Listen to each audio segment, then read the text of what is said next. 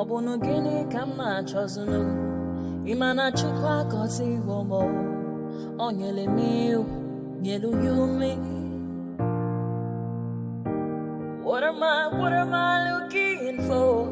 See my God, he don't bless me, yo. He give you me, give me you. Obunu kife la chasha so Obunu kife me chasha me my baby, you know, say you go love me.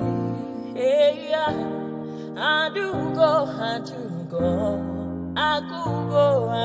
go. When I call your name, Shakara for me. Oh, Roma. I will be your Romeo. You go be my Julie. Roma, I will be your Romeo. You will be my Julia. Oh, give me your love and I'll go run away.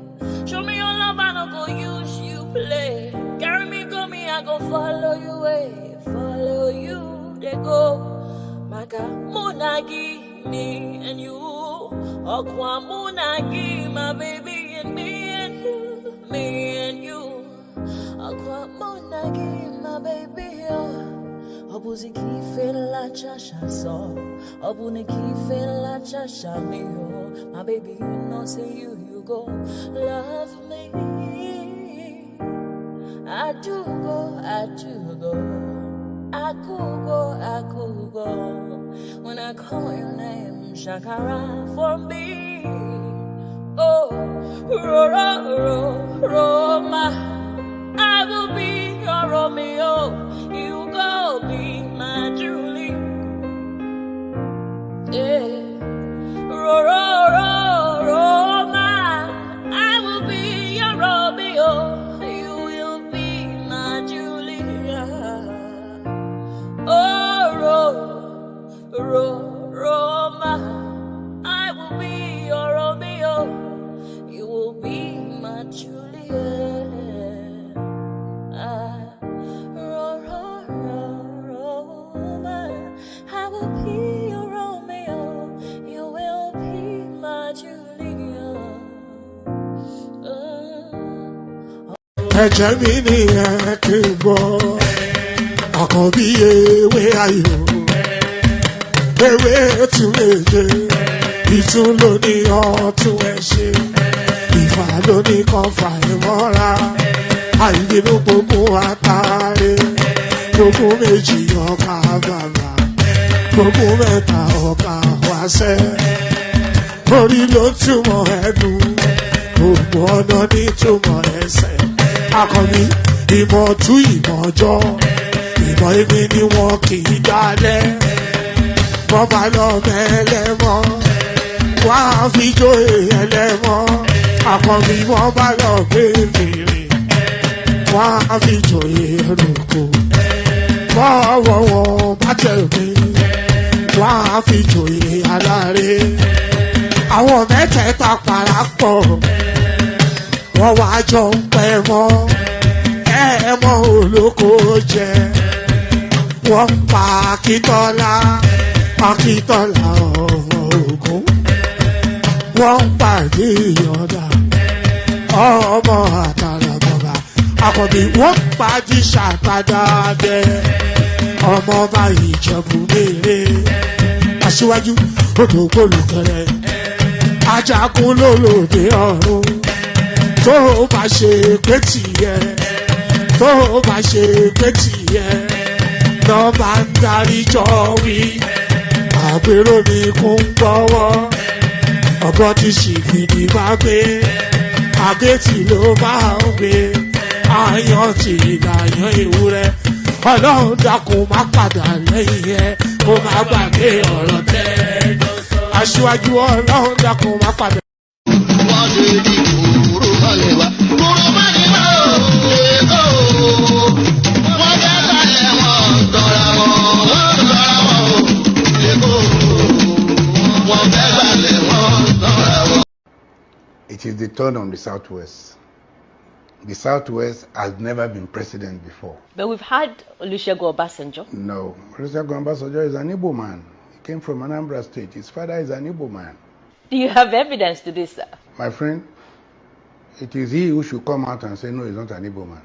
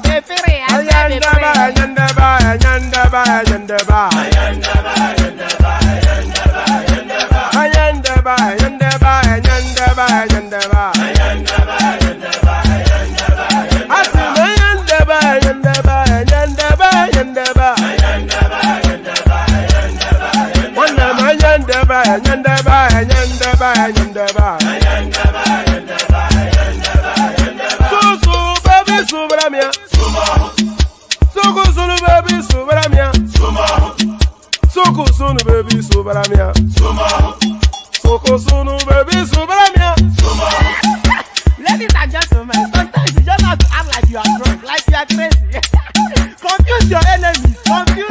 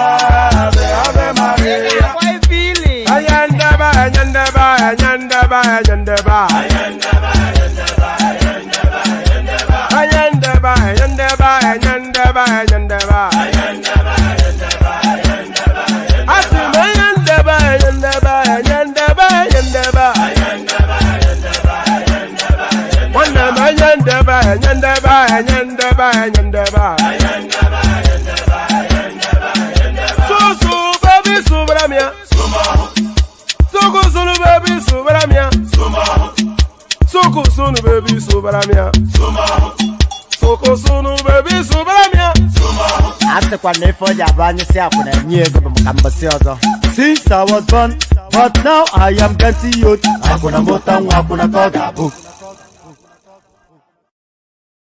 And there it is right there.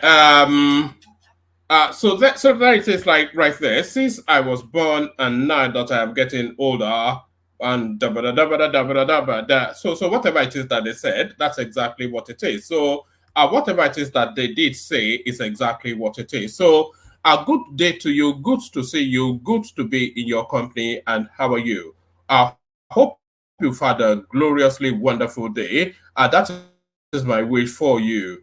My wish for you is that you would have had a gloriously wonderful day. So my wish for you is that you would have had a gloriously wonderful day, and I can guarantee that from this session on all the way through the weekend, you're going to have a gloriously wonderful time on the platform. I can guarantee that because I've got quite a treat coming your way over the course of tomorrow, Saturday, etc. So a whole raft of things that I've lined up for you. So I'm going to be sending them in now. So be bookmarking them as I send them in. So on Saturday, we're probably having what will be, I'm not sure if it's going to be our biggest guest yet, but certainly it's going to be one of the biggest guests that we've yet had. So we're having Professor Chidi Odinkalu joining us on on Saturday. So there it is right there. Professor Chidi Odinkalu, he needs no introduction to anyone within the Nigerian space, and he has agreed to come and spend some time in our company on Saturday. So let me send this in now. So go bookmark this immediately and right now. So that's the link right there. So go turn on the bell notification so you don't make it. So not make it, so you don't miss it. So go turn on the bell notification so you don't miss it. Professor Chidi Odinkalu to come and chat us through the myriads of whatever it is that afflicts our nation. So he's going to help us make sense of the senselessness that is going on within our country. So Professor Chidi Odinkalu are joining us on Saturday. So that's the link right there. So go bookmark that immediately and right now, just as I said. So that's for Saturday, of course. So that is for Saturday, but and to make sure that you have the funds to attend that session, I have also lined up money making. I'm looking for the link. That's why I'm talking a bit slowly. Hold on. Yes, to make sure that you have the funds to attend Professor Chidi Odinkalu session tomorrow. Not that you need funds, but to make sure that you have the funds to buy the lubrications that you would need for that session. I have lined up yet another session that will chat you through just how money is made. So this next one, this one is for tomorrow. Actually, I should have brought this one before that, but this one is for tomorrow, round about 2 p.m. UK time.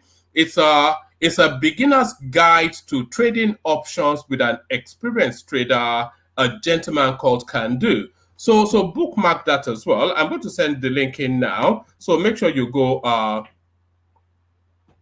So make sure you go bookmark that. So like I said, I guarantee you bumper weekends are kicking off from tonight all the way through to the weekend. So a beginner's guide to trading options with experienced trader can do. And that's the link right there. So go bookmark that as well. That's for 2 p.m. tomorrow. So that's it. Don't say one man doesn't do anything for you. I cannot seem to do enough for you. It's a gift that just keeps on giving. The One Man Went to More platform. A gift that just keeps on giving. So a gift that just keeps on giving. But what are we giving today? We're giving a whole raft of topics to be discussed by hopefully an eminent panel as they continue to assemble. But before anything, the usual protocol, click on the like button just as soon as you're coming in. Subscribe if you haven't done that already. Hyperlink that says StreamYard invites you to come into the studio. So all of those. Let me resend the hyperlink that says StreamYard. So it's immediate to hand. It's been a while since we broke in a new voice. So we are looking to harvest new voices in the course of this session. So if you've never joined us before, today will be that time for you to join us. So click on that hyperlink that says StreamYard, come join. So click on like, you are compelled by law to do that. Click on subscribe, the law mandates you to do that as well. So if you don't click on like and you're not subscribed, you are committing an illegality. So if you don't want to run foul of the law, click on like and click on subscribe. So click on like and click on subscribe. And then highly recommended that hyperlink that says StreamYard as well. So anytime you see me pause sometimes is to look at the comments streaming in and not streaming in, but they are slowly coming through in the comment section. See what sort of going on there. So do all the like, subscribe, and then if you want to come join us, hyperlink that says StreamYard. So let's just get straight into matters. Let's get straight into matters. Matter. Matthias na mama Matthias son. So matters na matters, Matthias na mama Matthias son. Social media must be regulated, says Gbajabiamila'S. So now, this is essentially trying to cage the obedience space. That there's no other way to read it other than to read it in that direction, because they are fed up of, I think, the endless screeching and squealing from that space, and that they're now looking to cage. Social media must be regulated, says Gbajabiamila'S. President Bola Tinubu's chief of staff, Femi Gbajabiamila'S, has said that social media has become a societal menace and must be regulated. But Gbajabiamila'S said this was let's do that again.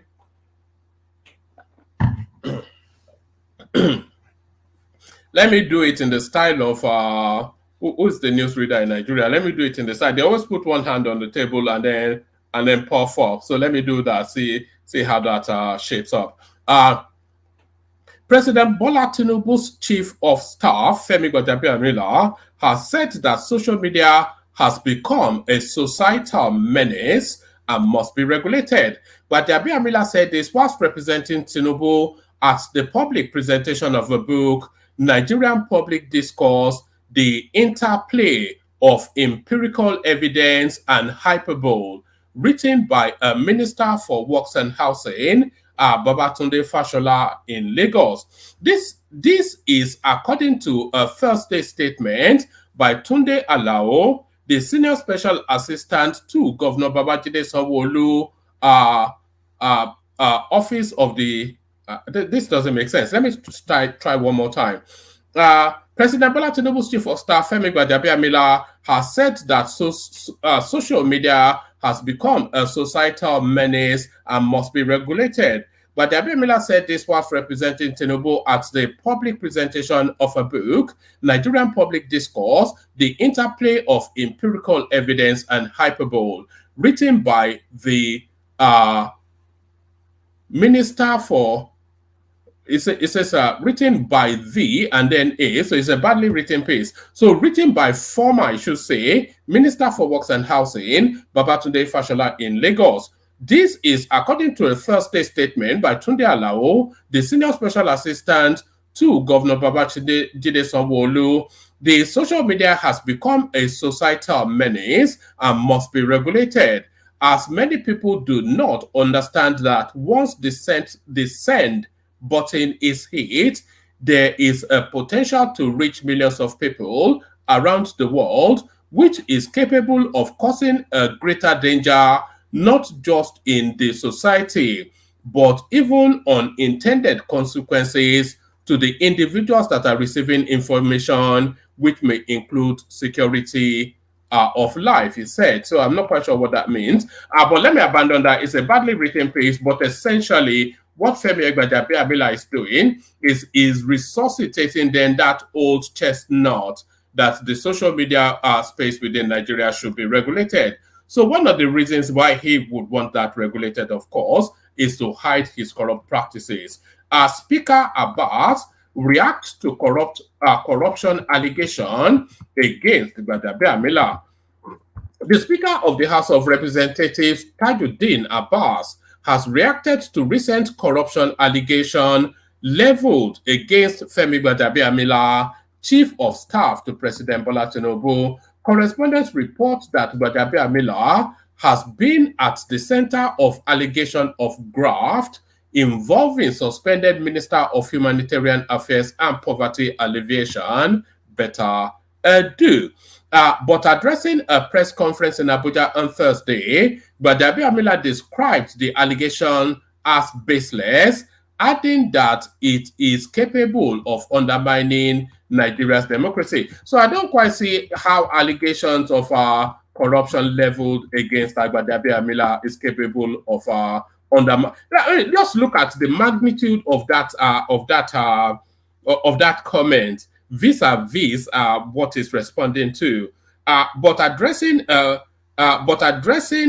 press conference in Abuja, Gbajabiamila described the allegation as baseless. So that's fair enough. Anybody that stands accused says that.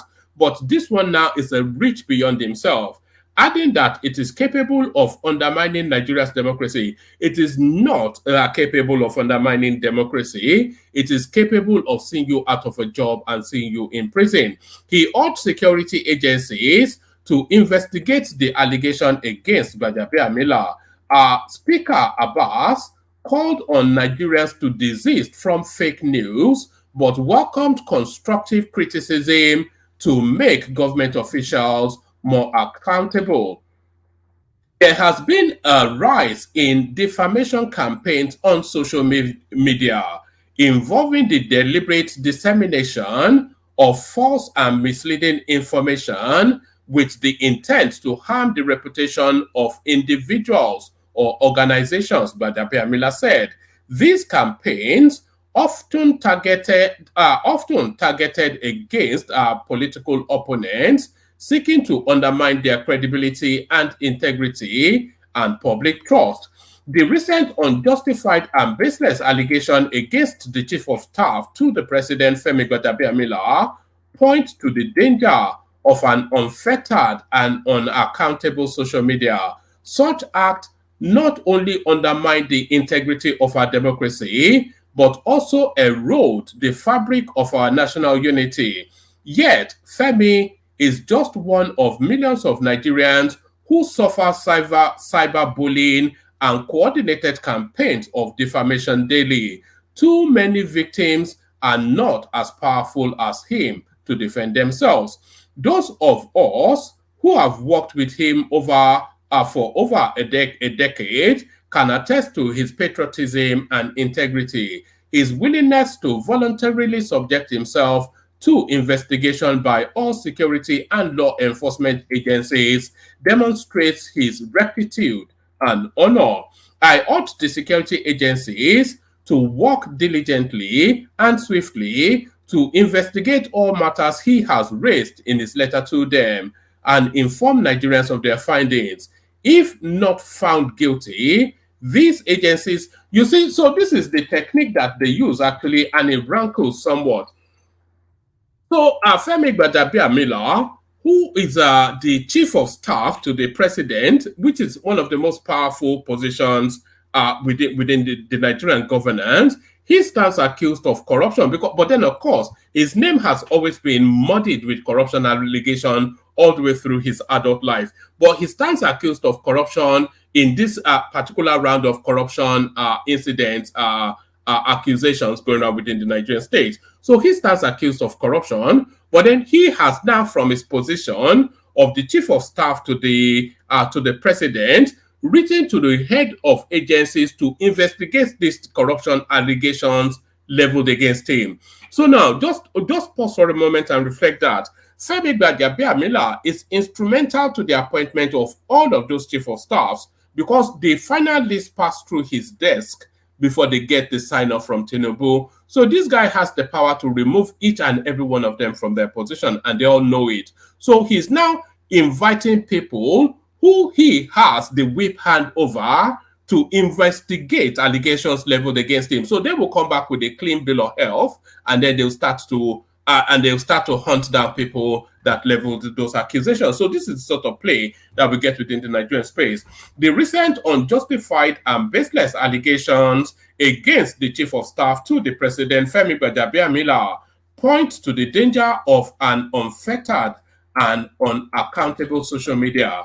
Such acts not only undermine the integrity of our democracy, but also erode the fabric of our national unity. Yet, Femi is just one of millions of Nigerians who suffer cyberbullying and coordinated campaigns of defamation daily. Too many victims are not as powerful as him to defend themselves. Those of us who have worked with him for over a decade can attest to his patriotism and integrity. His willingness to voluntarily subject himself to investigation by all security and law enforcement agencies demonstrates his rectitude and honor. I urge the security agencies to work diligently and swiftly to investigate all matters he has raised in his letter to them and inform Nigerians of their findings. If found not guilty, these agencies must fish out those responsible for the character assassination and ensure they are brought to law.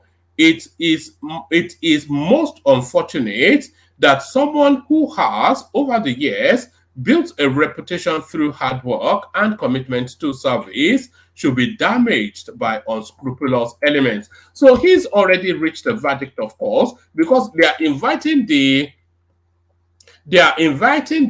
security agencies to investigate the chief of staff, but then the Speaker of the House of Representatives is already calling the people that leveled those accusations against Gbajabiamila as unscrupulous elements. So that already signals then to where that investigation is going to land. The consistent attempt to pull him down for purely political or personal reasons and without consequence is deeply deplorable, he said. So there it is right there. So there it is right there. So accuse them and go to jail, essentially, is what they're saying. World Bank says ready to surpass biggest support to Nigeria order. So more money to be loaned out to the third world countries. Let's just say we won't go through this in total. We just get a snapshot just to get the texture of it. The World Bank has signaled a commitment to give Nigeria and other African countries the highest ever developmental support under its upcoming International Development Association build to commence next year. But the benefiting countries must make it happen. According to Anna Berger, or Anna something, World Bank's Managing Director of Operations, who makes the pledge on Thursday during a meeting of West and Central African finance ministers with the World Bank Group in Abuja. The most recent replenishment of IDA's resources was finalized in December 2021, resulting in an historic 93 billion financing package for 74 IDA countries for the fiscal year 2022 to 2020, for the fiscal years 2022 to 2025. The financing package was the largest ever mobilized in IDA's 61-year history. IDA, a lending arm of the World Bank Group, helps the world's 75 poorest countries, 39 of which are in Africa, through zero to low level loans and grants for programs that boost economic growth, reduces inequalities, and improves people's living conditions. The IDA is one of the world's largest sources of development assistance for these countries, providing support for health and education, infrastructure and agriculture, and economic and institutional development. Speaking at the meeting, which equally had World Bank governors from West and World Bank governors from West and Central African countries, as well as its senior management present, Anna re-emphasized consistent and steadfast partnership with African countries. We would like to raise the largest IDA ever, even larger than IDA 20. It is going to require your help, your voice, your leadership on why IDA matters, as she stated. We are interested in your success. We are here with you when you succeed, and also when challenges arises, not just when it is convenient, and certainly not just to issue a statement, but really we want to work hand in hand with you for achievable results for the long-term prosperity of your countries. This is why we seek an even stronger engagement with you going forward to give you the priority and partnership and investment of the financing and knowledge that you need. So on and on it goes. The meeting, hosted by Wale Edun, Nigeria's Minister of Finance and Coordinating Minister for the Economy, provided a forum for leaders to discuss ambitious priorities for development in the region and to work towards a holistic overview of needs and a convincing plan for how additional IDA resources can help countries leap forward. So others are Bulabalu and Bulaba, but IMF willing to loan you more money. So IMF willing to loan you more money, so you can steal it. So more money for the boys to steal.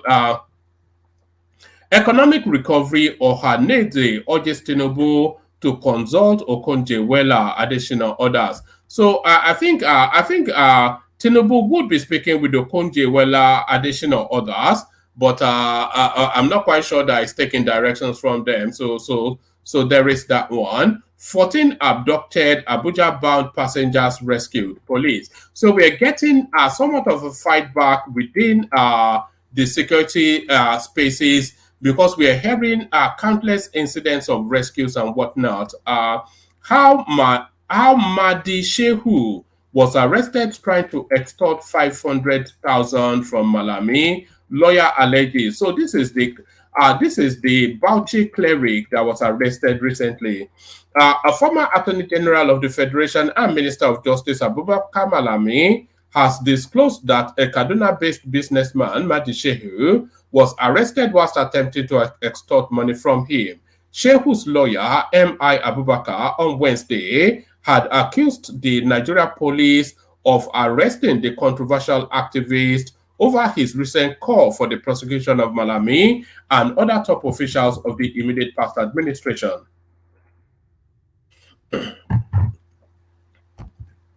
He said his client was arrested by the Inspector General of Police IGP Monitoring Unit, ostensibly on a petition written by the former minister. But a statement issued by Malami's law firm, A.A. Malami SAN and Co., and signed by M.E. Sharif, said the controversial activist was arrested in a hotel whilst demanding the sum of $500,000.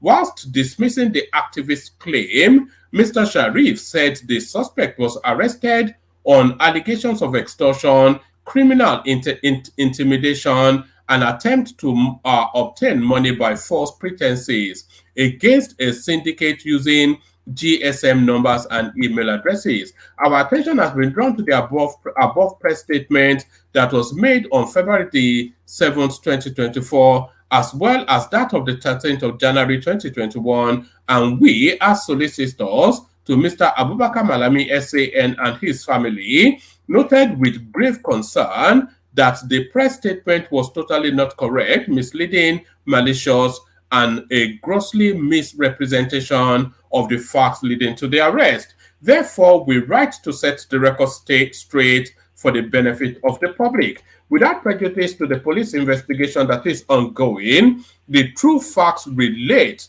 to the complaint/petition which we wrote to the Inspector General of Police on allegations bordering on extortion, criminal intimidation, and an attempt to obtain money by false pretense against a syndicate using GSM numbers and email addresses. This led to the ongoing investigation into the complaint by the police. In the course of the investigation, the police monitored the sustained communications between our clients and the syndicate, wherein the syndicate disclosed and gave room 9, Somerset Continental Hotel, situated at number 73 Usmana Street, Maitama, Abuja, as a place where our client would meet the syndicate's agent for their payment.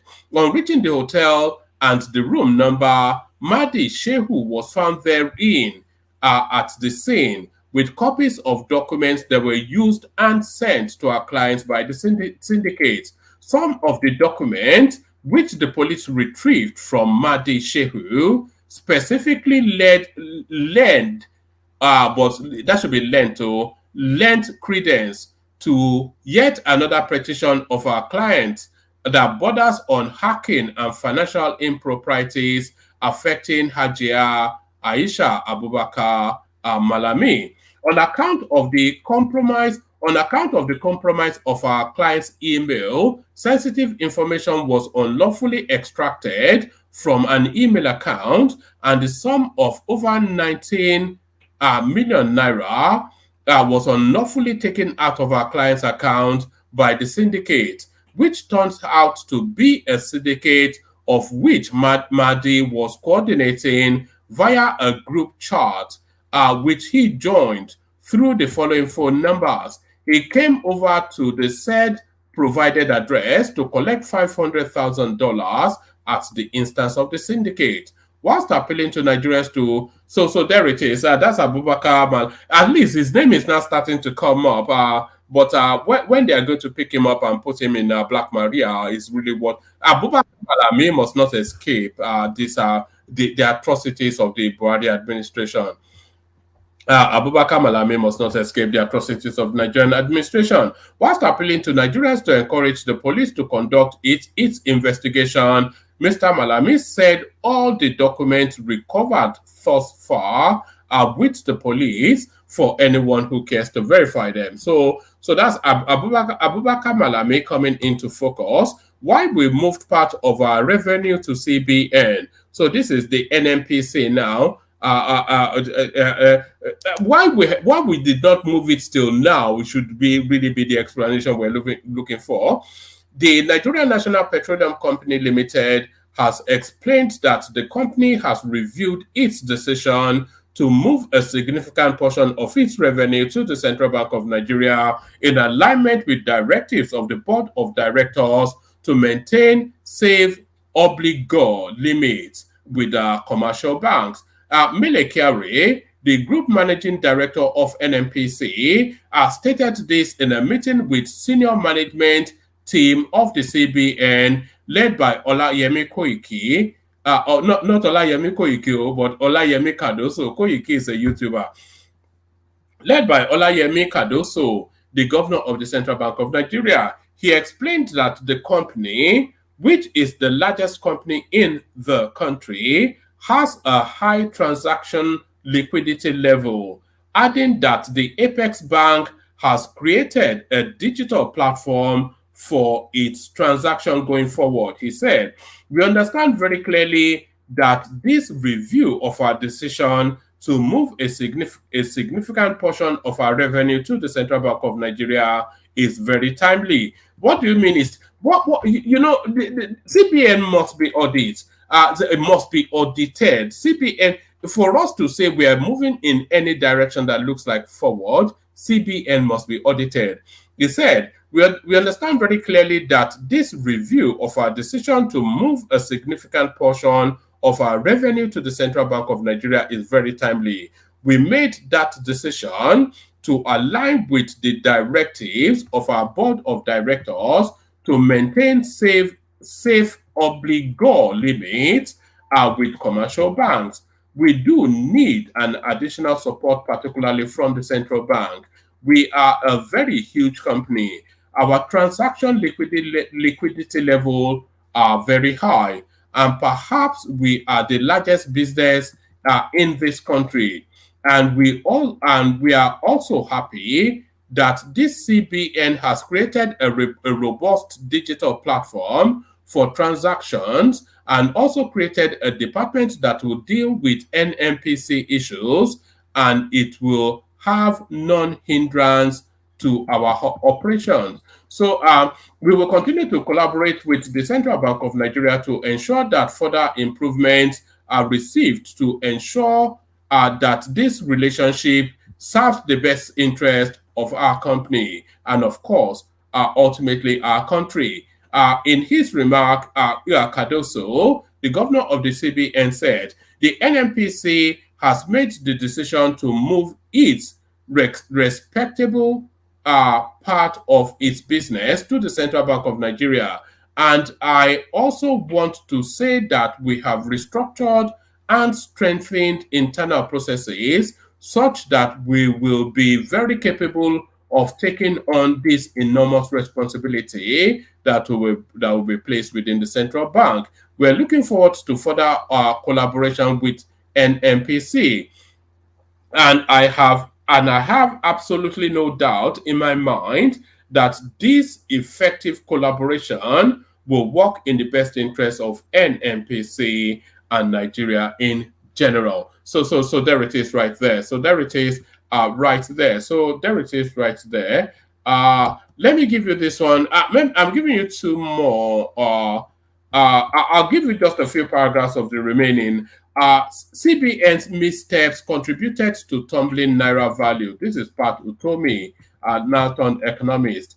A political economist, Pat Utomi, says that what he described as missteps from the Central Bank of Nigeria, CBN, contributed to the tumbling value of the Naira.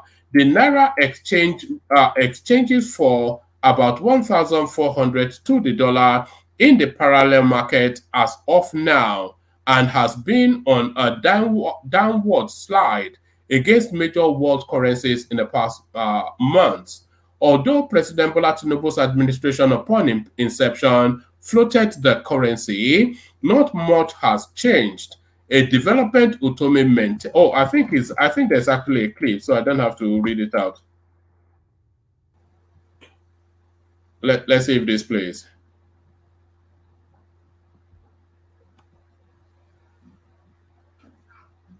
Are you going to play?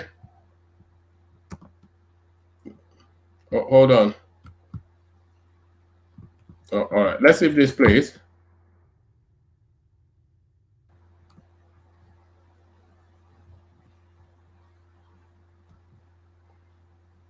All right. I'm not quite sure. It says watch on X. Let's see if it will play on X.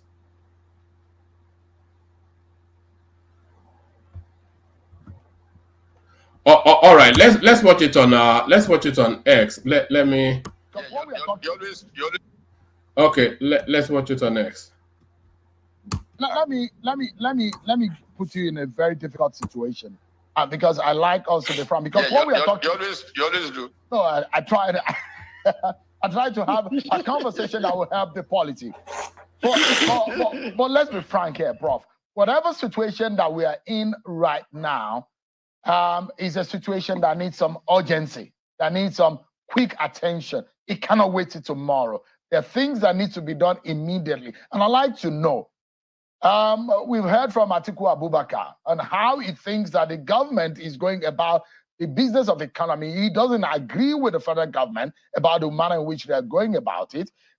Peter Obitu has criticized, but beyond all of this criticism, give us an understanding of the fact what the federal government is doing wrongly. What would you say is a primary step that you can say maybe a misstep or a mistake or an error in judgment that the federal government is taking immediately that needs to be corrected quickly?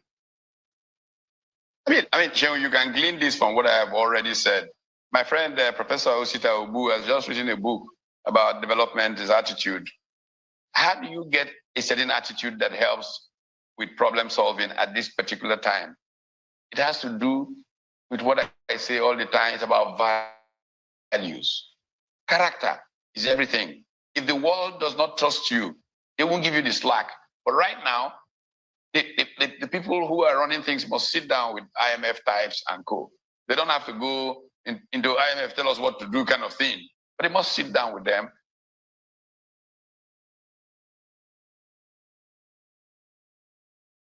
All right, that's going to be a bit long and winding. So let me just read it out from here.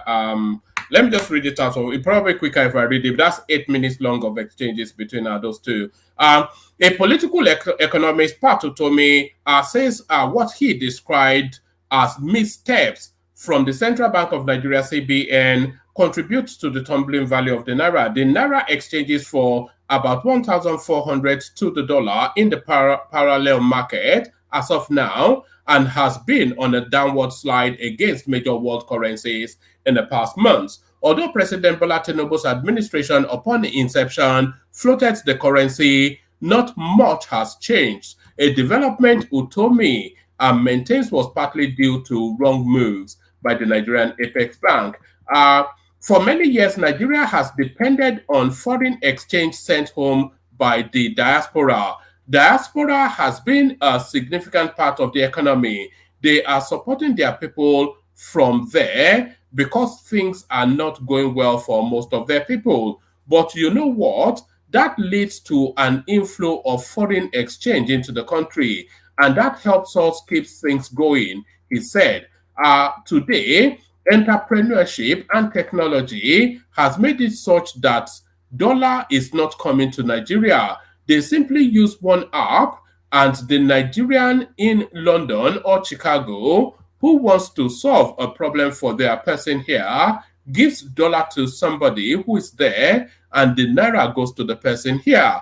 Yes, it solves the problem, but the Nigerian economy has not received the input of the dollar, and central bank helped contribute to that by some missteps that they made in the last few years. So this is a major reason why the exchange rate is tumbling. He, however, said Nigeria's economic managers should tinker on how to resolve the economic crisis facing the country. Can we fix that? It is possible, but it takes people sitting down and people trusting the character of those making a decision. So he ends with I think there's some veracity to that, actually.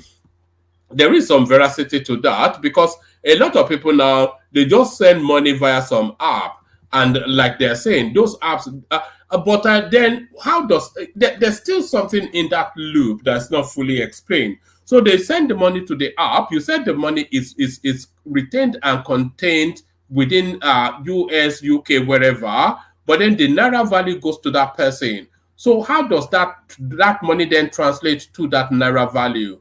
Unless, of course, it's a money laundering process.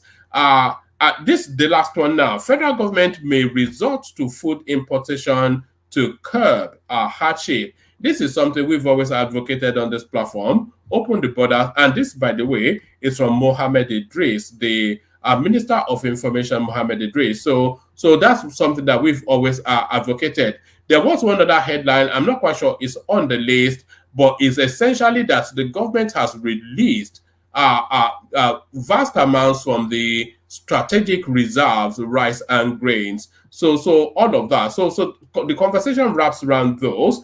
My camera is on. So the conversation wraps around those. So let me play the guys, bring up the people that are assembled so far, and the conversation ensues. But first, of course, we go to the guys. Only water, where they see my water. Oh yeah, she go for me, water.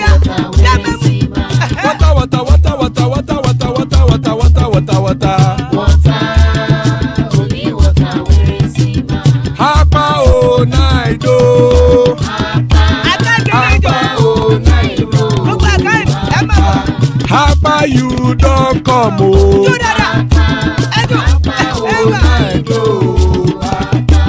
Hapa oh night oh.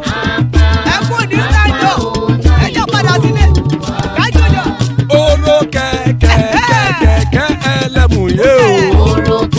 Ilé sọ́dí kẹ̀kẹ́ ẹlẹ́mù ré o. Bobby master kẹ̀kẹ́ ẹlẹ́mù ré o.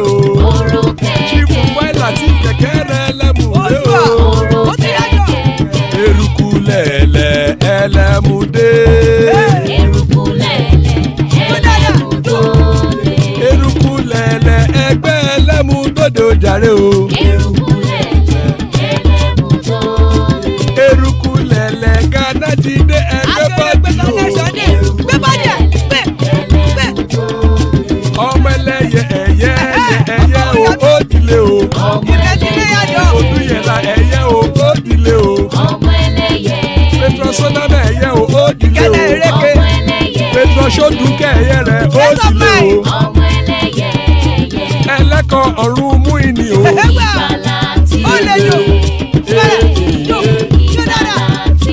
Àkùkọ ọ̀run mẹ́kọ̀.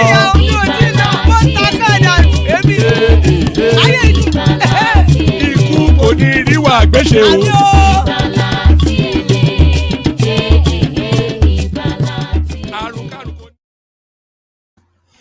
So there it is right there. Iku kò ní rí wa gbéṣe, may death have nothing to do with us. So that's a powerful and a potent prayer right there. Iku kò ní rí wa gbéṣe. But before I bring on the panelists, somebody there, Abdul Mumin, he, of course, living under a rock somewhere in Saudi Arabia, is telling us that he doesn't know who Professor Odinkalu is. So let us give him a little flavor of just who Professor Odinkalu is. So this is Professor Odinkalu Abdul Mumuni, or Abdul Mumu, as I should call you now. This is Professor Odinkalu for your benefit. And you know, Gbaja is my friend.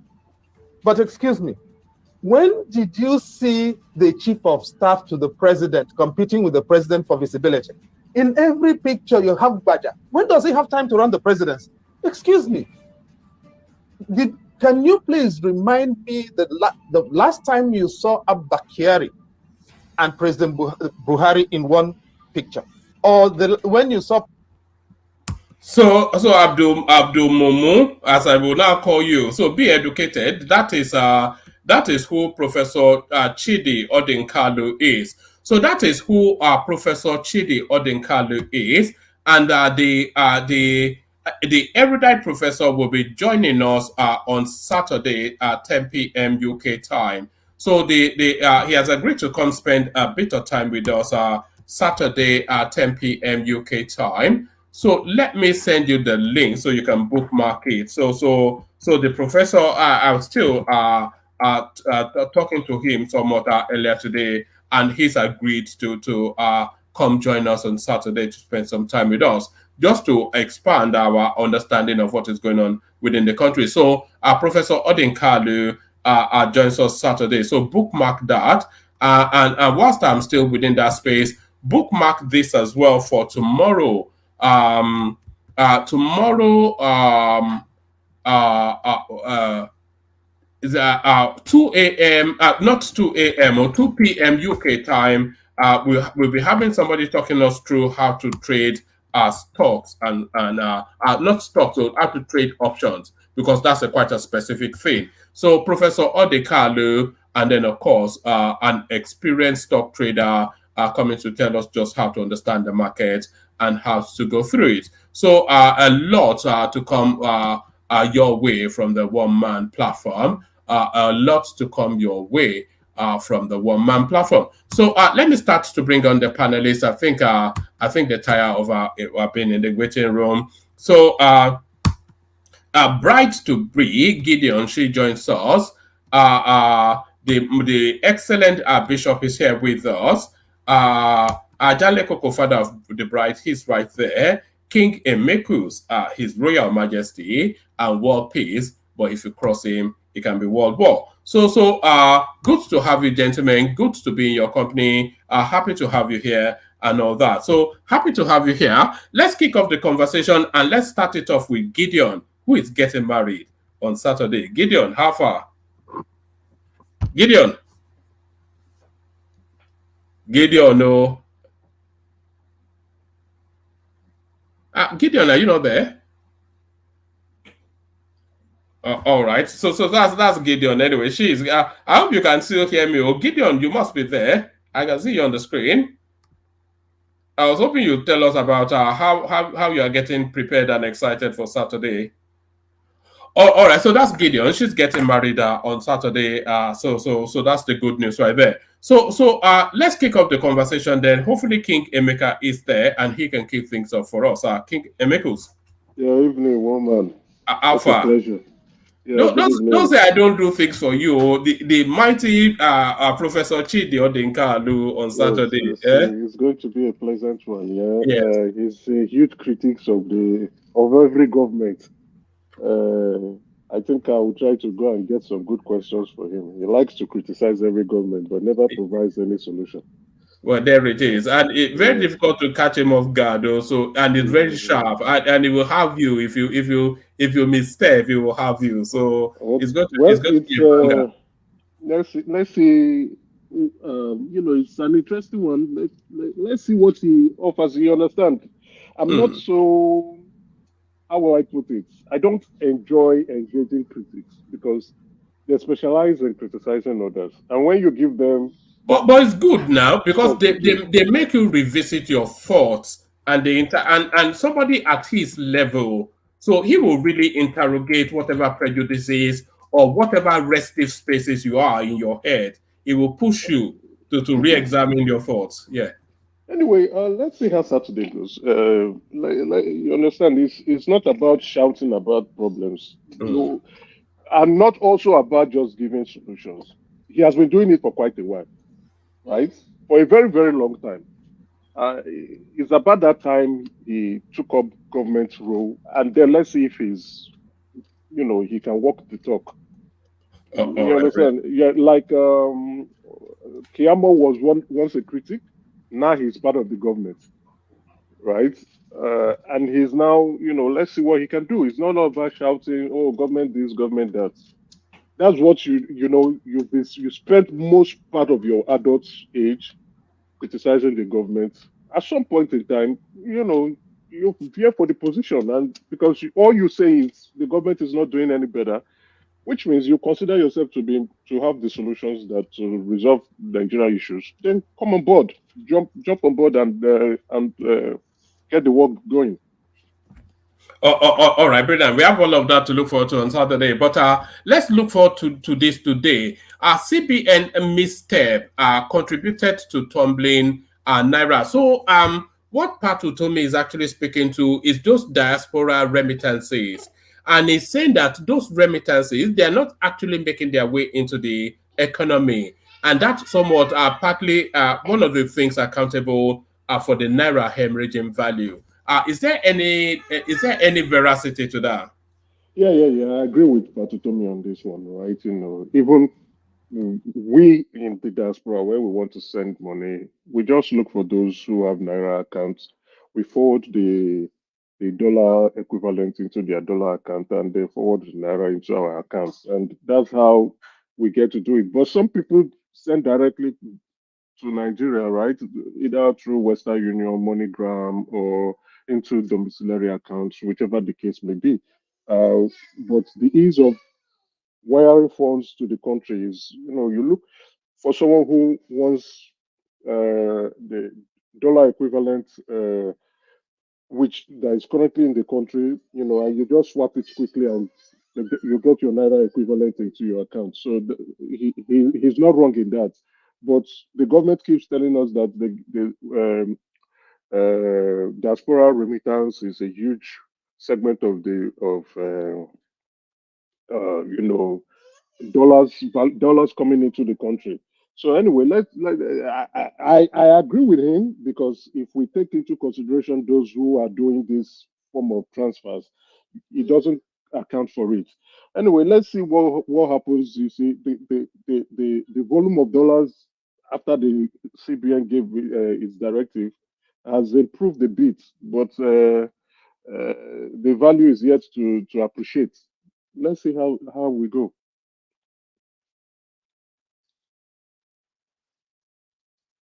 Woman, you there?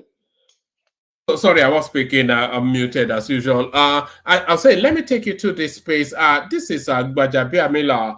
Social media must be regulated, says Gbajabiamila. So this is something that we are seeing quite often, administration after the other. As soon as they feel the pressure of criticism from the public space, they start looking to regulate. We saw Buhari actually reach to do that by shutting down Twitter. But then what are you making then of what Gbajabiamila is saying? Or is there some veracity to that as well, that there's too much excesses? Yeah. There's the good part, there's the bad part, drawback from this. We've seen purveyors of fake news peddlers, those who use social media to create confusion, those who go about disseminating fake news, those who go about blackmailing and maligning other individuals. But at the same time, you still have the advantage of social media, a faster medium to convey your information. You convey information on real-time purpose or basis, and you interact and engage with others on a real-time basis too. But when you look at the disadvantage, especially when you will never appreciate how bad social media is. It gets to you. And then we now have Nigerians who are also very toxic with it.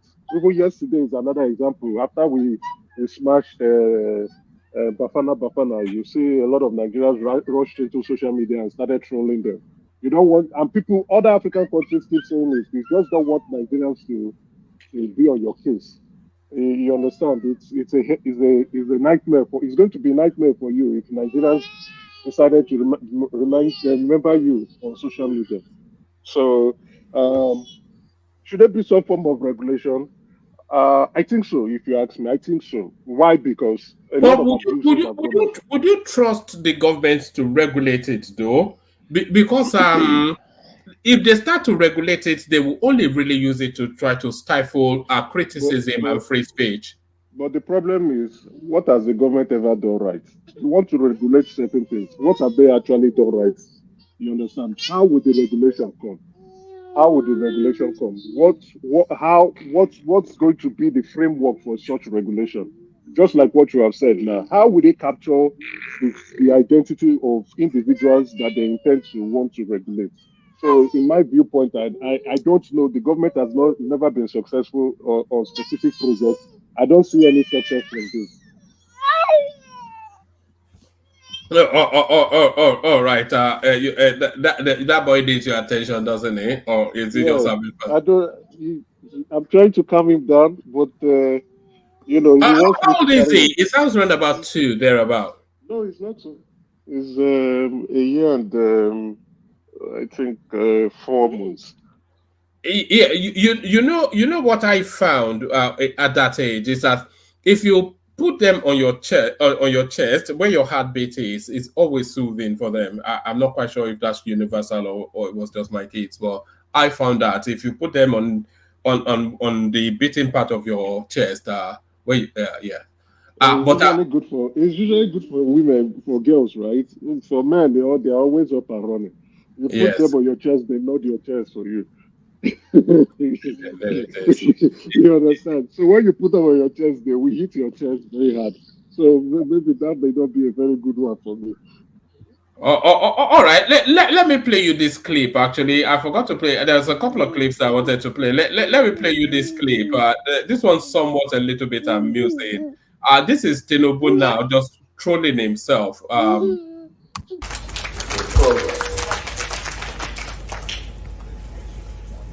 Congratulations once again, everybody, on the attainment of victory just last night.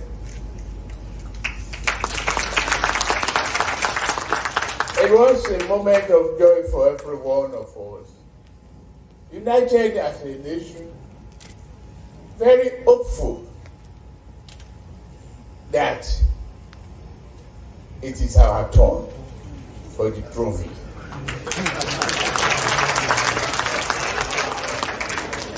Our local.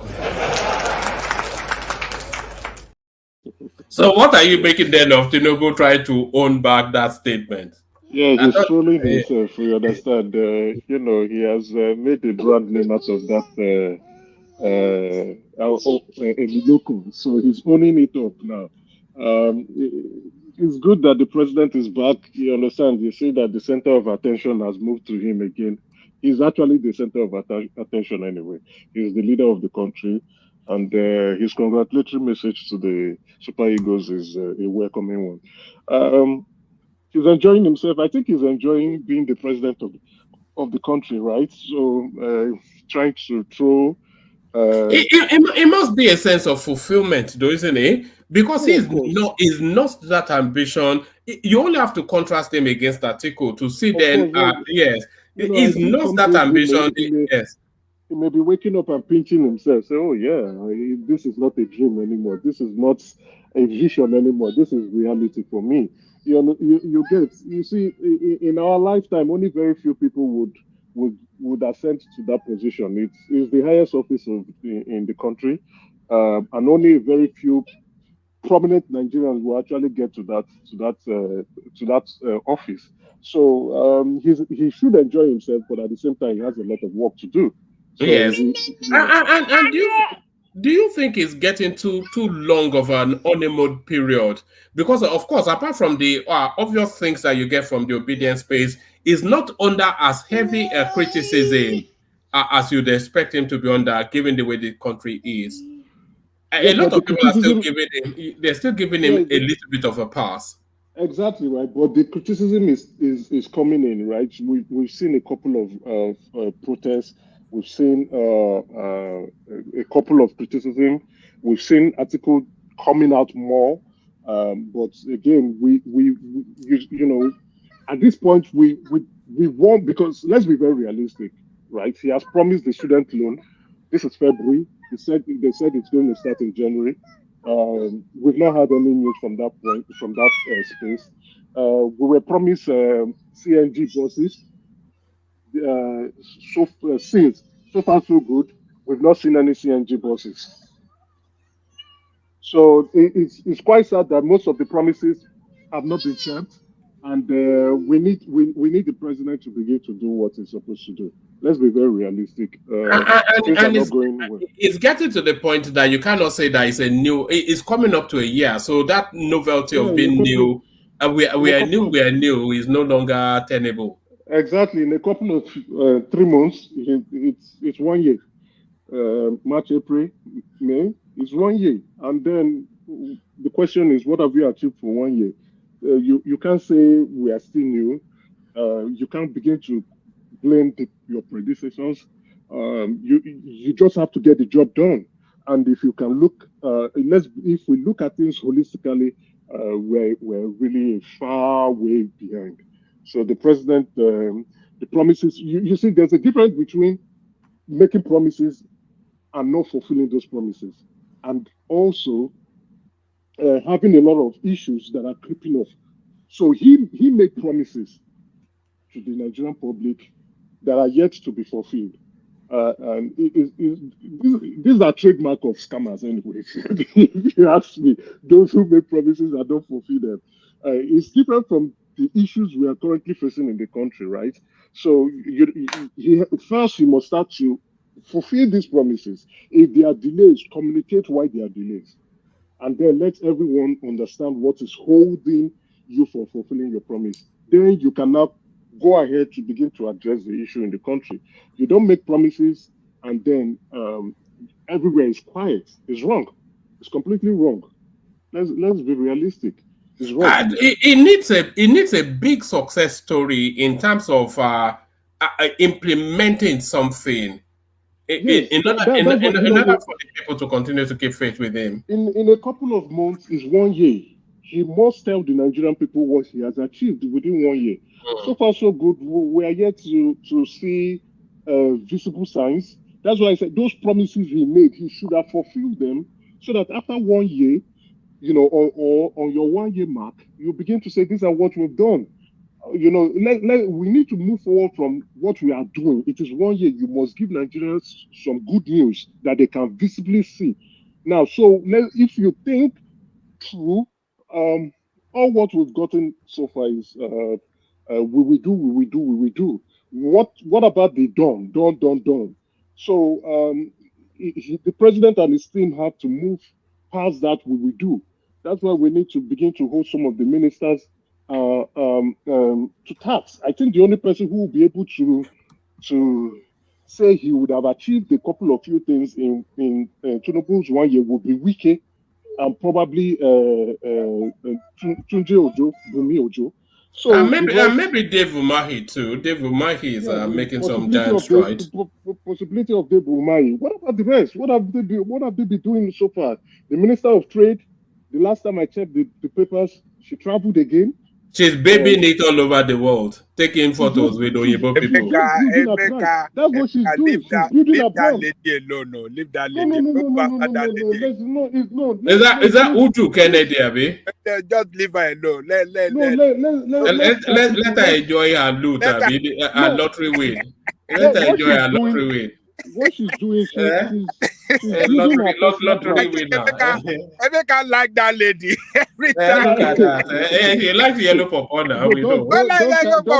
He likes yellow pawpaw. Don't cast your stuff for me. No, I'm looking at that. Emeka, don't go after that lady. Please, for God's sake, leave that lady alone today. No, please, for God's sake, leave her alone.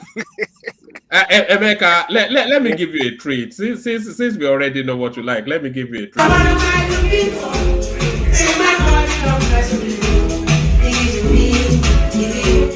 You see, those are the kind of another one who went to steal phone. Are the women letting this? Are the women letting the site down? I mean, what's going on? Are the women letting the site down? It's sad. It's sad. It's sad. It's really sad. You see, a lot of people. Let's be very realistic. The president must come to the reality that some people had some people doubted his ability. coming up, maybe due to his health, which he has actually shown signs, or he just came back from a trip. Some people doubted him due to age, and then some people doubted him based on their own biases. But has he been able to keep them quiet? I don't think so. I don't think so. I don't think the president has been able to keep his doubters quiet, and that is the issues he's going to be running into. You understand? After 1 year, what have you done for the Nigerian people? You know, people, a lot of us who campaigned for you and said, "Oh, out of the three, you are the best." You must continue to give us the reasons why we must continue to believe in you.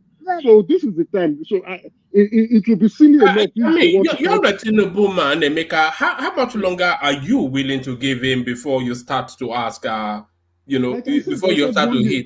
Like I said 1 year. I think I said this on a different platform that I'm giving him 1 year to see the direction he's taking us into. It's just a couple of few months, and then I'm like, okay, I think the president has missed the mark. If after 1 year, if we can't see anything, I think he has missed the mark. The student loan that was loudly discussed about, even included in the budget, the implementation should be out by now, so that you put that as one of your achievements for the year. That's why I said the government. We have a government of that keeps failing. They have policies, procedures, probably borrowed, but implementation is always the problem. With all our government administration, implementation is always the problem. So, let's see, it's just a few months. Then we can now say, Ashwaju, I don't think you are driving, taking us to the place. Maybe old age has caught up with you.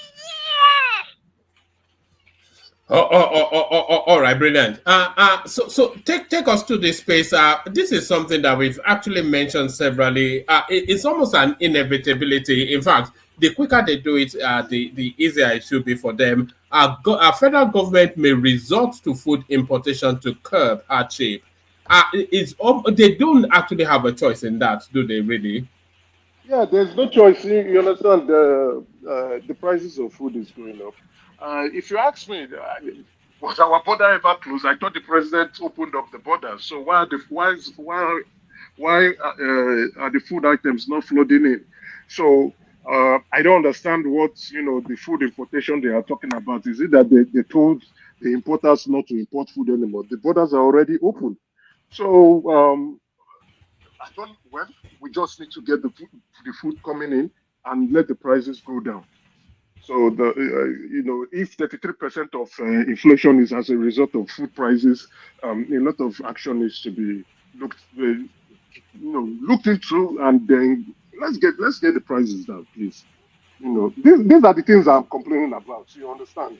So many challenges, but there are not things we cannot do. The president and his team, a lot of them are not working. A lot of them are not working. And a lot of them are busy still stealing. So, anyway, what can I say? Let the president not allow people to embarrass him. It appears that that's going to be the case. He must get his team up to task, even with the special assistant to the one that is going to be monitoring them. I don't know what she's monitoring, right? Even to implement the KPIs. It's looking like maybe Jesus Christ is going to come before she implements the KPIs. Stop less of more, trying to now say this minister is not working or not. Well, anyway. All right, let me take you to one more space and I go on to Ajale Koko. World Bank says ready to surpass biggest support to Nigeria. So this is why a lot of these countries hardly ever fail.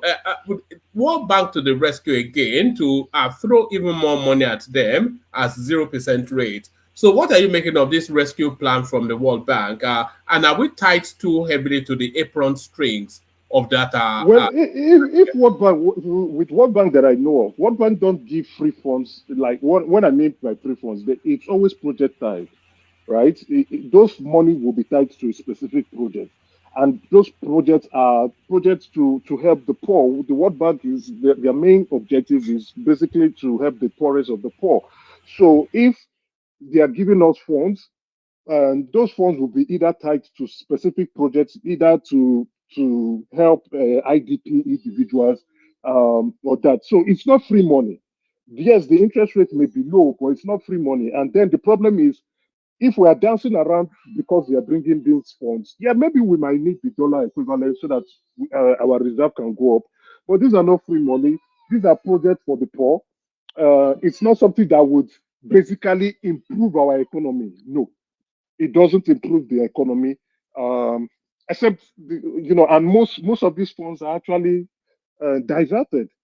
You understand? The World Bank does not give you funds to say, oh, take this money, go and invest it in anything you want to do. No, they will tell you where you need to invest it on.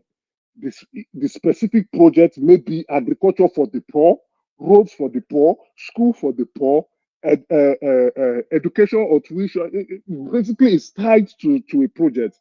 So it's not something to dance or be pleased with. No. The only thing to be happy about with that fund is, okay, we are getting inflow of dollars to solve our dollar issues. And then when we change the money to Naira, we can now use it to go and do the project itself. No, the loan itself does not change Nigeria's welfare. Not at all. Not at all. Not at all. I'm not impressed. I'm not happy. All right. What are you making? I'm not sure if you came across this. What are you making of the news that the protesters in Niger State were arrested? Was that a wrong move? The people are protesting hardship, and they were arrested for that. What do you make of that? Well, I don't think it's okay, except they feel there's specific individuals who are trying to, push the country into some form of security instability. But it's a free country. It's a free. We are supposed to exercise our rights. You understand? Let them protest. As long as they didn't damage any infrastructure, they didn't resort to killing. They are only voicing their concerns and frustration. It is their right to protest. I don't support it in my viewpoint. I don't. Maybe they are trying to want to, discourage others from hitting the streets. But no, if you ask me, no, I don't think it's okay. It's not a good look. It's really not a good look. Nigeria, the last time we checked, it's a country where we have a constitution for freedom of movement, freedom of our right to protest, to express our frustration. If you're frustrated, and the Nigerians have every right to be frustrated, so allow them to protest and vent. If you don't want that, then provide good governance. All right, brilliant, excellent. All right.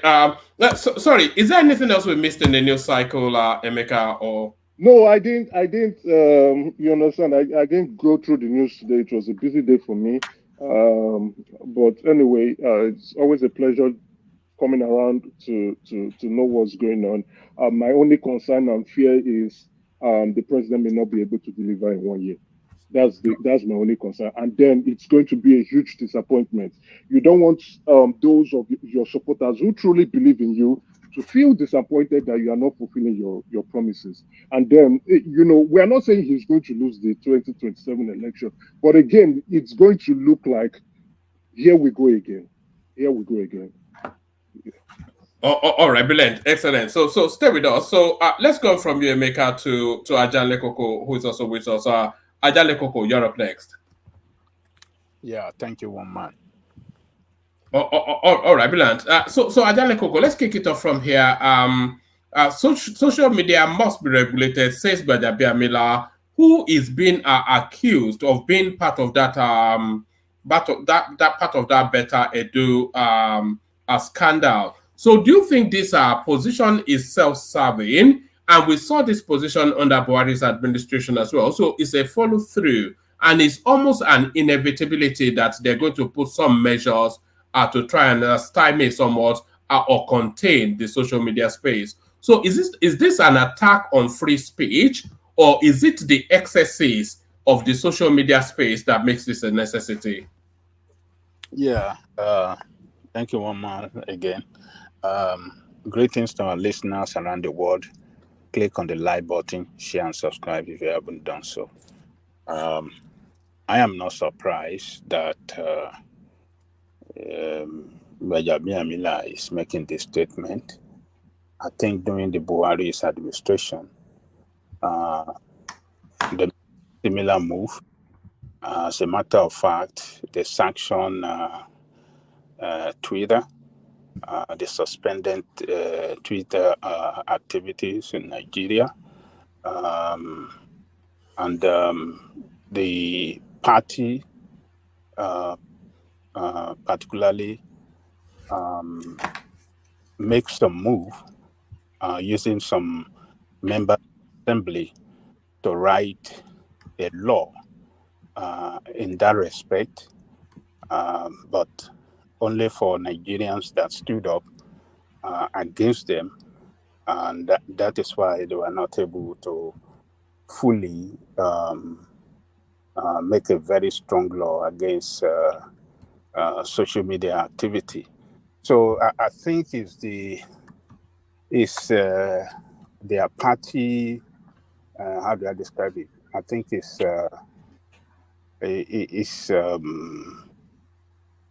how do I describe it? I think it's their party policy objective.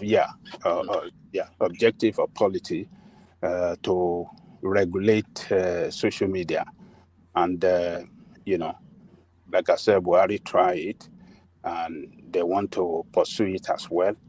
But I believe Nigerians, the civil rights, the human rights and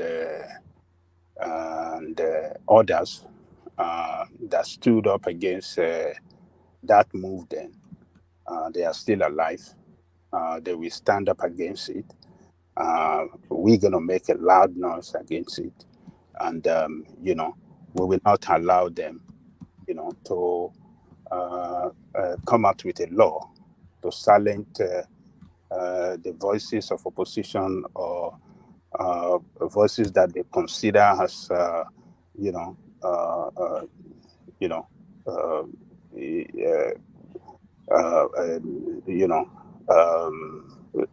voices of opposition against their misgovernance. So I believe they will not succeed. I'm not saying in totality that, some people should not be mindful of what they say on social media. I think they should leave it to individual to handle their situation on social media. Whoever that someone else molested or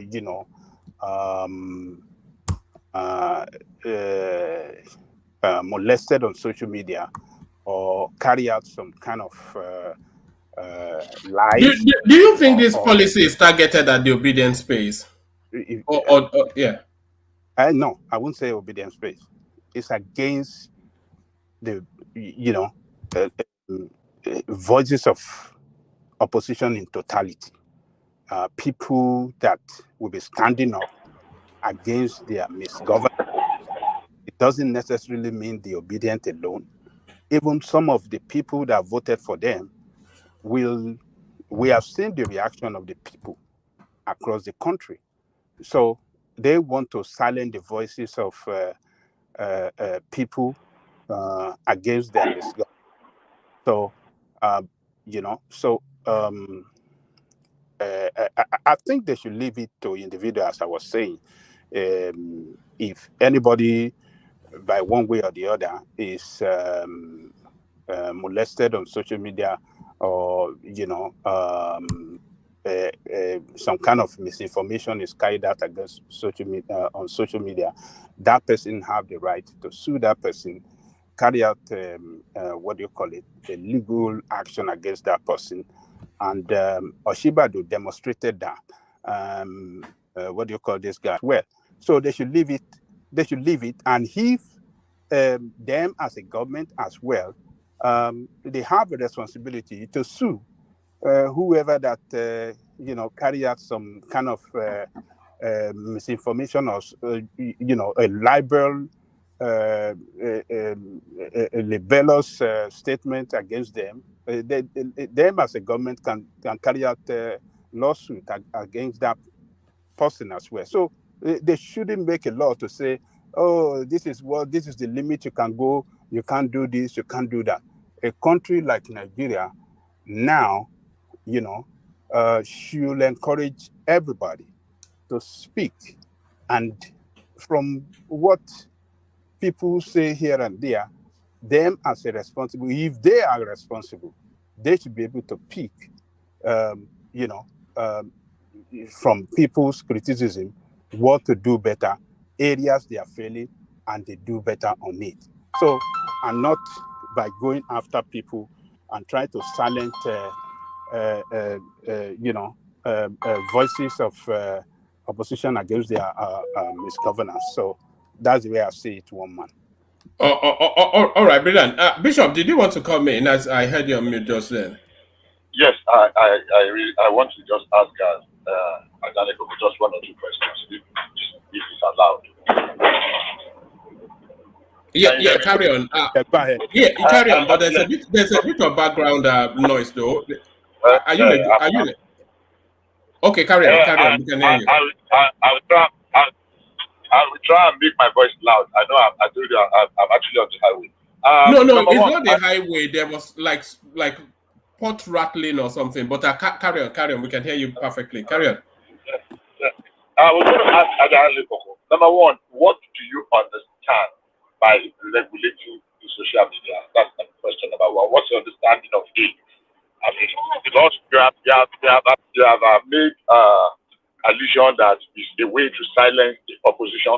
Does the opposition in Nigeria actually equate or mean social media? That's number one.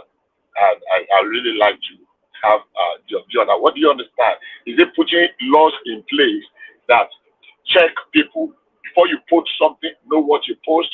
If that thing turns out to be false, somebody can sue, because now it is very ambiguous. There are, except you are very powerful, like the Fashola that you mentioned and Oshibajo, it's not everybody that can go that route. And until the damage is done, it's severe or serious damage, before you can hold people accountable for what they have done. That's one. And secondly, are there countries at all?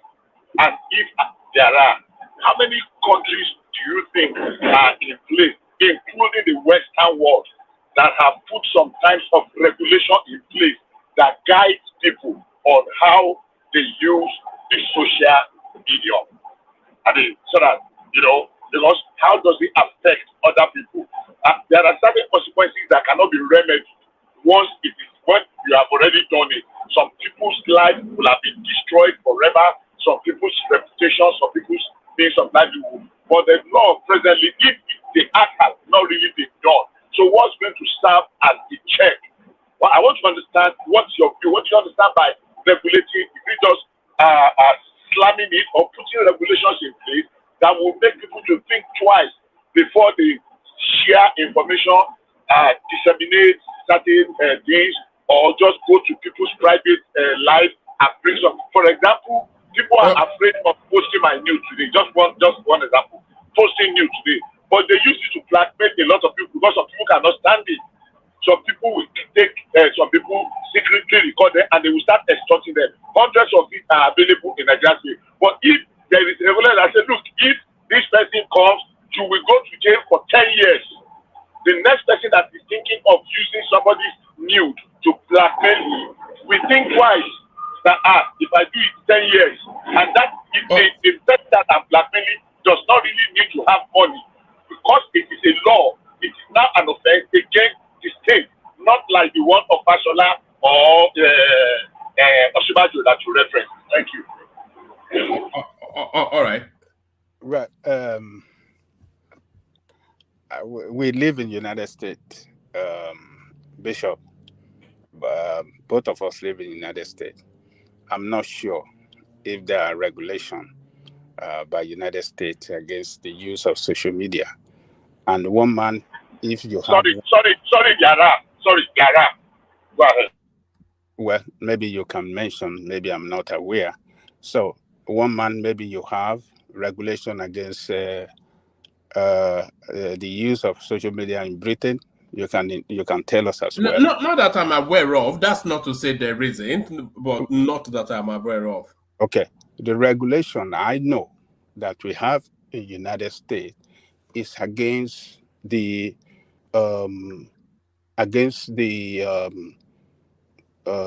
social media company. You understand what I'm saying? After the election of 2016, due to some information back then that Russia, what do you call it, infiltrated United States electioneering process then. So I think they roll out some regulation, and Facebook, according to the some government agency or maybe the Congress, was caught, using people's information to post a lot of campaign. How do I say it?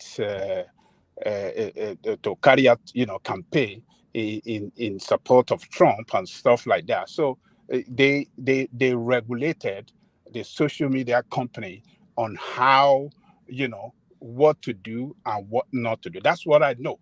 But to say there's a regulation, like a law against, the use of social media by American citizens, I don't know of that. I might be wrong, but I don't have idea. It might be there, I don't have idea, but I don't know. Maybe Bishop that knows, maybe he can educate us. But in this case of Nigeria, we know that people that we have in the position of authority in Nigeria are very selfish people. They are people that doesn't like criticism. They don't like people, the voices of dissent, against them, they don't like it. The voices of opposition, particularly when you expose them, when you carry out investigation that,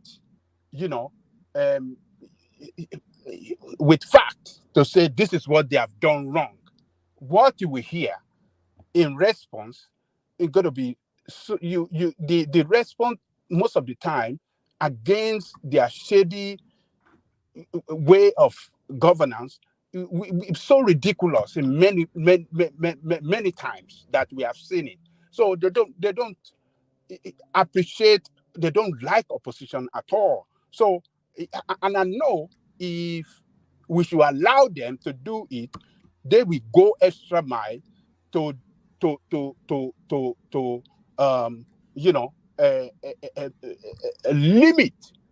limit criticism against us using this regulation, what they want to claim as regulation, to limit,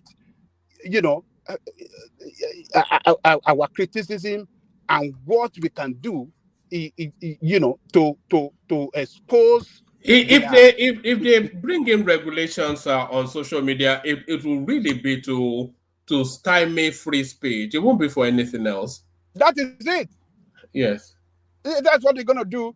They don't know what, it's not to stop us from enjoying what our constitution, the right to free speech and the right to even, a lot of things. A lot of social media will be cut off in Nigeria.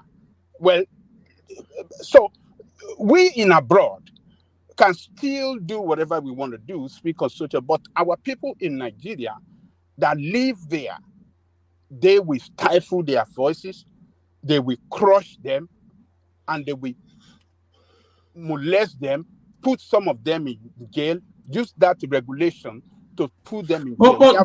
But do you not think Nigerians themselves, they open the window to this possibility with the reckless way that they use the social media space?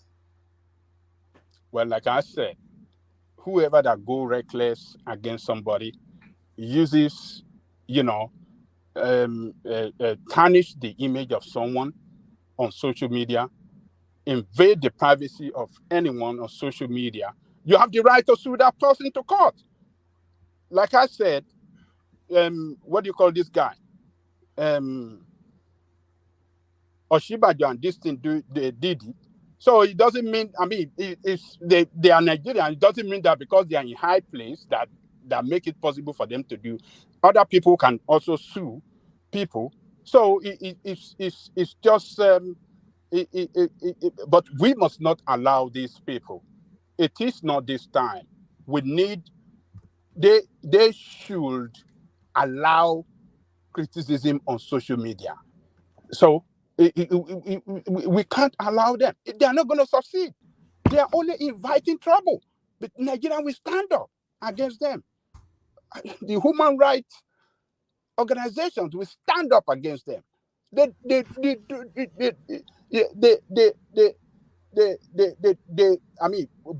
the Buhari's time, they went extra mile to do it. They went as far as, is it not Indonesia, to write that policy that they want to use back then. Some of the Senate member went there to get that law that Indonesia have used to write it out for us and implement it in Nigeria. But it was resisted. So they're not going to succeed. Buhari that doesn't even respect, we know what Buhari represents. So who are these and all the rest to think they can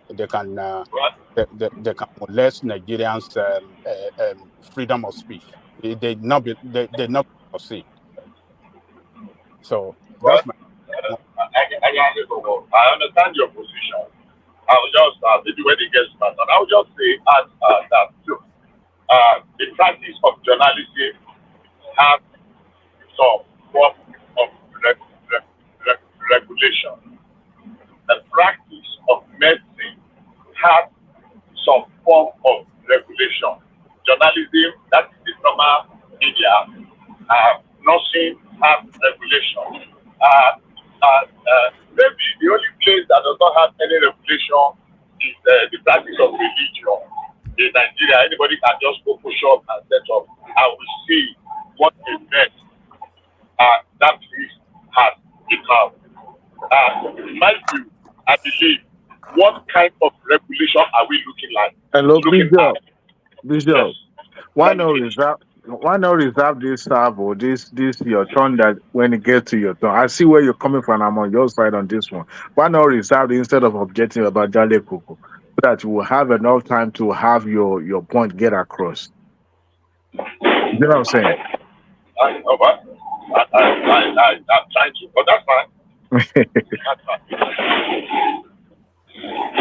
Yeah, because why I'm in opposition to this move is that we are seeing regulation, what they claim as regulation after regulation, that these people roll out against the press in Nigeria. And they have been able to cow the press in Nigeria. They'll be able to limit the press criticism.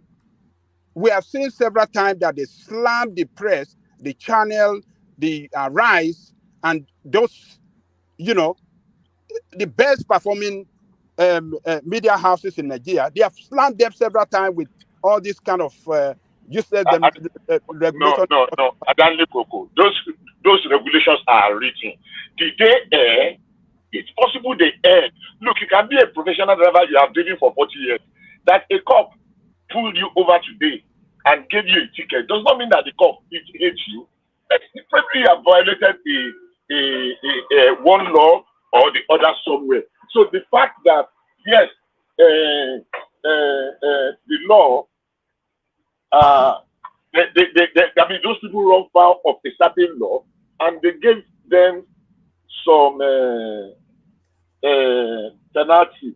That does not mean that that's my view. Anyhow, when it gets started, maybe I'll have a proper say. Thank you.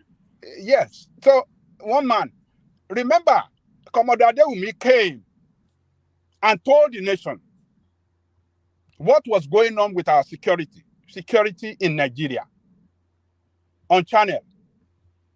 You remember what they did to Channel?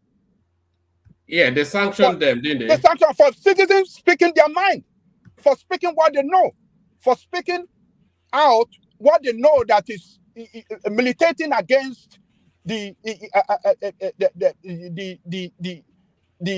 unfortunate insecurity that we have in Nigeria. They sanction them. That's the same thing they want to do to us. They are crazy people. Of all this goddamn idiot that schooled in United States, this Gbajabiamila'S, that is schooled in United States, he knows what the freedom of speech means. But see the way they want to practice it, they want to govern in Nigeria. No, they're not going to succeed. We stand up against them. We speak up against them.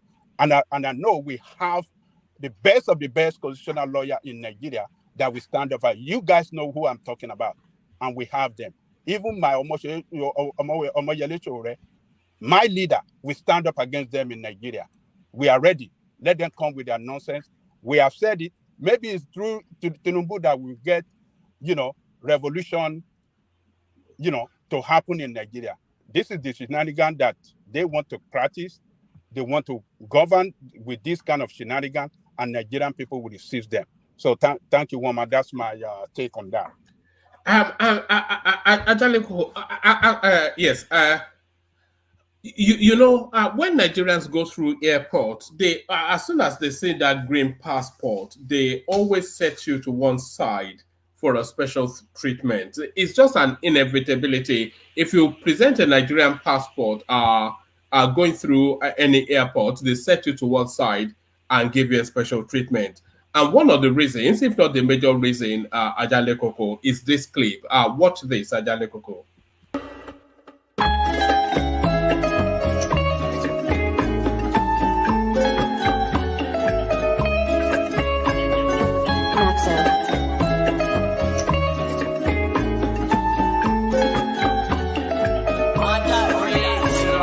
Bondor's back and he's ready to. What do you make of that? One man.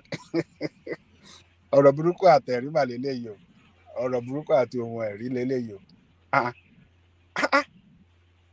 It's unbelievable, isn't it? Oh my God.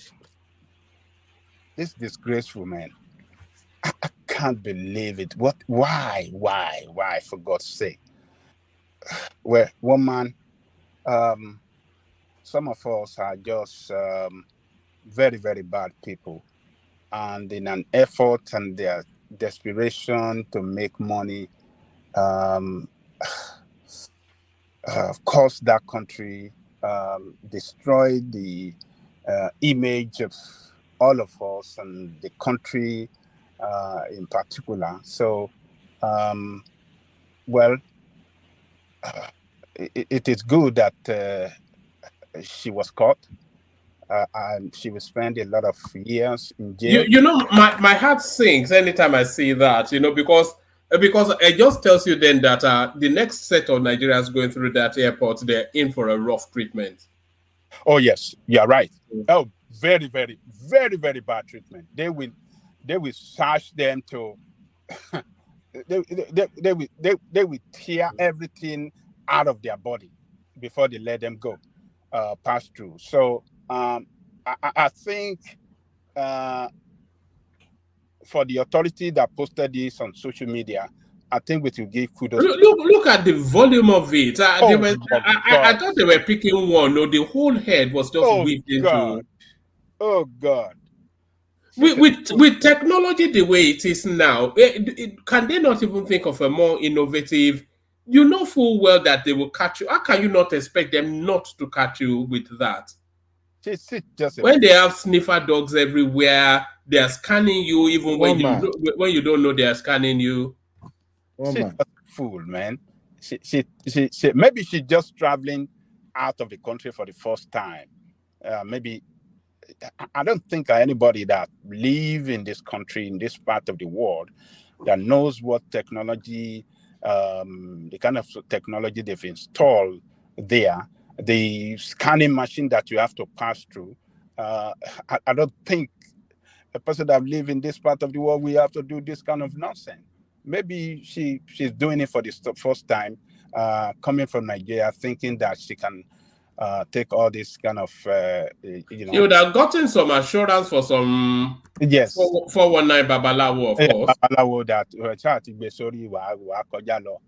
I mean, well, but yeah, we just have to thank them that more of this video, whoever that is called, that is Nigeria, that's Nigeria, more of this video should be rolled out so that others in Nigeria can learn a lesson from this, that look, this is not good, you'll be caught, so that, you know, a lot that are going through hardship in Nigeria, thinking that they can, you know, get into this kind of, you know, drug trafficking, could help them out of their economic hardship. We have a rethink, and you know, maybe and will not engage in this kind of, you know, unlawful, you know, activity. So that more videos should come out. Whoever that is caught, let them show the face. Let everybody know, so that people in Nigeria will know, oh, look at this guy, look at this guy. So what was she carrying actually? Huh? It will be cocaine or something like that. Okay. Okay. Drug, so they should roll out more of this video so that Nigerians back home can know, no, they can't do this, they will be caught. So, a Nigerian ambassador in every country, and the same with, you know, what do you call it? That lady that represents diaspora interest, and the Abike Dabiri and Minister of Internal External Affairs should carry out some kind of orientation program, you know, telling Nigerians that are going outside the country, or whoever that want to go, they should have the kind of program on the TV to, you know, orientate our people that no, don't never engage in this kind of thing. There's no hidden place. If you hide it anywhere, you'll be caught, because technology is, you know, is so fantastic that you can't have any escape route. So I think they should be doing this always, running the jingle on TV and stuff like that. And you know, we have a lot of work to do. And we should, whoever, and the Nigerian government should make a law in Nigeria that if people or any Nigerian is caught outside the country with this thing that passed through our, you know, airport screening, people in charge, people that are the immigration officers, that if pass through, that, you know, allow this person to go through, that check his passport, check everything, how come he was able to pass through, they should be sanctioned. If they start to fire them that this person passed through you guys, with this technology we have, except Nigeria doesn't have, and I believe Nigeria have them. So except we don't have. But if we have this thing installed in our airport and still they can go through, that means something is wrong from us. So they have to sit out in Nigeria, and whoever that officers that allow this kind of these things to pass through them, I think they should be sanctioned, and that will make them sit tight to make sure that they do their job right, and this kind of you know, image bunkering, or how do I describe it? Image. How do I describe it? Bad image that they are giving Nigeria will not happen. You know, if we have our airport, you know, do their screening of every passenger that is passing through there. If we do it thoroughly, I don't think that. Look at this is too much now. One man. It was a lot, wasn't it? How was it? I mean, if there is no connivance with, but the bigger question is, how did she make it out of Nigeria with that? That's what I'm saying. I mean, with all of this, that is too much. And we have that machine. You forget, you have to pass through it too. Anytime you are going out you are passing through the immigration officers in Nigeria. They have the same scanner machine that you pass through before, while they are checking your luggage, will pass through the scanner machine, and you too will pass through that scanner machine. What are you talking about? You have to take off your shoe, your belt, and everything is there. How come that they didn't see it?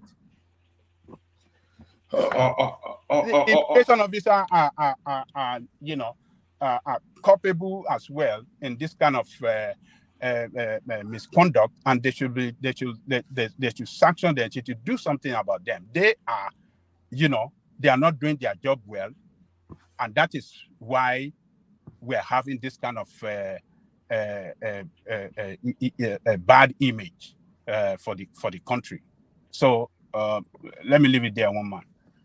All right, brilliant. Take us to this place. CBN missteps contributed to tumbling Naira value. So this is part of Tommy, but he's actually speaking to the diaspora remittance space. And his argument is that the people in diaspora now, they just send their money to an app, and then whoever is in Nigeria gets that money. That often instances, all these diaspora remittances that has been supporting the Nigerian economy, they're not making it into the Nigerian economy anymore. Do you think this is a blind side that the government is not paying attention to? The new technology that people are using to send money now? Look, one man, I think Professor Patti Tomi is advising the country by that statement that we have to do better. Those apps that people send money through to Nigeria, if that money doesn't get into Nigerian economy, Nigerian, should identify those apps. If possible, they want to stop them from operating money transfer with Nigeria or some kind of way. They have to do something against it. So why do we have on record that the diaspora are sending $26 billion on yearly basis? Particularly, I think was last year, maybe 22 or 26. I cannot remember the exact figure. And only 2 billion actually, enter the our. How do you think that space can be controlled? I cannot see how they can control it. They can control it. They can control it by,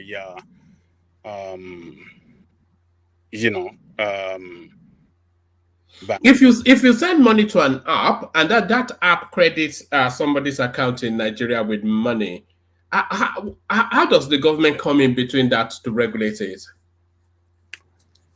Well, I think the government can. The central bank controls the commercial banks. Such apps should be identified. When they identify them, if they send money through them, the bank should not honor it. And when the bank does not honor it, if they stop operation, they stop operation with those, if Nigerian or maybe make them register in Nigeria. Stop something like that. Nigeria can, if they can stop the operation, our central bank can identify those apps, then instruct the commercial bank, do not do business with these people. Any money coming from them, they should block them off. That money cannot come from them into their bank, and that is the way out. So, and then they should direct those that commercial banks should deal with, maybe Western Union, they should identify those particular ones that they are sure of that every money sent through them we get into our banking system. That is what we want. So all these apps, internet apps, and all this garden, Nigerian. But do you not use them yourself? I think we all use them, don't we? We It's on my phone. Yeah, it's just so convenient. It's on my phone. I just within 5 minutes, you've done it. So yeah. Yes. So we all use them. So, but our Nigerian bank or what kinds our central bank can, write them and let them know that this is the way to do it. If you want to operate with Nigeria, you have to register with Nigeria, and this is the way to do it. They should give them, terms and conditions how they can operate with Nigeria. Otherwise, they will be blocked from transferring funds to Nigeria, and they should make statement to that effect. Once they are blocked, they should make statement to that effect. Issue that statement that Nigeria do not deal with these people. If you deal with them, if they take your money away, that is it. There is no way you are guaranteed of sending money through them and get that money in Nigeria. That is the way they should do it. So instead of they register with Nigerian state, with central bank in Nigeria, through which their activity can be monitored, and we can really get that money directly into the economy. And we really need that dollar now, and our own money, remittance from diaspora can help in hugely, in salvaging the economy of Nigeria at this time. So that's the way I see it. They should just do something about it. So Party told me, I think it's just advising them, telling them, look, you can stand up, do something about this thing. It cannot continue like this. It cannot continue the way we've been doing. It's not the way. Take action so that more money can come in. And when more dollar comes in, we can have enough to satisfy, demand. And when that happens, that will stabilize the rate of the naira against international currency like dollar, like pound, and others. So Fatih told me, I think it's just advising the central bank on the way forward, and I hope they can take to it and do something as quick as possible. All right, Bilal, let me take you to the space of John Lekoko. Federal government may resort to food importation to curb hardship. So this is the Minister of Information, Mohammed Idris. But the one thing I'm finding with this administration is that they've spent a lot of time thinking and not enough time doing. So they will say they are thinking about, they are considering, but Emeka was just saying that we need to start hearing done at the end of some of these pronouncements that we're hearing from government now. And we need to hear positive dawns, not that you've removed subsidy and we have to endure. So, the country is starving. The country has funds. The agriculture is not supporting it. There's insurgency. So just as an emergency measure, they should really just import these foods. They're saying they're releasing from the strategic reserves. They have done that in the past to no impact. So should we go on a mass food importation to just make sure the people are fed first before we start considering other things? So what are you then making then of this food importation idea that they have come up with? Look, one man. It sounds good, but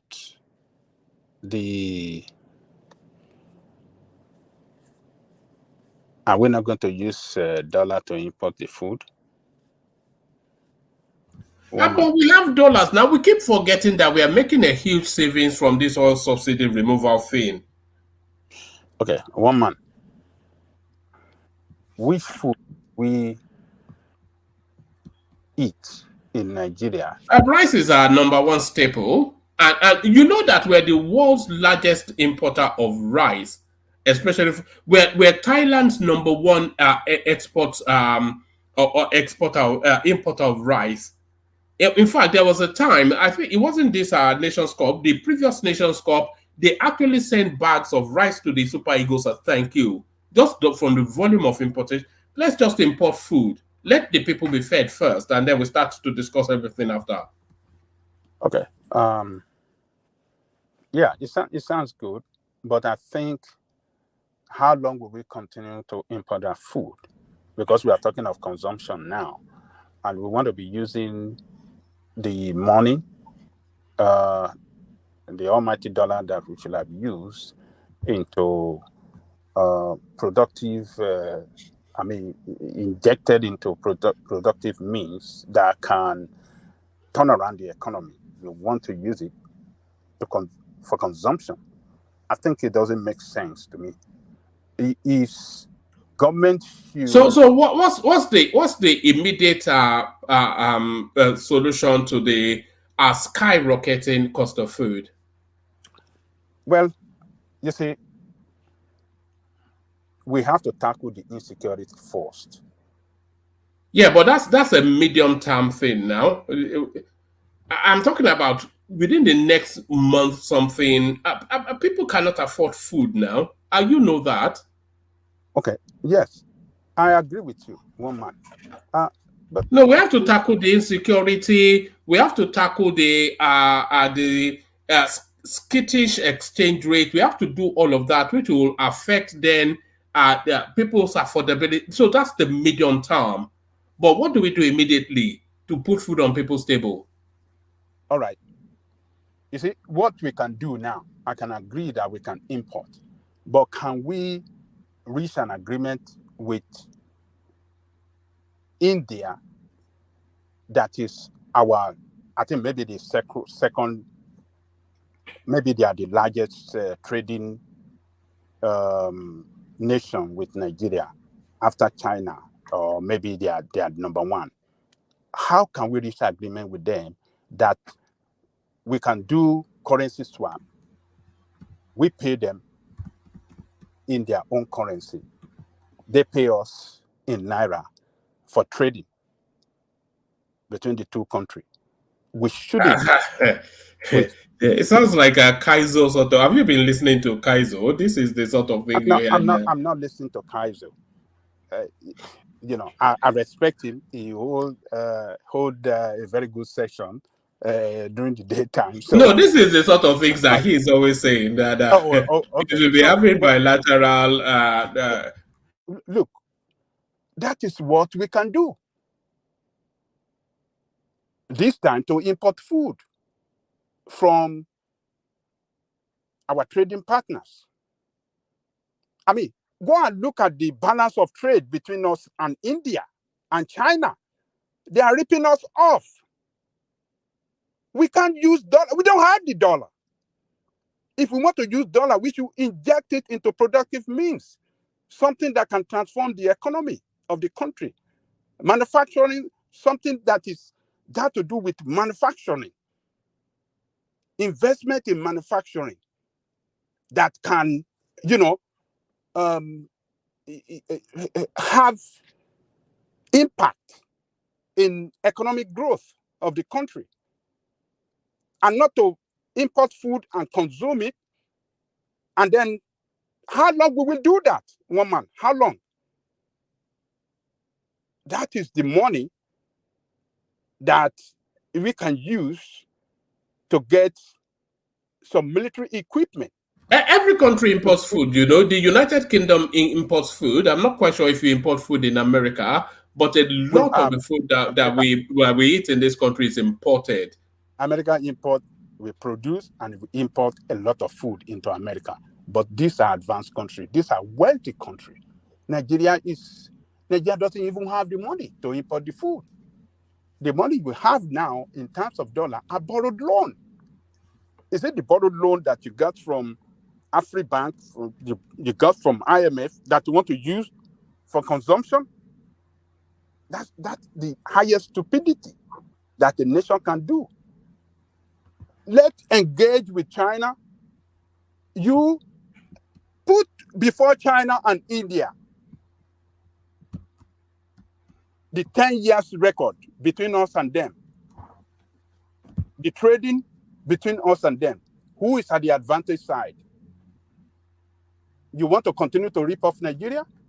Here, no. This is what we can do. You have abundance of rice in India. Let's do currency swap. Benefit us, that will benefit both of us. You have been making a lot of money from Nigeria for the past 10 years. What do you want to do to help Nigeria in this difficult time? If they're not ready, then let's stop doing business with them. That is the way, that is what we can do. All these countries that are ripping Nigeria off, what can they do to help Nigeria? If they're not ready to help, let them get away.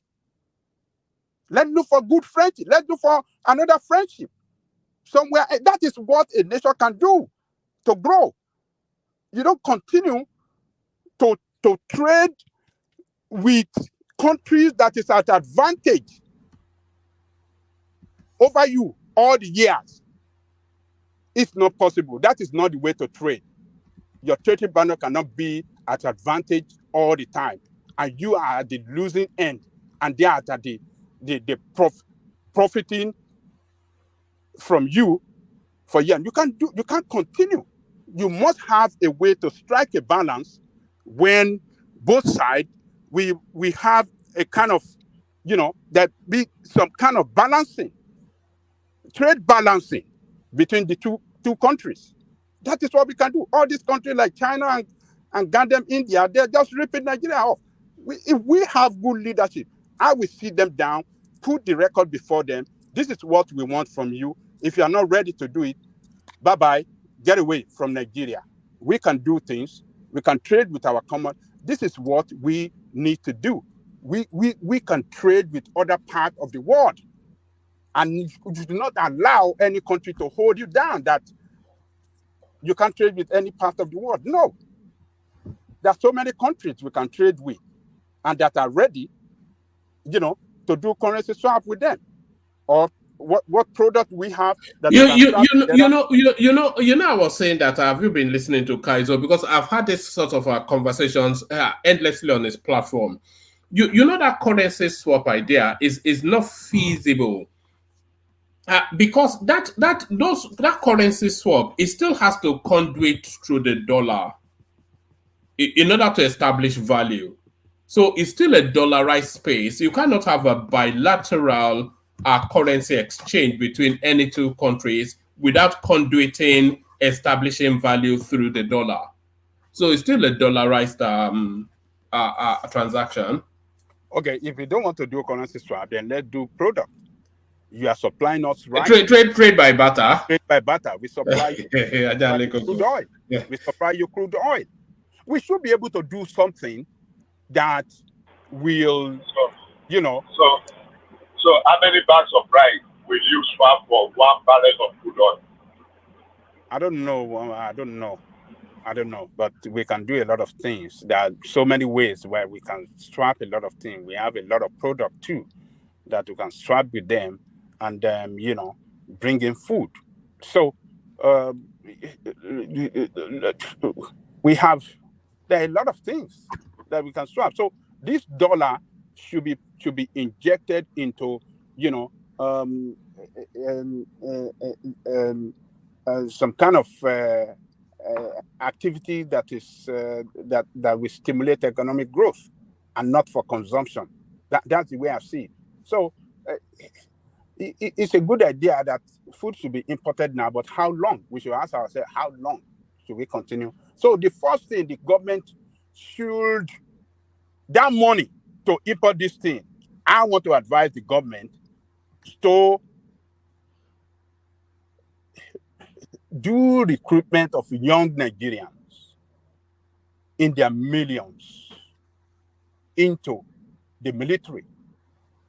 If you want to share it local government by local government across the country, it is time to fight this criminal once and for all and defeat them. If you want to allocate 500 per local government in Nigeria into military, we want to have massive personnel in our military, get them trained, and let us go all the way out, finish this thing, and make sure that Nigerian farmer can go to farm again and feed Nigeria. Nigeria we consume mostly our own food. The gari, the amala, the tuwo, the this, they are Nigerian food now. It's only right that we import even our beans. We don't import beans. Why must we have to commit so much millions of dollars into importation of rice that some of these criminals will steal again? They will loot it. They will loot that money. It will open an avenue for some people to loot that money. We must not allow it to happen. We productive means that can create jobs, that can expand the economy, that can, create revenue base for the government. That is what we must do with the dollar, with the little dollar we have now, so that we can continue to build our economy in such a way that we can have a running economy that every Nigeria will enjoy in their own country, and not use dollar to consume. It's not for consumption. We can't use it to consume.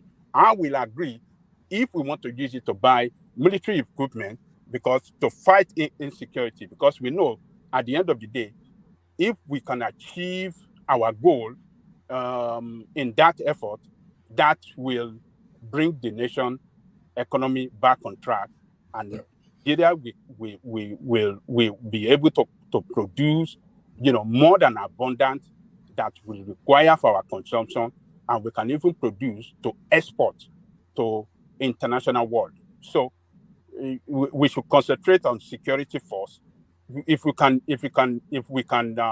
defeat insecurity or reduce it to the barest minimum, Nigerian economy will jump back, because people will go back to farm, they will produce food, and we have a lot of cash crop that can even be exported, that will yield, that will give that country a lot of revenue in terms of dollar. So that's my take on that, woman. All right, brilliant, excellent. Before I take you on to the next topic, Ajale Koko, let me. Woman, have you called me? Hold on a moment. Before I take you on to the next topic, because the studio is not fully full yet, Dewale, so I'm having extensive sessions with the contributors just as the room continues to populate. But before I go on to the next topic, let me flash up what is coming up on Saturday. We have a big guest joining us, Professor Chidi Odinkalu. It doesn't need any introduction to anybody that follows Nigerian politics. He's one of the most piercing voices that holds every administration to account. So he's coming to talk us through exactly what the problems are and where the solutions might be. So be excited, Professor Chidi Odinkalu. So I am sending the link to the comment section now, so you can bookmark it. Anytime Professor Chidi turns up, you always know that it's going to be an educative session. I take it you're aware of Professor Chidi, Ajale Koko. Oh, yeah. I know Professor Chidi. So, and I believe it's going to be an interesting section on Saturday. I enjoyed him every time he speaks. Sometimes I don't agree with his position, but I really like him. He's most of the time his position on issue. I really admire him. I've seen him as a person that stands on the side of the people. He like to fight for the people. He like to fight for fighting for Nigeria to work. I really commend you, one man, for getting this man to come and to come and have some interaction with us. Saturday is going to be a very good day, a very good session. So Brilliant. And I have another big name that I'm working on to come on after Professor Chidi. So we're going to be bringing these personalities as and when we can get them. But let me take you on to this next headline. And then from this, I'll go on to Dewale, who I think is ready to speak. 25 suspects arrested for organizing violent protest in Niger State. So I'm sure you've been following this storyline, and it wasn't a violent protest, especially. Is this sporadic demonstrations now that we're seeing wrapped around the hardship that the country is going through? So these people are spontaneously reacted just to this, and I think we saw another one in Kano over the last couple of days. So we're now seeing reactions now. People are now starting to feel the burden of the weight of it a bit too much. But do you think the response is too heavy-handed for the government to rally them up and lock them up? 25 suspects arrested for organizing protests in Niger State. The protests, of course, against hardship. Ajale Koko. One man, what did they say? Did they what's for the reason? What's the reason for their arrests? Did they vandalize government property? Or I don't think they especially did. It says the Niger State Police Command says 25 persons have been arrested for allegedly organizing violent protests in the state. On Monday, many residents took to the streets in the whatever it is area of Minna, the state capital, to protest the economic hardship in the country. Some residents in the early hours of today had also hit the streets in Suleja area of Niger State to protest the high cost of living in the country. In a statement on Wednesday, Wasiu Abiodun, police spokesperson in the state, said one Aisha Jabrin, the initiator of the protest, has been arrested. Abiodun said the protesters blocked the road and refused to clear after several pleas by the police. So he said the protesters later became violent and destroyed police vehicles, adding that they were wielding dangerous weapons. It could be recalled that on the 5th of February 2024, at about 700 hours, a large number of women and miscreants mobilized themselves and blocked the Mina Bida Road and the whatever it is roundabout, claiming to be protesting against increase in foodstuff prices, causing major obstruction on the highway and deprived motorist travelers and other road users from gaining access to attend to their lawful businesses. The command immediately drafted police vehicles led by Deputy Police Commissioner Operations Shehu Umar to the scene. And after much persuasion by the police, the protesters deliberately refused to clear the road for public use, whilst His Excellency, the Deputy Governor, Yakub Garba, equally availed himself at the scene and addressed the group, yet they turned a deaf ear. However, the police adopted minimum force to disperse the protesters, who turned violent by attacking the police with dangerous weapons such as stones, bottles, sticks, cutlasses, and damaged police vehicles and part of a police division roof. In the course of this, the police arrested the initiator of the protest, one Aisha Jibrin, 30, Fatima Aliyu, 52, Fatima Ishaku, 43, all of Soje A area of Mina, and 22 other miscreants. He said the police recovered a bench and a stick used as barricade, 3 knives, 1 scissors, 1 cutlass, 1 saw blade, 1 iron pipe, 4 other sticks, and 2 wraps of Indian hemp and charms.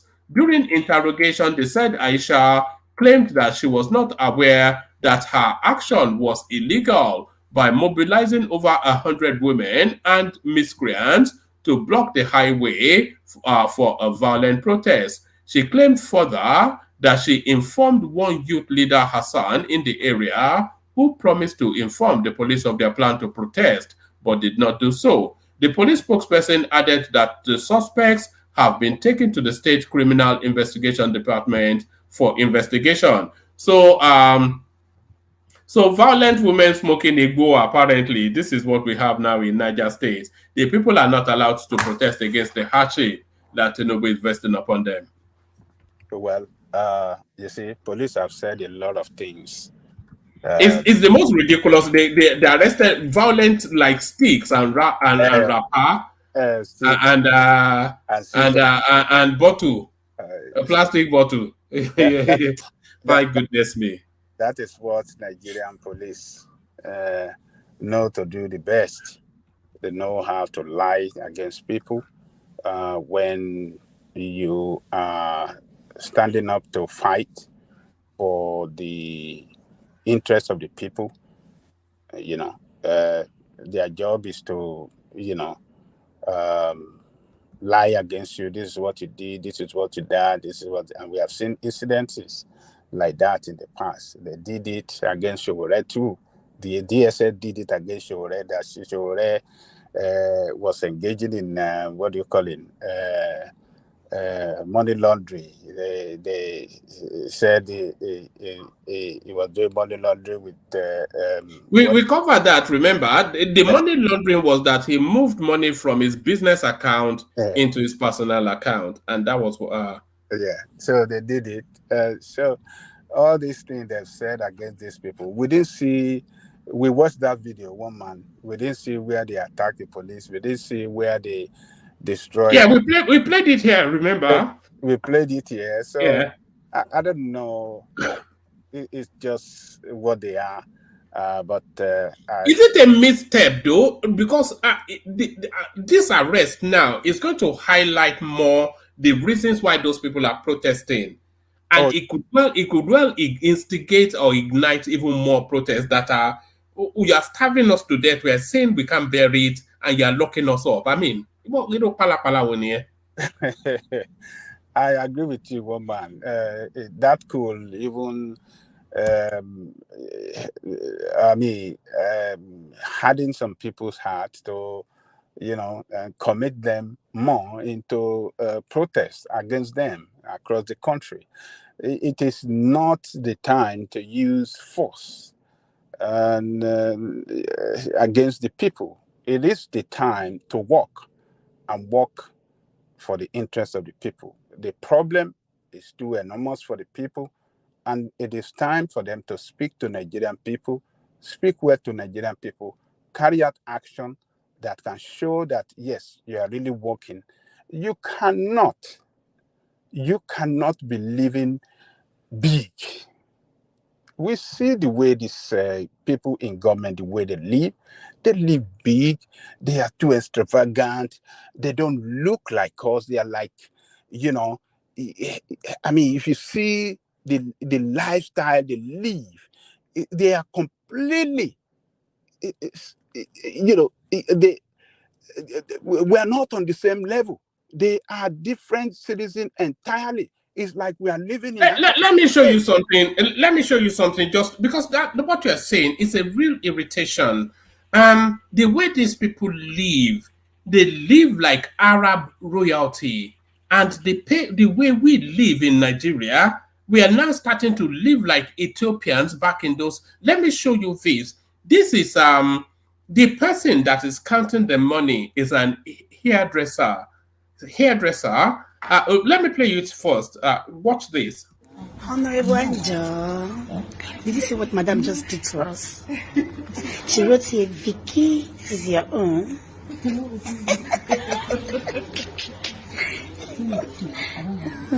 She just said Vicky, and I opened the envelope.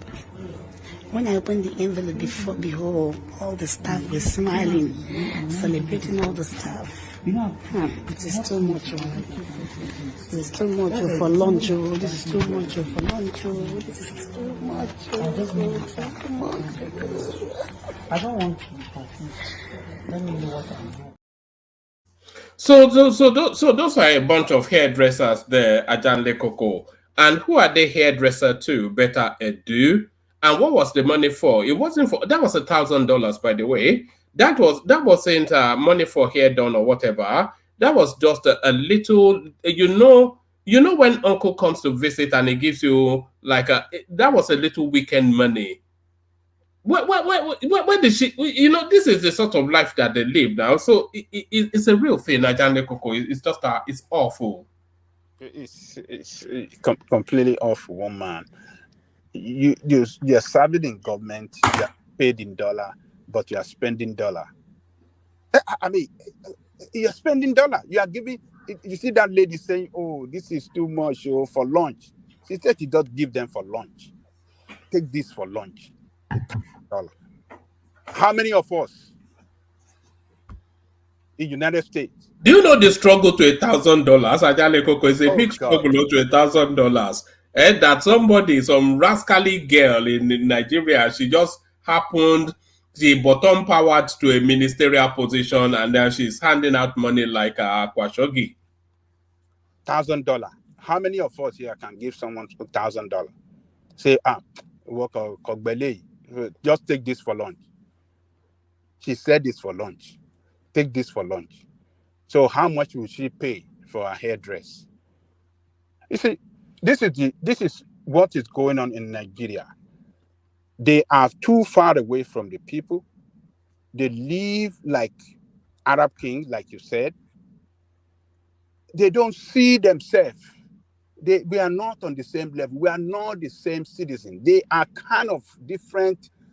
We are living in apartheid in Nigeria between the people and the people in government. That is what is going on. And people cannot continue to see this, and they can't continue to see this and just lay back and just allow you to continue to govern this way. It's not going to happen. People are going to take to the street. People are going to fight. And in the course of doing that, then you want to arrest them, molest them, slam them in jail, lie against them. They did this. You use police to lie against them and this and that. It is not the way to solve the problem. They should start working hard, sacrifice. Let Nigerian people see you sacrificing. Look, today I saw one of our Senate a member here driving his car. The only way you can know is by the plate number. You will see, they will say, member of Tennessee Senate. You understand what I'm saying? Or Senate. That is by its registration tag. What do you call it? The plate number. That is the only thing that you can see to identify that, oh, this is there is no police with him. He's driving the car by himself. Regular car that me and you drive, that is what he's driving. He doesn't dress extravagant. They walk into, I have met one like that before at Walmart. He came to buy some stuff at Walmart and he walked through. He walked out. Ajale Koko, there was a clip making the rounds a few months ago of some African woman that was just walking down the road in some Scandinavian country, and then she came across the prime minister, and then she just stepped up to him, and he was going about his shopping quietly in the promenade, no security details, nothing, and they were just walking on, and then she was just casually. They Denmark something. He rides a bike, not a motorbike or a bicycle. I just some silly girl handing up a man. Sometimes when it's just you just want to throw yourself out of the window when you think about this country. Yeah, so I hope that human rights people can stand up for these people. What they were doing, they were just exercising their constitutional right to protest. So they shouldn't be punished like that, the way, because they are lying against them now. They want to go and punish them, and so particularly ladies that organize ladies to come out and protest. Who are the people that are the receiving end? This time, one man. They are women and children. They are badly hit in this hardship in Nigeria. Women and their children. They can't feed their children. Take this conversation to the rest of us now. I'm getting out of the conversation. So sorry, repeat that, Bishop. We can barely hear. I said, please take this conversation to the rest of us. I'm getting out of the network very soon. Oh, okay. All right. Yes, Adane Koko, bring it on. Maybe my antagonizing. It doesn't come where they're always on the side of the government. So, the people on the receiving end are children, and the women and their children. They are suffering. They can't eat well. They can't feed their children well. I mean, what is it? And children cannot even, a lot of children, people are dropping out of school. They can't go to school. Do you believe one man I was watching? Oh God, Nigeria is in Abuja. I am glad I'm not in Nigeria. I have to say, because I'm not sure that I've been able to cope. Oh, one man. Do you know that? One man, there are some people also succeeding now. No, it's not like everybody's they are built differently now. They are built differently. They are built differently. They were created with 2 heads. They were born with 2 heads. No, they were. They are built differently. A lot of people. Well, it's the same all over the world now. In every country, everyone is built differently. There are some people poor. There are some people that will make it. There are some people that won't make it. It's the same everywhere now. No. Yes, yes, it's the same everywhere. But the Nigerian space does not give room for a fair fight, or it doesn't give room for somebody that is not a bruiser to succeed. So you're saying everyone that made it in Nigeria, they were connected to somebody? No, they're rough and ready sort of people, But that's life. Now you have to be rough and you have to be ready. That's life. Yeah, you have to figure it out, smart, calculate, and success is not. It's the same formula. No. Success is not. Come on, man. Success is it's the same formula: hard work, intelligence, calculation, research. That's it. No. That's not. That's really. Tell me how you achieve success in life. I can tell you if you would listen. I'm listening. They say it's 1% inspiration, 99% perspiration. That's the formula for success. There's already an established formula for success. 1% inspiration, 99% perspiration. So that's the formula for success. But that's not the formula for success in Nigeria. The formula for success in Nigeria is an element of criminality, a good dose of cold-heartedness, a brutish sort of approach to life, and just some barbaric sort of. So all the successful young people, all the successful people in Nigeria, including Davido, Donald, and every other boys are doing business online. Do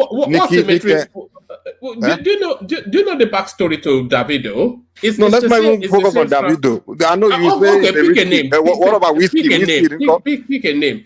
Where did it come from? Let's not even talk about. Okay, so you have to say that because Davido's father is rich. What about the other ones that came from poor? The other ones. And I also know farmers. I have friends actually. They became millionaire through farming business. Some I know.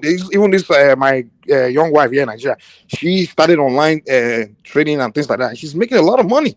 I mean, everybody they just creative, smart. So everyone is the same formula all over. If you're creative, you figure. In fact, Africa give you more freedom to even do anything. In America here, you really can't say you figure something out. You just want to start. There are so many regulations, and you have to get license, get this and that and that. But in Nigeria, they can just start it. Once you figure it out, get out there, do it. You don't have to pay tax sometimes. So I'm not saying it's easy anything, but I'm saying it's all over the world. You still have to figure it out yourself. The government cannot make you successful. You got to figure success yourself. No, nobody is saying that. Anyway, if you don't get it, then you don't get it. Nobody is saying that the government. I mean, the only difference at West is that they have welfare system, welfare program. No. If they draw the social welfare out of the, if they pull it out, the UK and America, they pull out the social welfare program. No more food stamp, no more welfare. We see the same poor people begging on the road like you see in Nigeria. It's the same thing. Some people are just losers in life. No, that's not where the conversation is. We're talking about meritocracy. We're talking about a standardized format. We're talking about predictability of a system and a structure. So all of these things, now, nobody is saying about high success or low failure. We're talking about a middle space that people can live and function in dignity, and that doesn't exist in Nigeria. What do you mean? There are nobody living? Are you kidding me? So everyone in Nigeria, no, it doesn't exist. When was it? Are you kidding me? So there's no people are not living. There are some people that are not living well, doing business on a daily basis. I mean, how they able to raise money to? I mean, come on now. There are people living now. We have people doing okay now. It's not everyone that is suffering now. Yeah, there are a lot of poor people. A lot. Yeah, I get it. The number is high, but there are also people living their life every day. They're okay. They're living fine, feeding children, have a nice house, have common, basic things. I mean, there are people living. It's the way we talk as if it's just everybody's just suffering. Everybody's just completely poor and not living fine. I mean, I go to Nigeria all the time now. I see people that are living okay. They are buying cars, even buying cars. Go on Nigeria road, you see thousands of cars or millions of cars. I mean, people, that means those people that are driving those cars, I mean, that means our money is okay. They're okay. They buy gas every day. I mean, it's not that crazy as we put it. Yeah, they are poor people. I get it. But there's nowhere in the world you don't have that. The only difference between us and all these other advanced countries is that they have welfare program. That's it. And if we can figure out a means to create a welfare system, let's do that. But outside of that, you're always going to have poor people. There's no way someone will be born into poor family. There's nothing government can do now. What can government do for that person? Government cannot employ everybody. Is Nigeria a meritocratic society? I don't think there's any society that's 100%. No, I'm not saying 100%.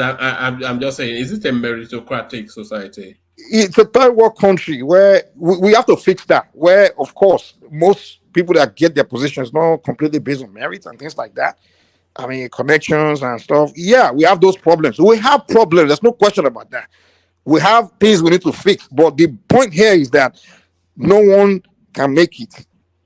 That's what I'm responding to. That people cannot make it in that system. Nobody is saying meritocracy have to do with that wasn't what I said. I said you have to be built in a certain sort of way.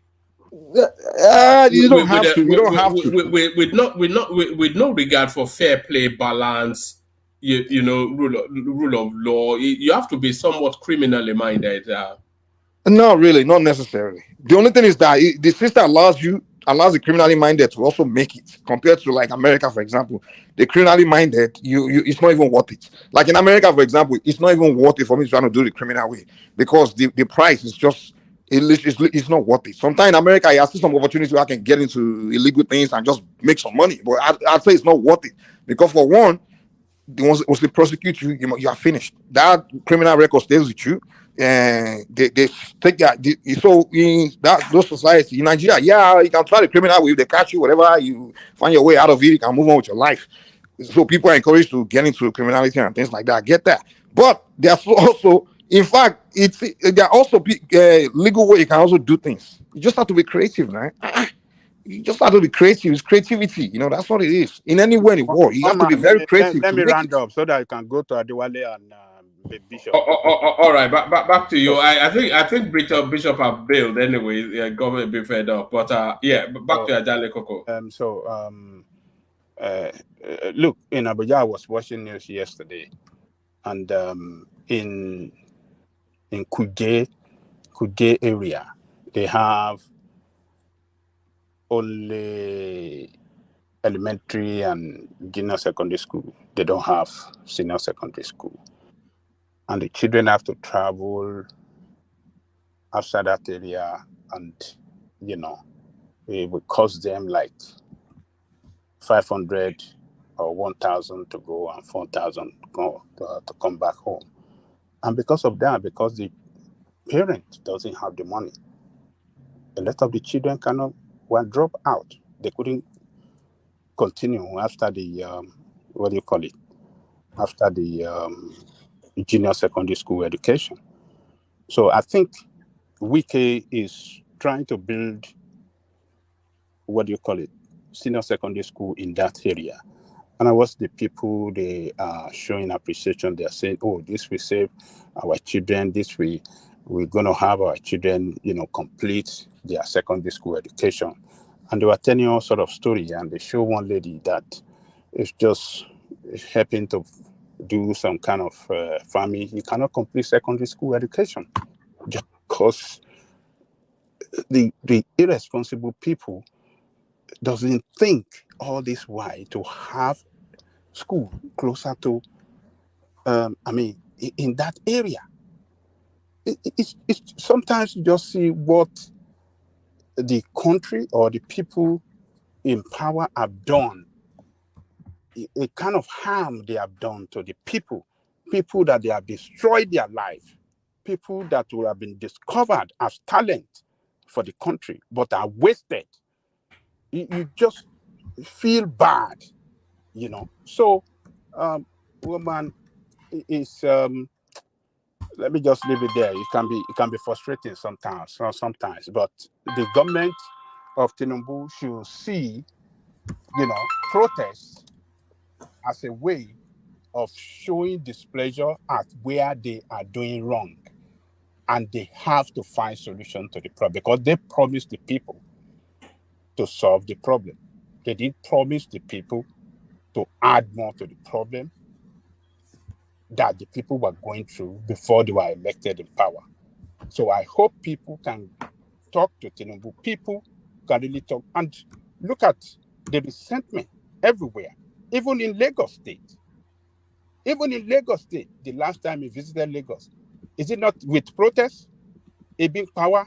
Is it not a big power protest that people carried out against him? One man.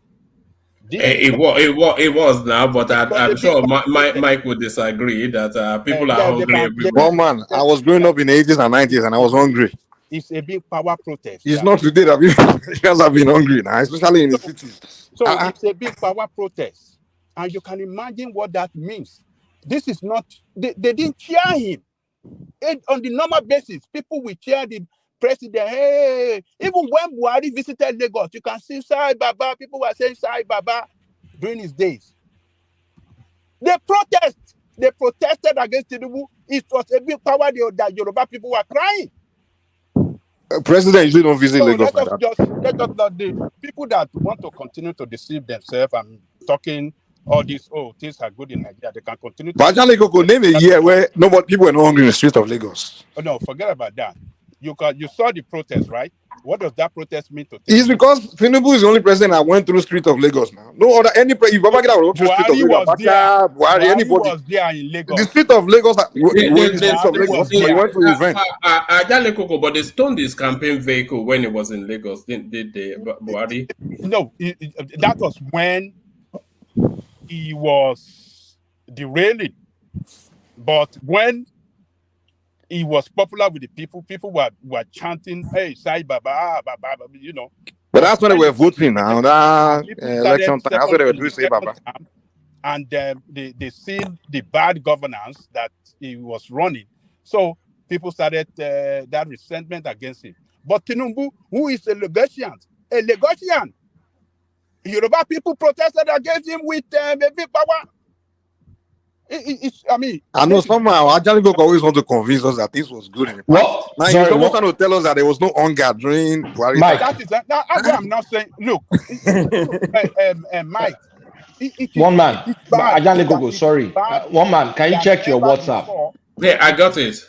It's on the screen. It is bad than ever before in the history of the country.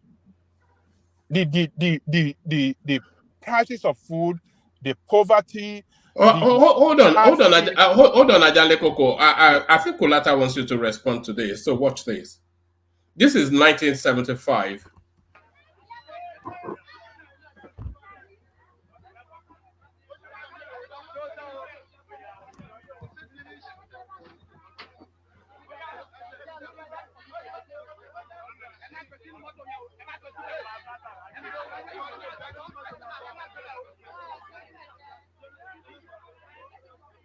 You can't use, this is just nonsense, man. You can't use one incident in one place to generalize the situation in the country back then. That is not true. But that's what you did just now. This kind of video is just nonsensical to me.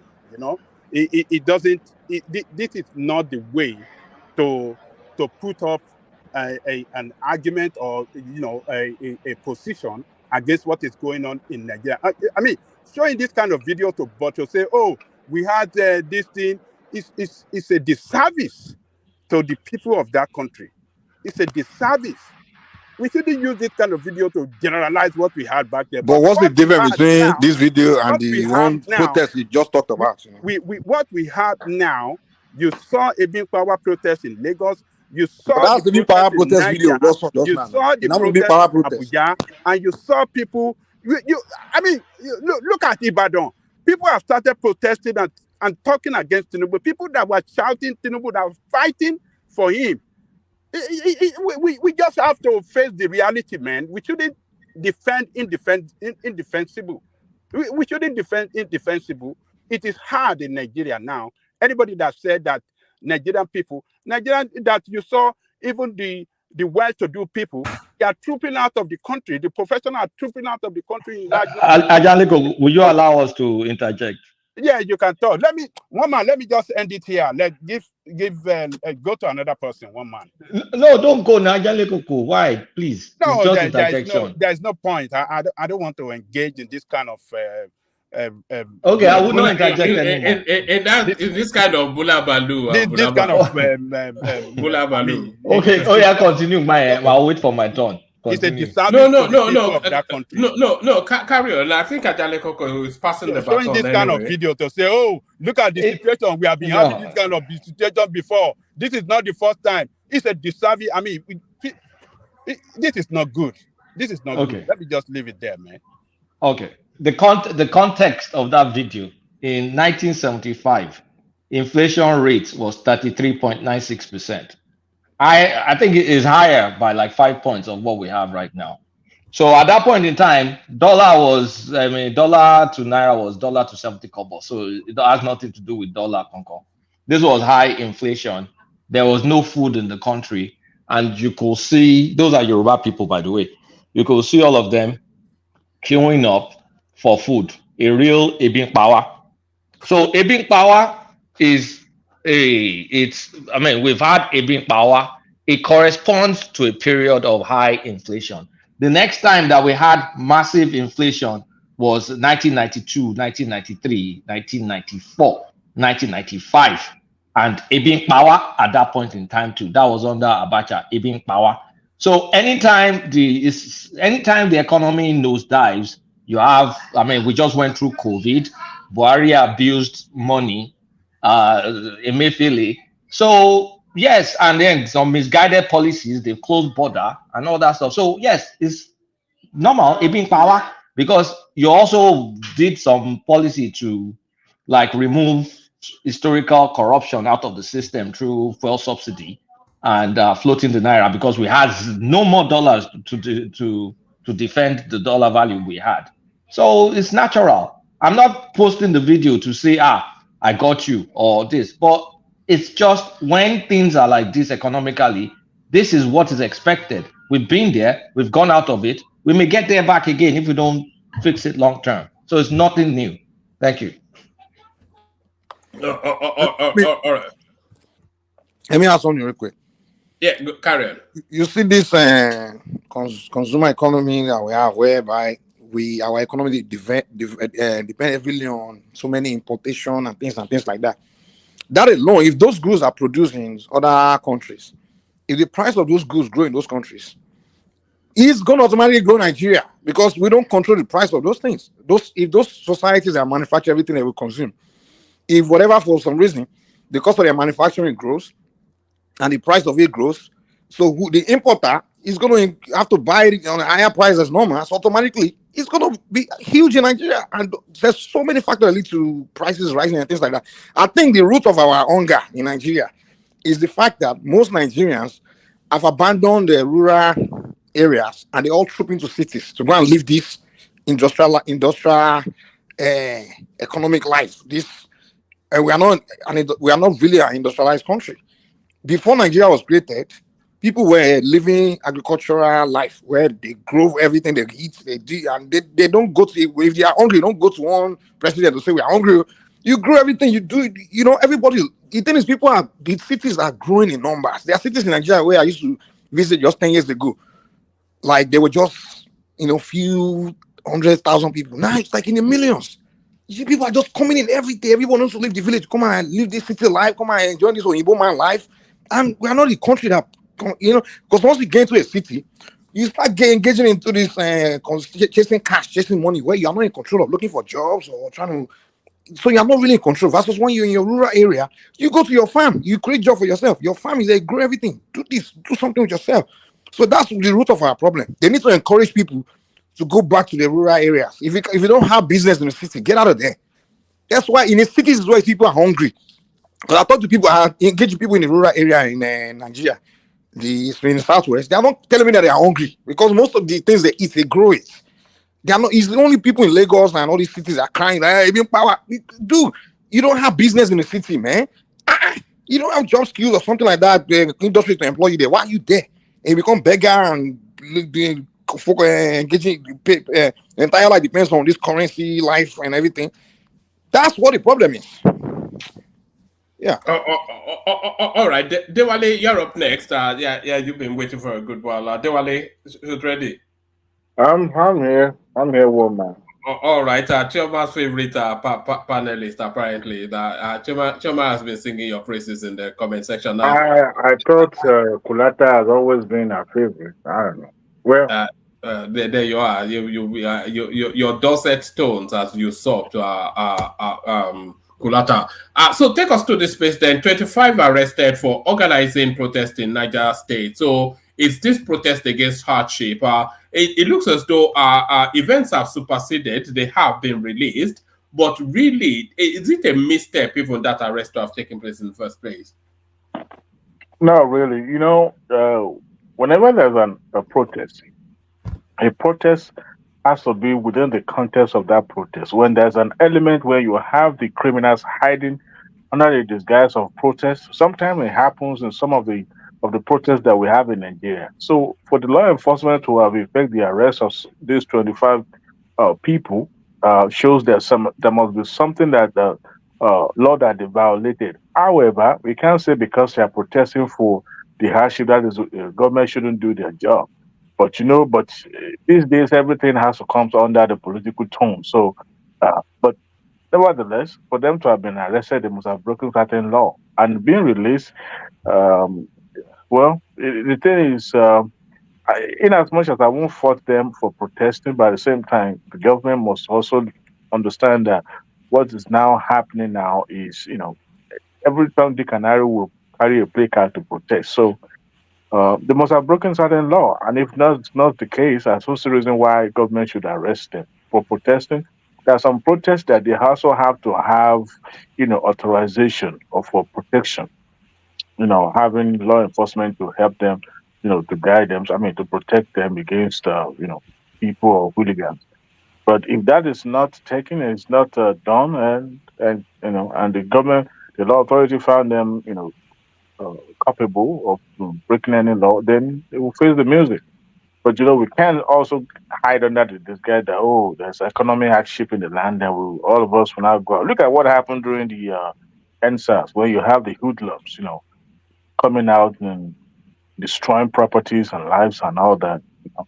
Something that some of them believe in that cause, but eventually it was hijacked. So government will do their thing, but these days everything has to be politically, correct in terms of the undertone and everything. So that's my take on that one, man. All right, brilliant. Let me take you to this space then. It's a sense of deja vu with this one. We were there before under the border administration. Social media must be regulated, says Gbajabiamila'S, who is under the cosh of the social media at the moment for reasons that they're chasing him regarding corruption allegations leveled against him. So there are two sides to this storyline, Adewale. There is the argument that the excesses that we're seeing on social media has to be curbed because it's just too wild, especially the Nigerian space. It's just too wild and it needs to be curbed in some form. But then there's also the narrative of free speech and stymieing people's fundamental right to expression. So where you weighed then in that never-ending debate regulating social media? And I wanted to ask a question earlier that when did the social media become the benchmark, to gauge the democracy, how democracy is functioning in any country? Before social media, we've had democracy thriving, across the globe. But social media came to enhance communication, and there are some countries that they also know the evil impact this means can also cause. When the so you can't say the barbarian taking over the social media, it wasn't wrong because he knew that these tools, if not regulated, if not care is not taken, uh, there are some people that uncultured people would take it too far. A week ago or so, if I'm not mistaken, the United States Senate invited all the social media CEOs, some of them actually, and because there were allegations of this platform being used for people bullying people, and some people with uh, mental health issue committing suicide and all that. So to the point that even people who are protecting at the Capitol because they believe that this platform should be well regulated in such a way that the social media platform should have put some measures in place to checkmate some of these people that are using this platform against one another. Now, when you now have a platform where false information is thriving, it's enough to subvert democracy. And you remember what happened in 2015 in the United States. So, that being said, we can't have a platform that people will use to perpetrate falsehood. It's never done.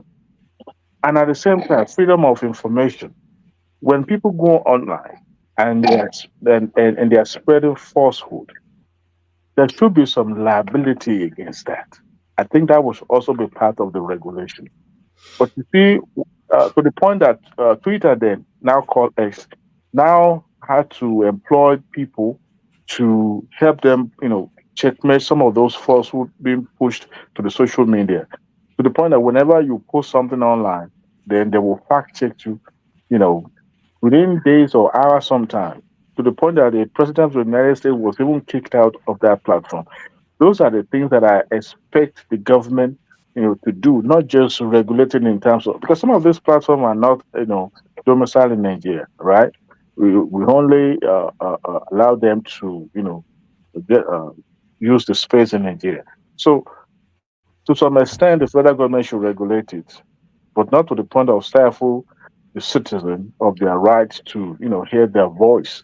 Um, During the public hearing at the Capitol, I listened to one of the senator asking them that there's possibility that there's a way they skew their algorithm to push certain narratives, and the one of the CEO was pushing back, saying that no, that it depends on how people the hashtag of the things and all that depends on how many people bought into those ideas, and that was what informed the spreading of some of those news. But you see, it is possible in that um, in Nigeria where you have people, news spread faster and falsehood also spread faster. And when you have falsehood being spread, it's always hard to clean up after it has been, uh, uh, uh, spread across every social platform. So there should be some liability for that, and there should be part of the regulation. Not government say, well, you cannot use this, you cannot. I don't think that is what part of the regulations would be all about. But when you have a platform that is not well regulated, even the media houses, they have certain things that they cannot do. I listened to Adale Koko earlier talking about the Colin Adewumi, spilling some of those things that are not supposed to be said in the public. And the media houses were held responsible because they were taught enough to be able to, know what should be put in this out there in the media or what shouldn't be. And some of the things has to be cleared by the authority. But they were not, because it was telling them some of the the internal security arrangement in the national defense headquarters. So, and the government, the authority took hold of that, and they invited the media, just that they will understand that if that happens again, they will be held responsible. So, not that the media are not allowed to do their job, but there should be guidance. Okay, so when you have some of this information being divulged to the public, then it becomes a challenge for the authority to, begins to ensure that nobody take advantage of that. So that social media should be. It's not about government. Look, they also employ people that are in charge of their social media. They know how to push their own narrative, but we can't continue to have falsehood being spread. Even news that you can tell that this is fake and being pushed out there. And some people in the rural, somewhere in the remote place, we brought it in sync with it. So those are the things that needed to be regulated. Those are the things that to be work around. Not just saying Nigeria should not use social media. I don't think that is the case.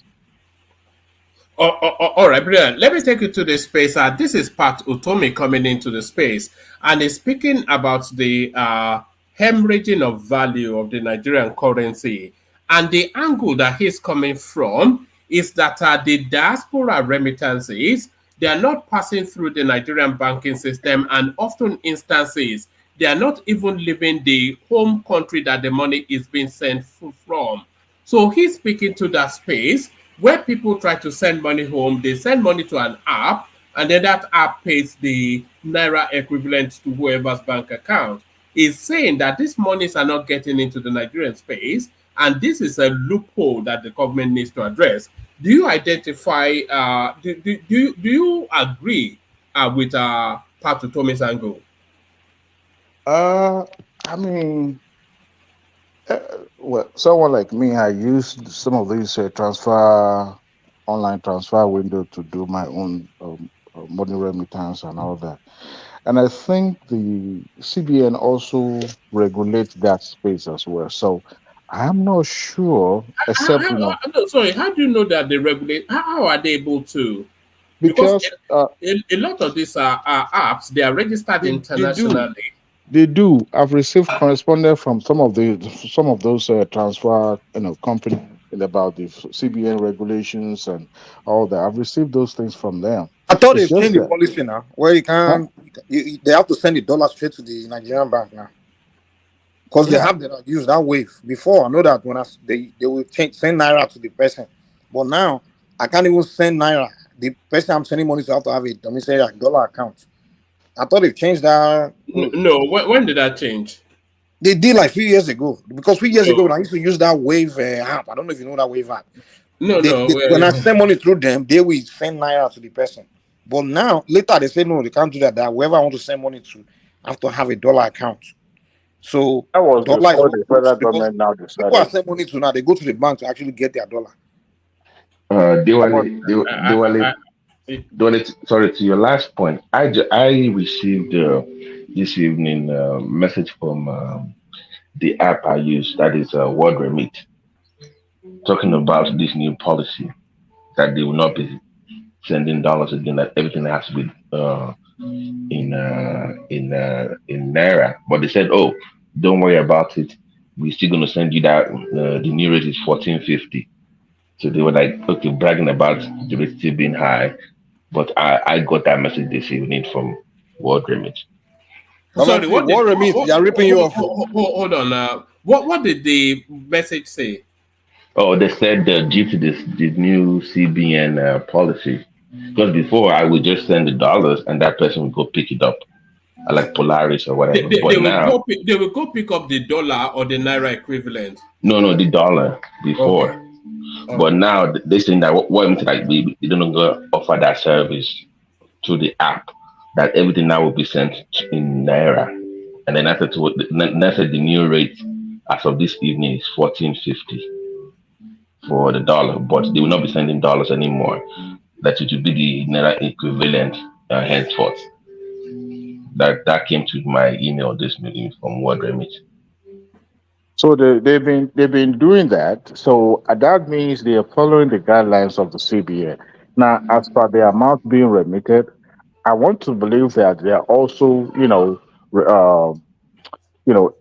notifying the CBN of the amount that is being remitted. But the one that I'm totally not sure is, the physical cash that people are bringing in. Because I've seen people, traveling as far as. Okay, but Joelle, what is the maximum to bring? Is it $5,000? I think it's 10,000. America has 5 kids. I don't know what the Nigerian limit is to bring in. I don't know. I'm not so sure about the amount that you're allowed to Anybody? bring in. I'm not sure. It's $10,000. You can bring in $10,000 without declaring it. At this rate, I don't think I don't think the custom will stop you if you are declaring $100,000 million dollars, because they needed the money more than anything.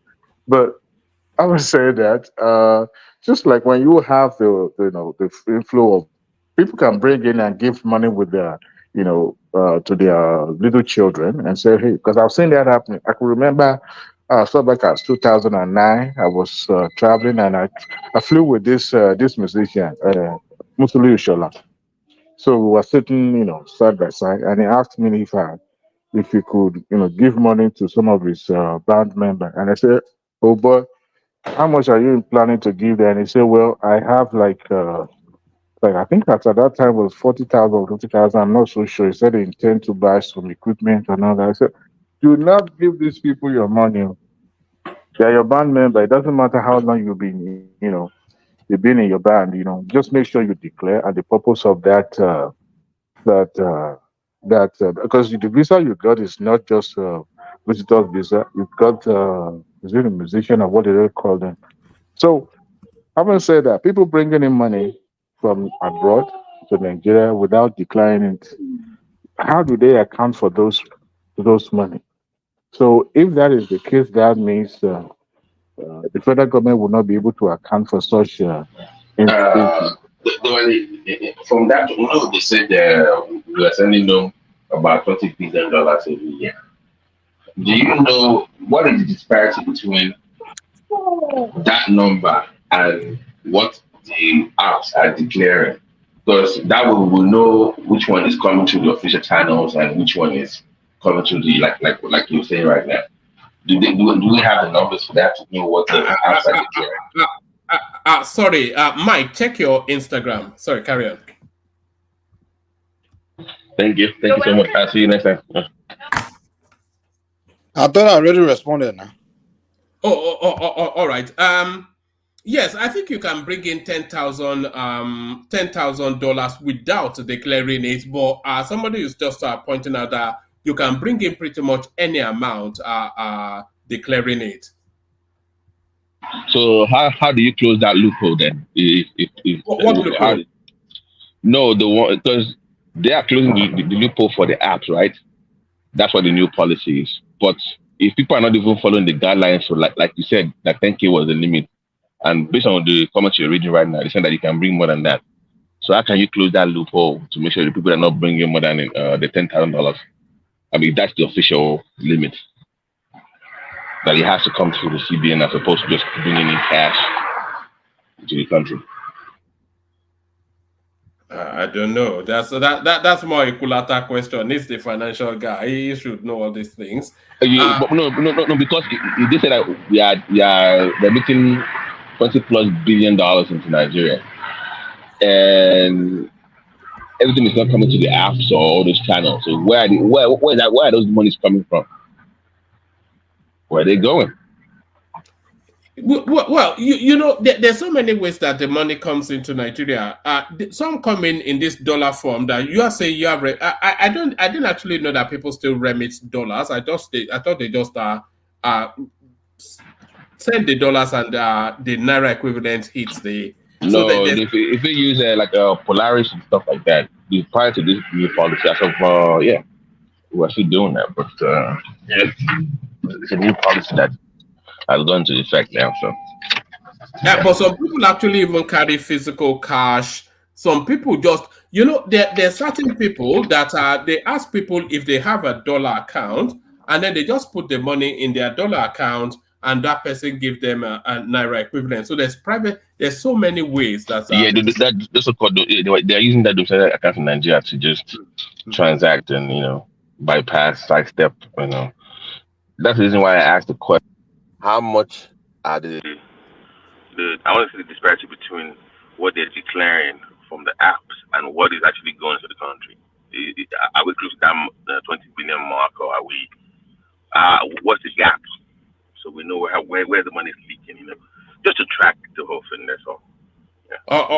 All right. I think that might well be to do with this new IMO policy that Cardoso just rolled out to try and sanitize, because that space is too wild.